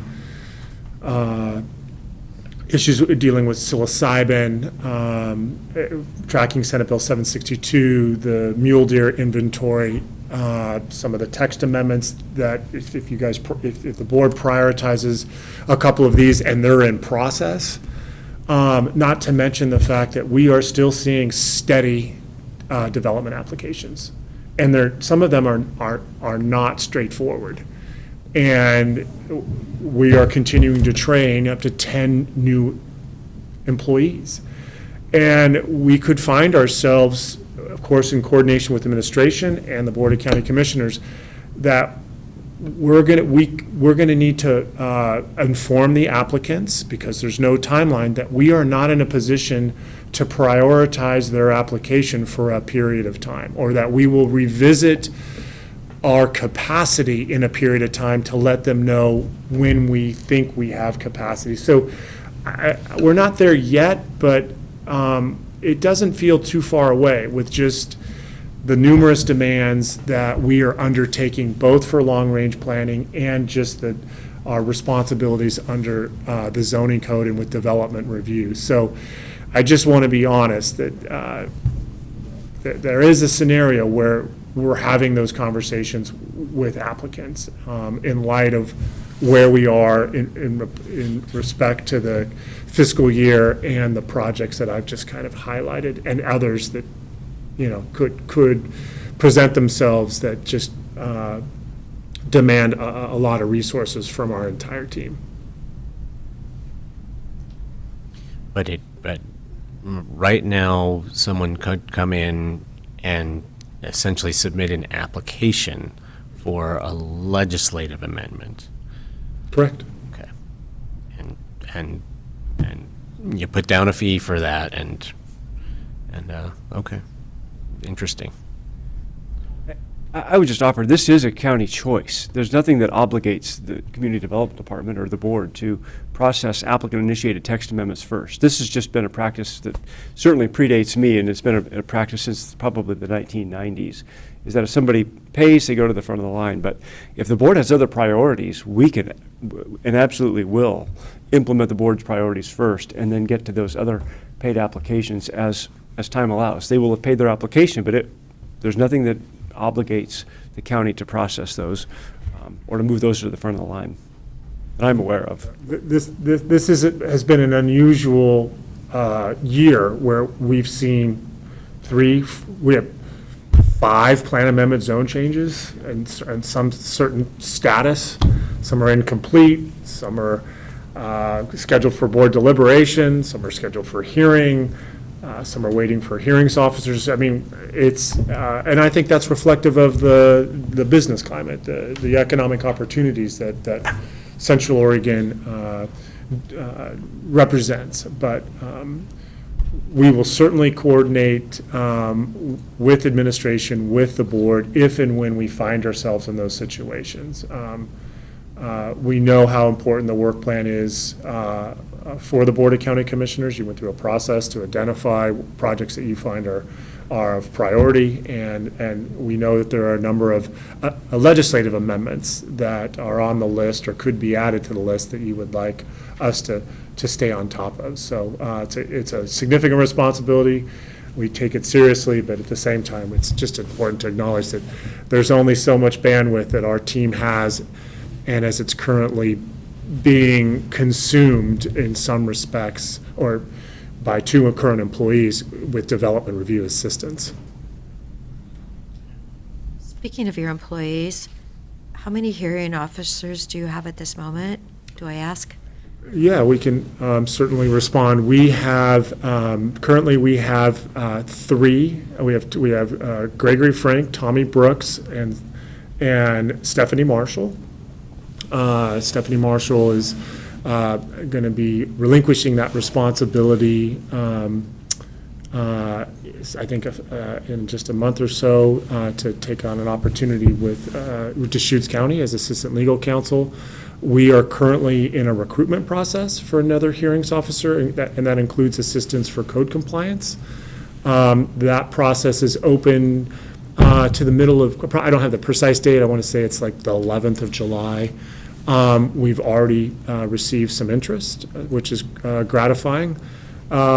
So we are trying to stay nimble and ensure that we have enough capacity. And in the interim, Madam Chair, we've reached out to our hearings officers and let them know of our situation, and they've assured us that the two that as Stephanie transitions to county council, that they have capacity based on, the ability to take 1 to 2 hearings matters a month, and if necessary, 3, but we're not at that point right now.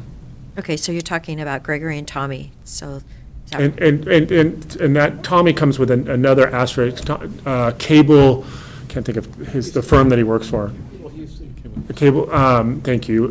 He has an associate that also has expressed interest in both land use and code compliance. So the contract was written with Tommy's firm, and so we have the ability to, and Will has reached out and had some orientations with that individual. So I guess we have a third right in the queue right now, to the extent we need that person, and then the recruitment for potentially a fourth. So my math was off by 1. Well, thank you for filling that. I'm glad to know that we have people that are applying, and I also wanted to acknowledge your work that we did with Green Acres. Remember months ago, you stepped right up, and we really tried to make a difference for that longtime Deschutes County business. So I think I sent you the email on that. I got it, and now they want to sell it. So anyway, but we truly tried for expanding that affordable housing. It's amazing. So this item you have on number 1, remove 10% reduction limit to property line adjustments. Are these kind of in a prioritized list, or are these just a numbered list? These are just a numbered list. Some of them, are how old they are on the priorities. Some of these have the capacity, have the potential to affect. As I thought about these, I was thinking about how acutely people are, for lack of a better word, suffering under not having some fix to the code, and then also how widespread is this issue. So for example, for the first one, a couple times a year, farmers who have a 40 and an 80 next to each other acre parcel are looking to swap 40 of the acres, from one ag operation to the other. And our current code gets in the way of that, in a way that state law, we had put some rules in place back in the day to prevent parcel shifting in a way that might circumvent state law, and that 10% rule was part of that. And in the interim, in recent years, the states really stepped in and put in their own rules to make sure that you're not getting basically an extra house through lot line adjustments. So there's a staff and certainly members of the farming community have asked, for this rule to be removed in particular, so that they can optimize farming operations. It comes up a couple times a year. I could speak to any of these in particular. Each of them has their own history and constituents and interested parties associated with it. You certainly heard, whereas the concerns about in Deschutes Recreation Home Site 6 about RV use in the wetland areas down there, and concerns about fire and issues associated with the homeowners association there. So definitely each of these come with their own constituency and interested parties and hazards and advantages to trying to fix them.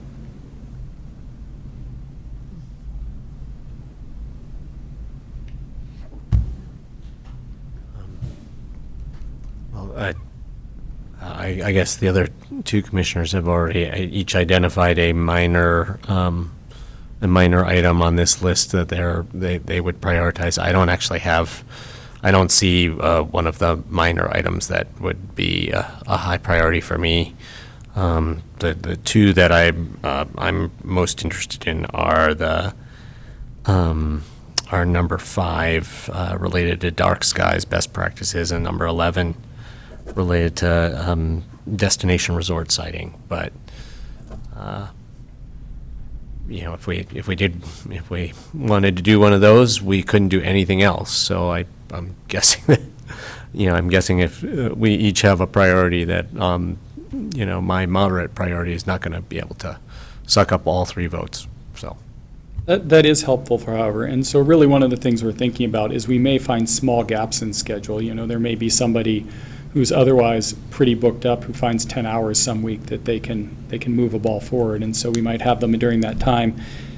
For example, take a look at Chair Adair's priority here on the right-of-way, and start to draft those amendments, figure out who we need to coordinate with, move that ball forward a little bit. And then, at some point in the fall, if we get hired up or we find this capacity, we've at least advanced a little bit. So it's good to know that some of these are relative priorities, and it means that as we have catch as catch can time, we can direct it to these ones that are relatively important to the board. Well, and the item 3 for the radio towers, basically it's already a success by being on this list. So it doesn't really have to be picked up right now, just because of capacity issues. It's already a success because it's being mentioned. And certainly if we find ourselves, if everything goes excellently and we find ourselves with, a full team in long range, we could come back to you and let you know, hey, we're fully operational. It's been a couple months. What would you like to see us direct that capacity towards? But as a default in the meantime, this gives us some hints about where we should be placing our efforts. Well, so let's talk about the dark skies practices and greenhouse lighting. What's the big picture there? What would a code package look like? Typically, and I don't want to predetermine an outcome, so I'm going to give you kind of a general outline about how something like this might go. We would typically, working with the Planning Commission, the board, form some sort of technical advisory committee of industry and dark skies experts to look at some packages of regulations that might be applied to improve Deschutes County's protection of dark skies. One of the things we're looking for is a balance between enhancement of a reduction of light pollution balanced with the code enforcement obligations that come with that and the staff obligations. There are some relative sweet spots in terms of how much staff time we throw at the ongoing maintenance of this project versus the rules versus educational opportunities. So we would typically go to some sort of a technical advisory committee who would come out and say, hey, here's some options A, B, and C. With the board's direction and the planning commission's help, we would run those through the planning commission, and they'd say, we like option A with part of option B, or we prefer option B over option C. At that point, we would be coming back to the board with a recommendation from the Planning Commission potentially for some legislative updates with particular code patches in mind.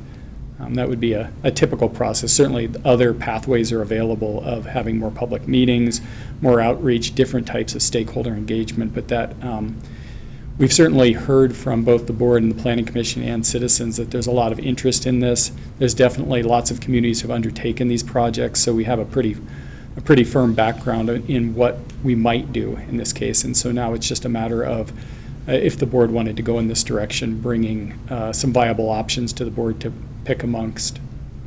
So I see that as kind of we talked about it a few times, dark skies, let's embrace this, let's, follow Sun River's lead. So I'm just showing excitement for maybe that is a opportunity to put direction to that. And it's called moderate effort, though, our capacity, so that'd be a bigger project. But that's helpful as well. That means that, if with that guidance, in the time that we have catch as catch can, I'll select one of my staff to keep their eyes on that project, engage with community members, make sure that they're aware of other ordinances. I know the city of Portland recently, they didn't get to legislation yet, but they went through a significant community outreach, made a large document about what's possible and how much effort it takes to implement those plans. So we can definitely keep that we can keep the moss off that stone, at least for the time being, and be ready to move on it when we have capacity. That's good. But yeah, I mean, realistically, all the things on this list are, they are triaged behind the stuff on the first 2 pages of this memo. So it's, it's important for everybody to be able, just understand that that's where we're at the moment. But I would like to say item number 1, the 10% reduction limit. If we can help the farmers of Deschutes County, and maybe if it would be a precedent to help other counties, I truly, I was with a lot of people in agriculture yesterday, and truly, they could use some help. So, anyway, thank goodness you said it was minor. Certainly, we really appreciate the guidance, and this is consistent with what you've told us in the past, so we were tracking on the right direction, but we appreciate the confirmation. And, as I said, if we do find ourselves, or I'm going to be optimistic, when we do find ourselves with the capacity that we'll get from this hiring, we'll be back to you to have you help us prioritize that capacity. Great. Thank you. You will. Thank you, Peter. Good. Okay, we are now to item 21. Right on time, almost. Amazing. Page 4 of the agenda.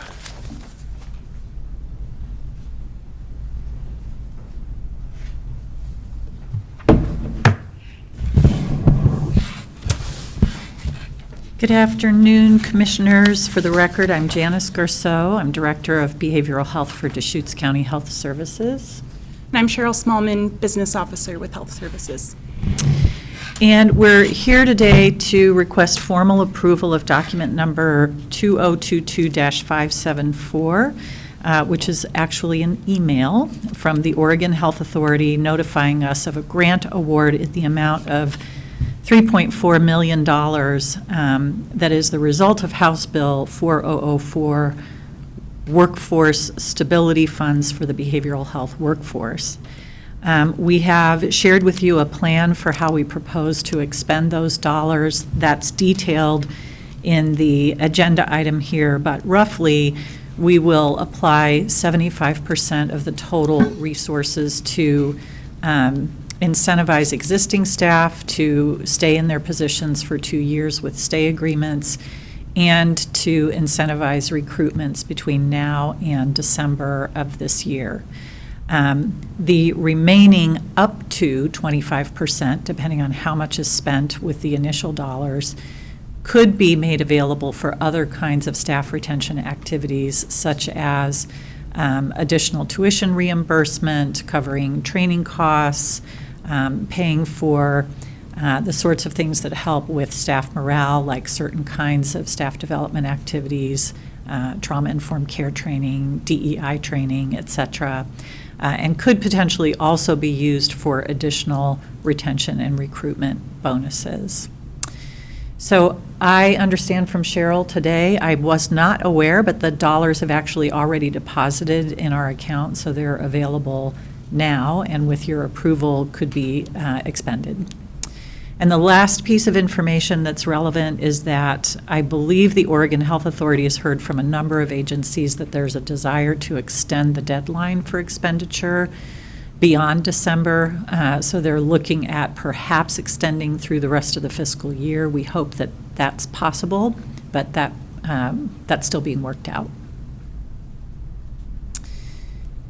If you have questions, I'm happy to answer. So, because there's so many fiscal years, you're talking about June 30th then? I'm talking about June 30th, yeah. And if we, the rules are that we spend the dollars within the time frame. So the 25% we can spend by granting to another entity and then spend down those dollars into the future. But in terms of the actual bonus expenditure, I think it's a little bit more limiting, the language of the law. So having an extension through the end of this fiscal year would at least allow us to stretch these dollars a little bit further. And you said that the bonuses your department has already given, actually maybe encourages 75% of the people to stay, but 25% of them still leave. That's the historical effect? I don't know the answer to that question. That may have been information that Kathleen provided. That's what I thought you mentioned, that even having a wonderful bonus, people would not commit to staying, or they may stay for 2 years, but then they're going to leave. It's not a guarantee that they're going to stay for 2 years. It's definitely not a guarantee that they will stay for 2 years. These particular stay agreements make it, the stay agreements that I just reviewed about an hour ago that are finally finalized, do have a clause within that says if people leave prior to the term of the agreement, we can deduct the balance of what may be owed to the county from their last 3 paychecks. So we have a little bit more ability to recover those dollars if people don't stay. But I don't know if we have actual current statistics on who has stayed with the original bonus amounts. Remember that they were, the crisis bonuses were $5,000, and these bonuses for some positions are higher. Right. So. I remember it from some budget meeting. So, Yeah. It's, at least it's an opportunity to encourage people to stay. It is, and hopefully it will also help us fill some long-time vacant positions. So we have always struggled to hire psychiatrists and psychiatric nurses, but we are now also struggling to hire master's level clinicians, and that's that has a huge impact on our ability to provide care.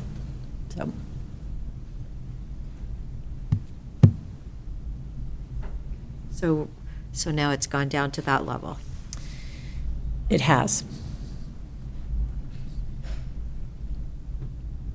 Are there other providers in Central Oregon qualifying for this, or is this just Deschutes County because of our designation as the local public health authority?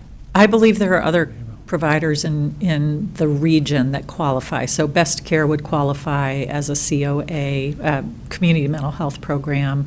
There are probably COA entities that also qualified. They tend to have a smaller, we have a large staff, so the amount of resources that we were eligible for was actually incredibly, surprisingly large. I don't know the amounts that were awarded to every single entity, but definitely community mental health programs around the state did apply, did qualify, and I'm sure received funds.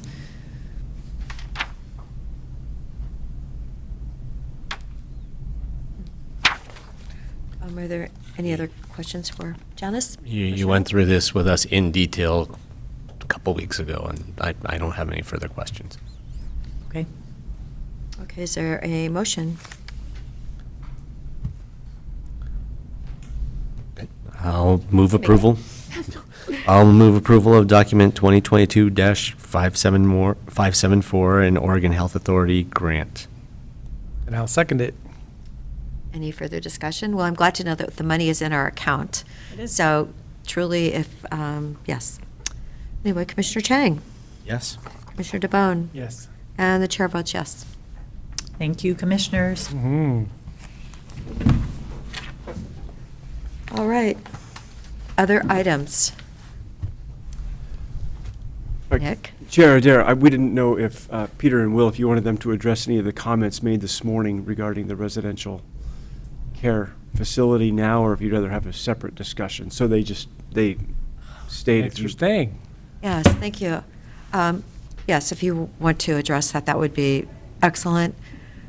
It looked like it was from above. Well, thank you for the opportunity. I guess I'll kick it off, and Will can do the play-by-play. Some context for the Somerset area. That property zoned multiple use agricultural 10. And in our development code, residential homes and residential facilities, those definitions have been in our code since 1991. They're taken straight out of state law, out of statute. And as the email that I sent to the commission with Commissioner DeBone's bringing that to our attention yesterday afternoon. The way the code is structured is any zone where a single-family home is a use permitted outright, the residential home and the residential facility are uses permitted outright. And that's coming out of the Fair Housing Act. Back in 91, and I think this has been a philosophy that the county has had for years, is anytime there's an opportunity to take advantage of new uses, Deschutes County would embrace those opportunities.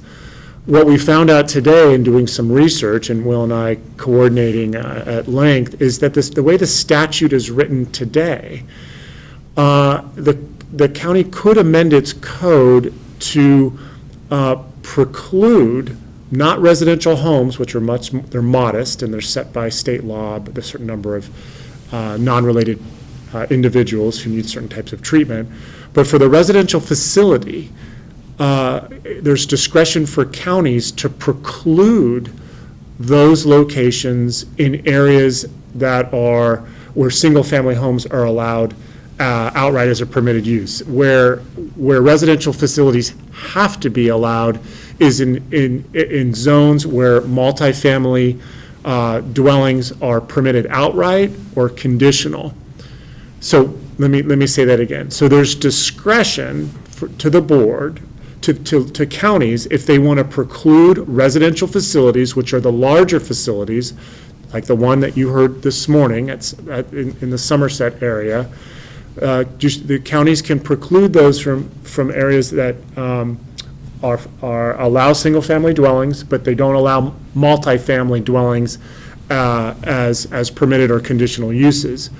Some things to think about that we've heard anecdotally, 100% anecdotally, is that there is interest in the community to explore residential facilities for veterans. Don't have a proposal, but we have had conversations, many conversations. There's another circumstance surrounding this type of use is Americans with Disabilities Act, the ADA. So I bring that to your attention. Obviously, it was palpable this morning. The residents in the Somerset area were quite annoyed. And let me circle back to the code, and then I'll let Will offer some remarks as well. The code really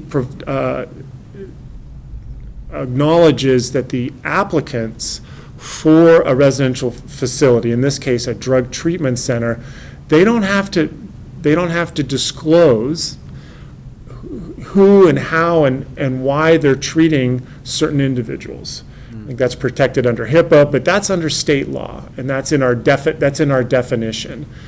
And the last clarification I would make is there was some confusion or misunderstanding about they submitted building plans. Those plans, because of the scale and type of facility, they're reviewed as a commercial use.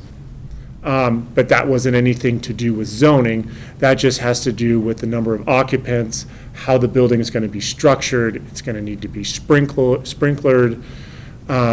So the residents, when they got onto Dial, and you and I talked a little bit about that as well, Commissioner DeLone, yesterday afternoon, is there was concerns that somehow this was a commercial use. And it's a residential use under our zoning codes, but the building plans the building has to be permitted under the state building code as a commercial building. So that's what I wanted to share with you. And then if you want to get into the nuances of the types of residential facilities, which state agency oversees them, I'm very grateful that Will had a conversation today with someone at the state and did a little more of a deep dive if you want broader context about that particular type of use and the type of, residents or constituents that can utilize them. So Will. Yeah, and maybe to reinforce what Peter was discussing, the statutory scheme is intended, certainly it's hard to locate these facilities, when people are in need of some sort of residential style facility, it can be hard to locate them. And the state set up a statutory scheme that created residential homes, and these are facilities that are licensed by the state for people who are in what I would call middle-term need of services. So they're not there on a nightly basis, but they're not anticipated to live there forever, and I can give you some more detail about that. So residential homes are 0 to 5 people who would be in the facility and in the home, and residential facilities are a larger scale that are 6 to 15 people. And the state, in the statutory schemes, mandated that counties treat residential homes the same way we treat them as single-family dwellings. So we're not given any discretion on how to approach those. The larger of the two, the residential facilities for 6 to 15 people, we are given discretion on how to handle those. And we're mandated where multifamily dwellings are allowed, so those are Tumalo and Terrebonne primarily in those communities. We're mandated to allow residential facilities where we allow multifamily dwellings, but we are not mandated to allow them in places where only single-family dwellings are allowed. So back in 1991, either under a different statutory scheme or because we chose it this way, we said that, yes, you can even put these larger 6 to 15 person facilities any place you can put a regular home. And so we, under the statutory scheme, we're more permissive. And so it would be allowed under the statutory scheme for us to, if we wanted to change our mind and say that we either would not want to see these in single-family neighborhoods or that we would want to see them as conditional uses with some additional sideboards associated with that. That's something that the scheme allows. In talking to a representative with Oregon Health Services, I asked a little bit about what these facilities are like, and as I described, they're for people having, they've been referred and screened by some medical health professional, typically a local hospital or a mental health professional or a doctor, and identified as someone who would benefit from being in a assisted living facility.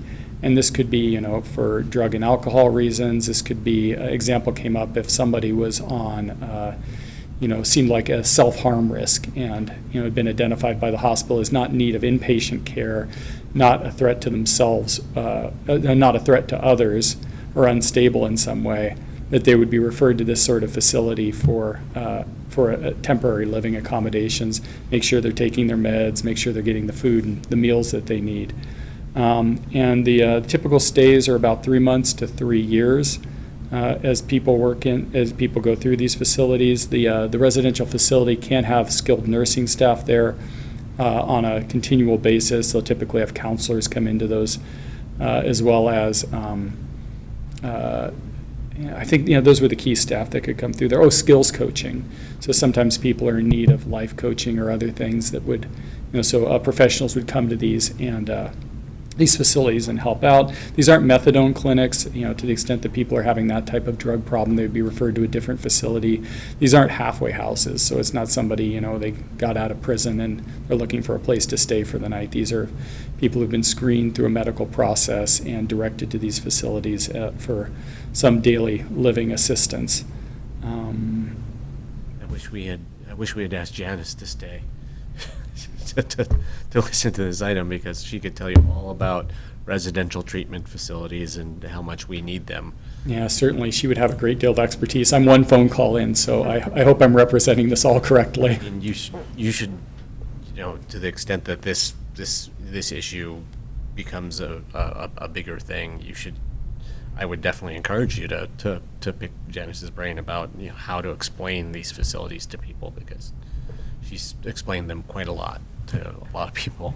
Yeah, to date, these have been a bit of a black box, but a pretty easy zoning question.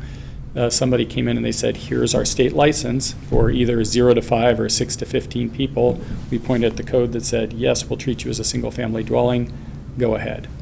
So that's, we haven't actually had to engage too intensely previously on these issues because of the permissiveness of our code as it's structured. We're number 50 in the nation for residential treatment beds. And in fact, I know someone who had to send their son to Southern California for treatment. They said they couldn't find anything here. And not that that makes me think, okay, this is wonderful to put this in this neighborhood. You're saying that the Fair Housing Act, does that have precedence over everything else? The fact that we have to allow it in a residential area? That would be my educated guess, that it spawned from federal legislation. The state needed to amend its laws. Obviously, there's the terms and requirements if there's under the zoning construct where multifamily dwellings are allowed, permitted or conditionally, that these types of uses they must be allowed outright if multifamily is allowed outright. So I think the impetus came from, I suspect, from the federal government. Can I ask you, Please. Maybe you could short circuit some of this, but what triggers establishing a use when it's an outright permitted use in this case? So for instance, what I think I hear you saying is there may be an avenue to tighten up our current regulations, but I'm kind of wondering if they've done anything towards vesting their use. This particular property is going to be off limits. 100%. I think that's what maybe the board needs to be aware of, is this is in the future for the next one that comes down. Correct. These folks are going to have to deal with what's in their neighborhood. Correct. There's no way to preclude this opportunity because of the rules that we have in place today. Dave, thank you for that clarification. As you look forward, there are ways to regulate this use or subject it to conditional use requirements, because as Will noted, that it's a permissive use in those zones that are really customized for single-family dwellings. I think it's two other points, if I can make them quickly. While Tumalo and Terrebonne allow multifamily opportunities, there's not the infrastructure. I don't think we've ever approved a multifamily type of establishment. But could one establish a residential care facility in Tumalo, Terrebonne? I guess it's possible, but it would be subject to infrastructure the limitations that all of you are aware of. In talking to Chris, sewer gets there. Sorry? Just wait till that sewer gets there. Yeah, sewer opens up all sorts of opportunities. And then in talking to Chris Gracia, our assistant building official today, his recollection is we haven't seen many of these, just a handful over the last several years. So I just putting it into context, it doesn't diminish the frustration, the anxiety that your constituents expressed this morning about this establishment, this residential facility. And as Dave allowed us to further clarify, we don't have the ability to prevent that use from occurring because they followed the zoning construct that we have in place today, and they're obtaining their licenses from the state of Oregon. What about the story, that they were a youth center or something, and the neighbors are all saying, no, families always, that doesn't matter? Where did that story? That was a narrative that was in the materials in the building plans. I didn't see an entitlement for I don't know, hard to know what was, if that was allowed there, was it in alignment with our zoning?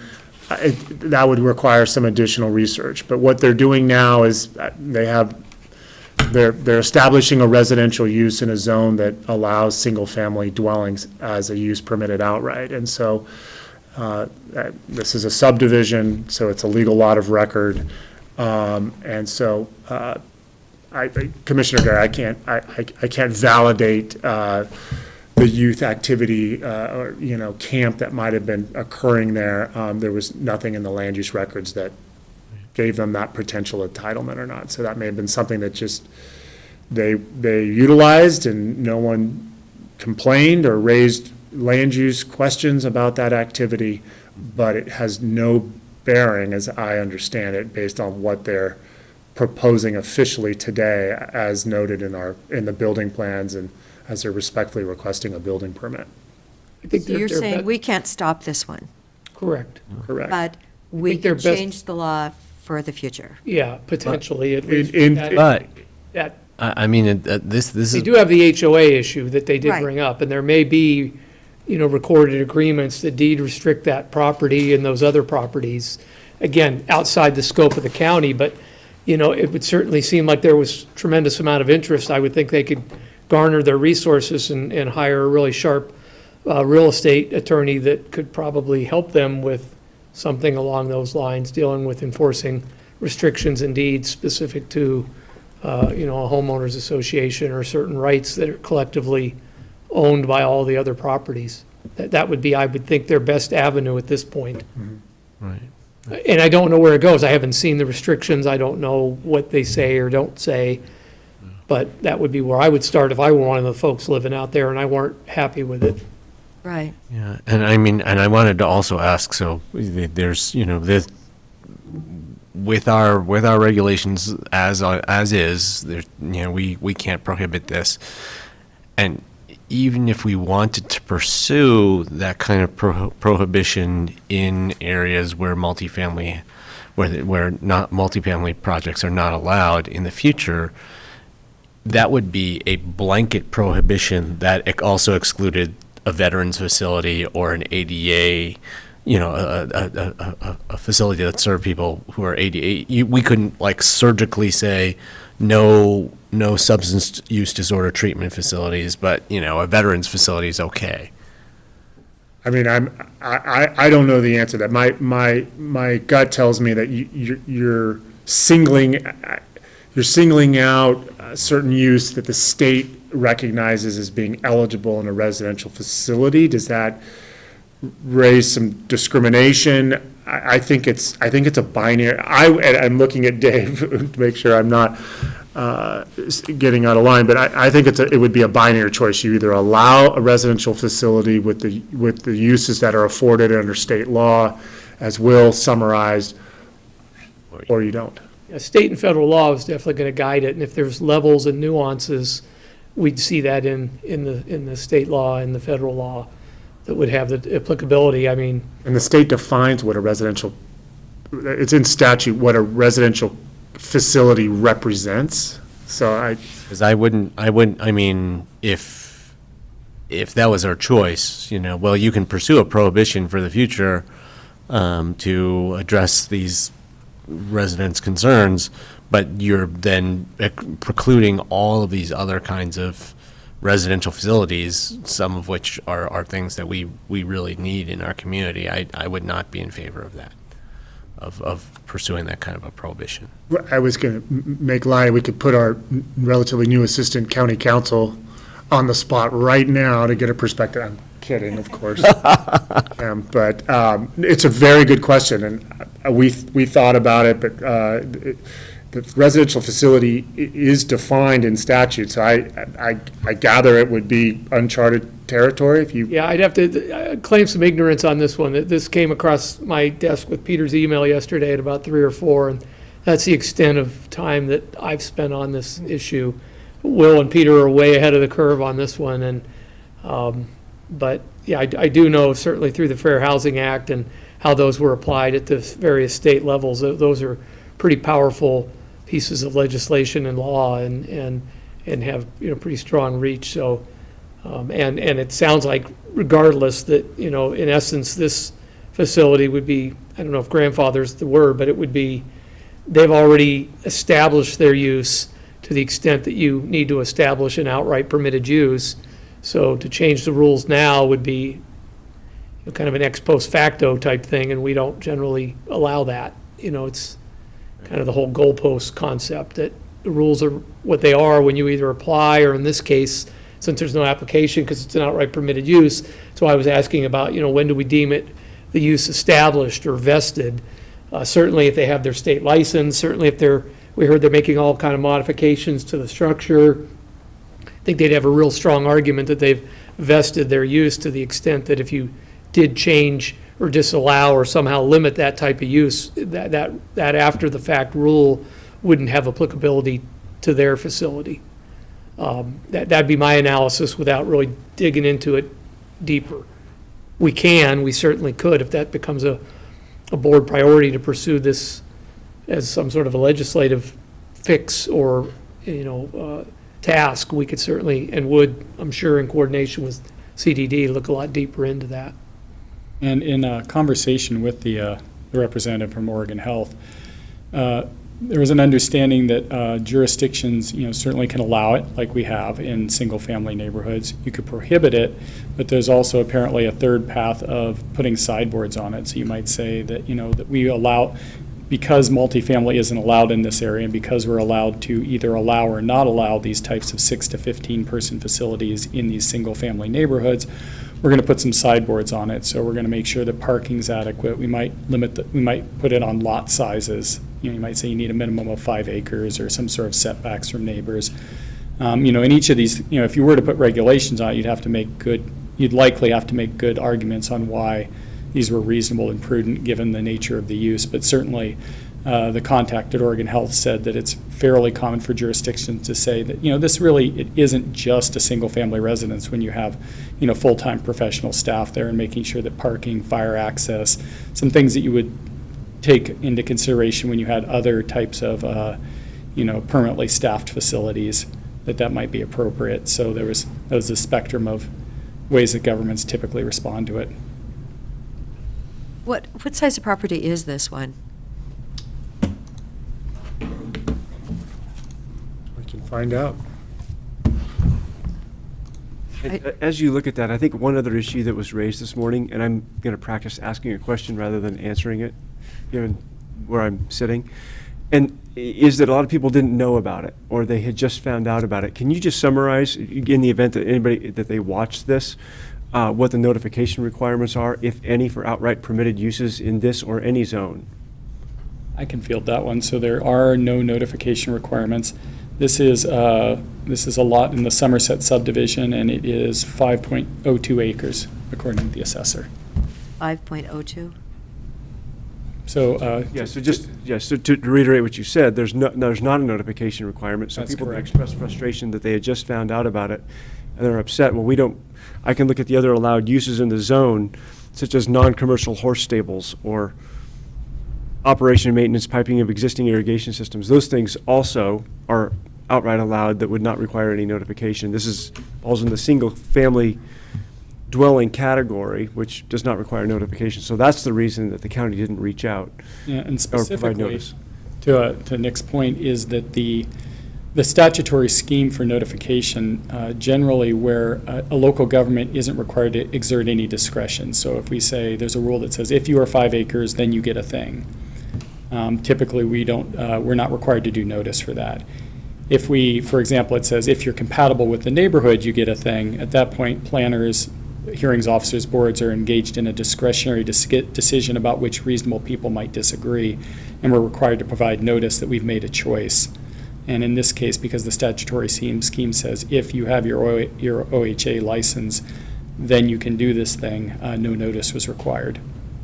I think it's important to read the definition too. This is in our code, and it mirrors state law. It says in any application for a residential home or residential facility, the applicant shall not be required to supply any information concerning the existence of or the nature or severity of any handicap, as that term is defined under the Fair Housing Act, of prospective residents.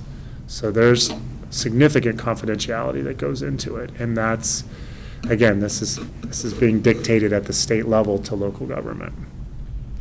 So in the big picture, I think this residential facility at 6 to 15 people, that does step past a kind of a residential use, and maybe an item we put in a spreadsheet in a work plan, just like we talked about a couple agenda items ago, to figure out what's the right thing for Deschutes County. As I say, the response and the how that information propagated around that neighborhood was unique. I just haven't seen it before.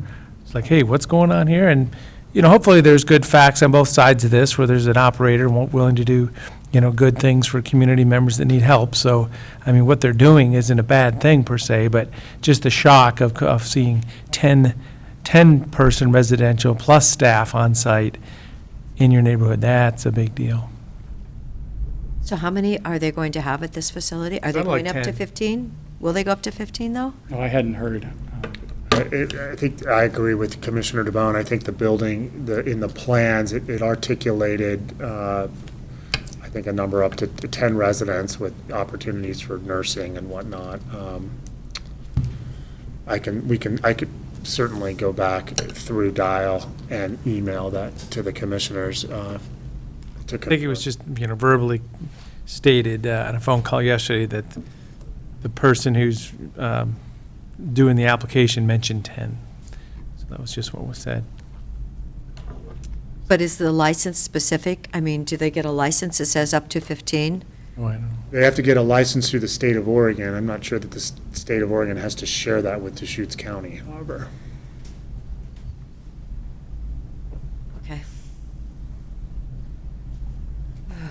Well, thank you for the opportunity to No, thank you so much respond. for staying. We knew this morning we all gathered that it was a very important issue, and obviously constituents who had legitimate frustrations and anxiety about this new use. So anyway, we can certainly put that on the work plan list, and if necessary, we can revisit it, and if, in coordination with legal counsel. But for right now, we'll set it aside, and unless there's more questions or comments or as issues arise.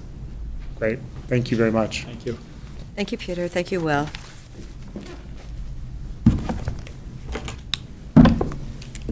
Any other items? I think so. Okay. Nick, did you have anything? Dave? Okay, good. All right, Stephanie, we will adjourn for today. What is the next meeting? Next Wednesday? Yes, next Wednesday.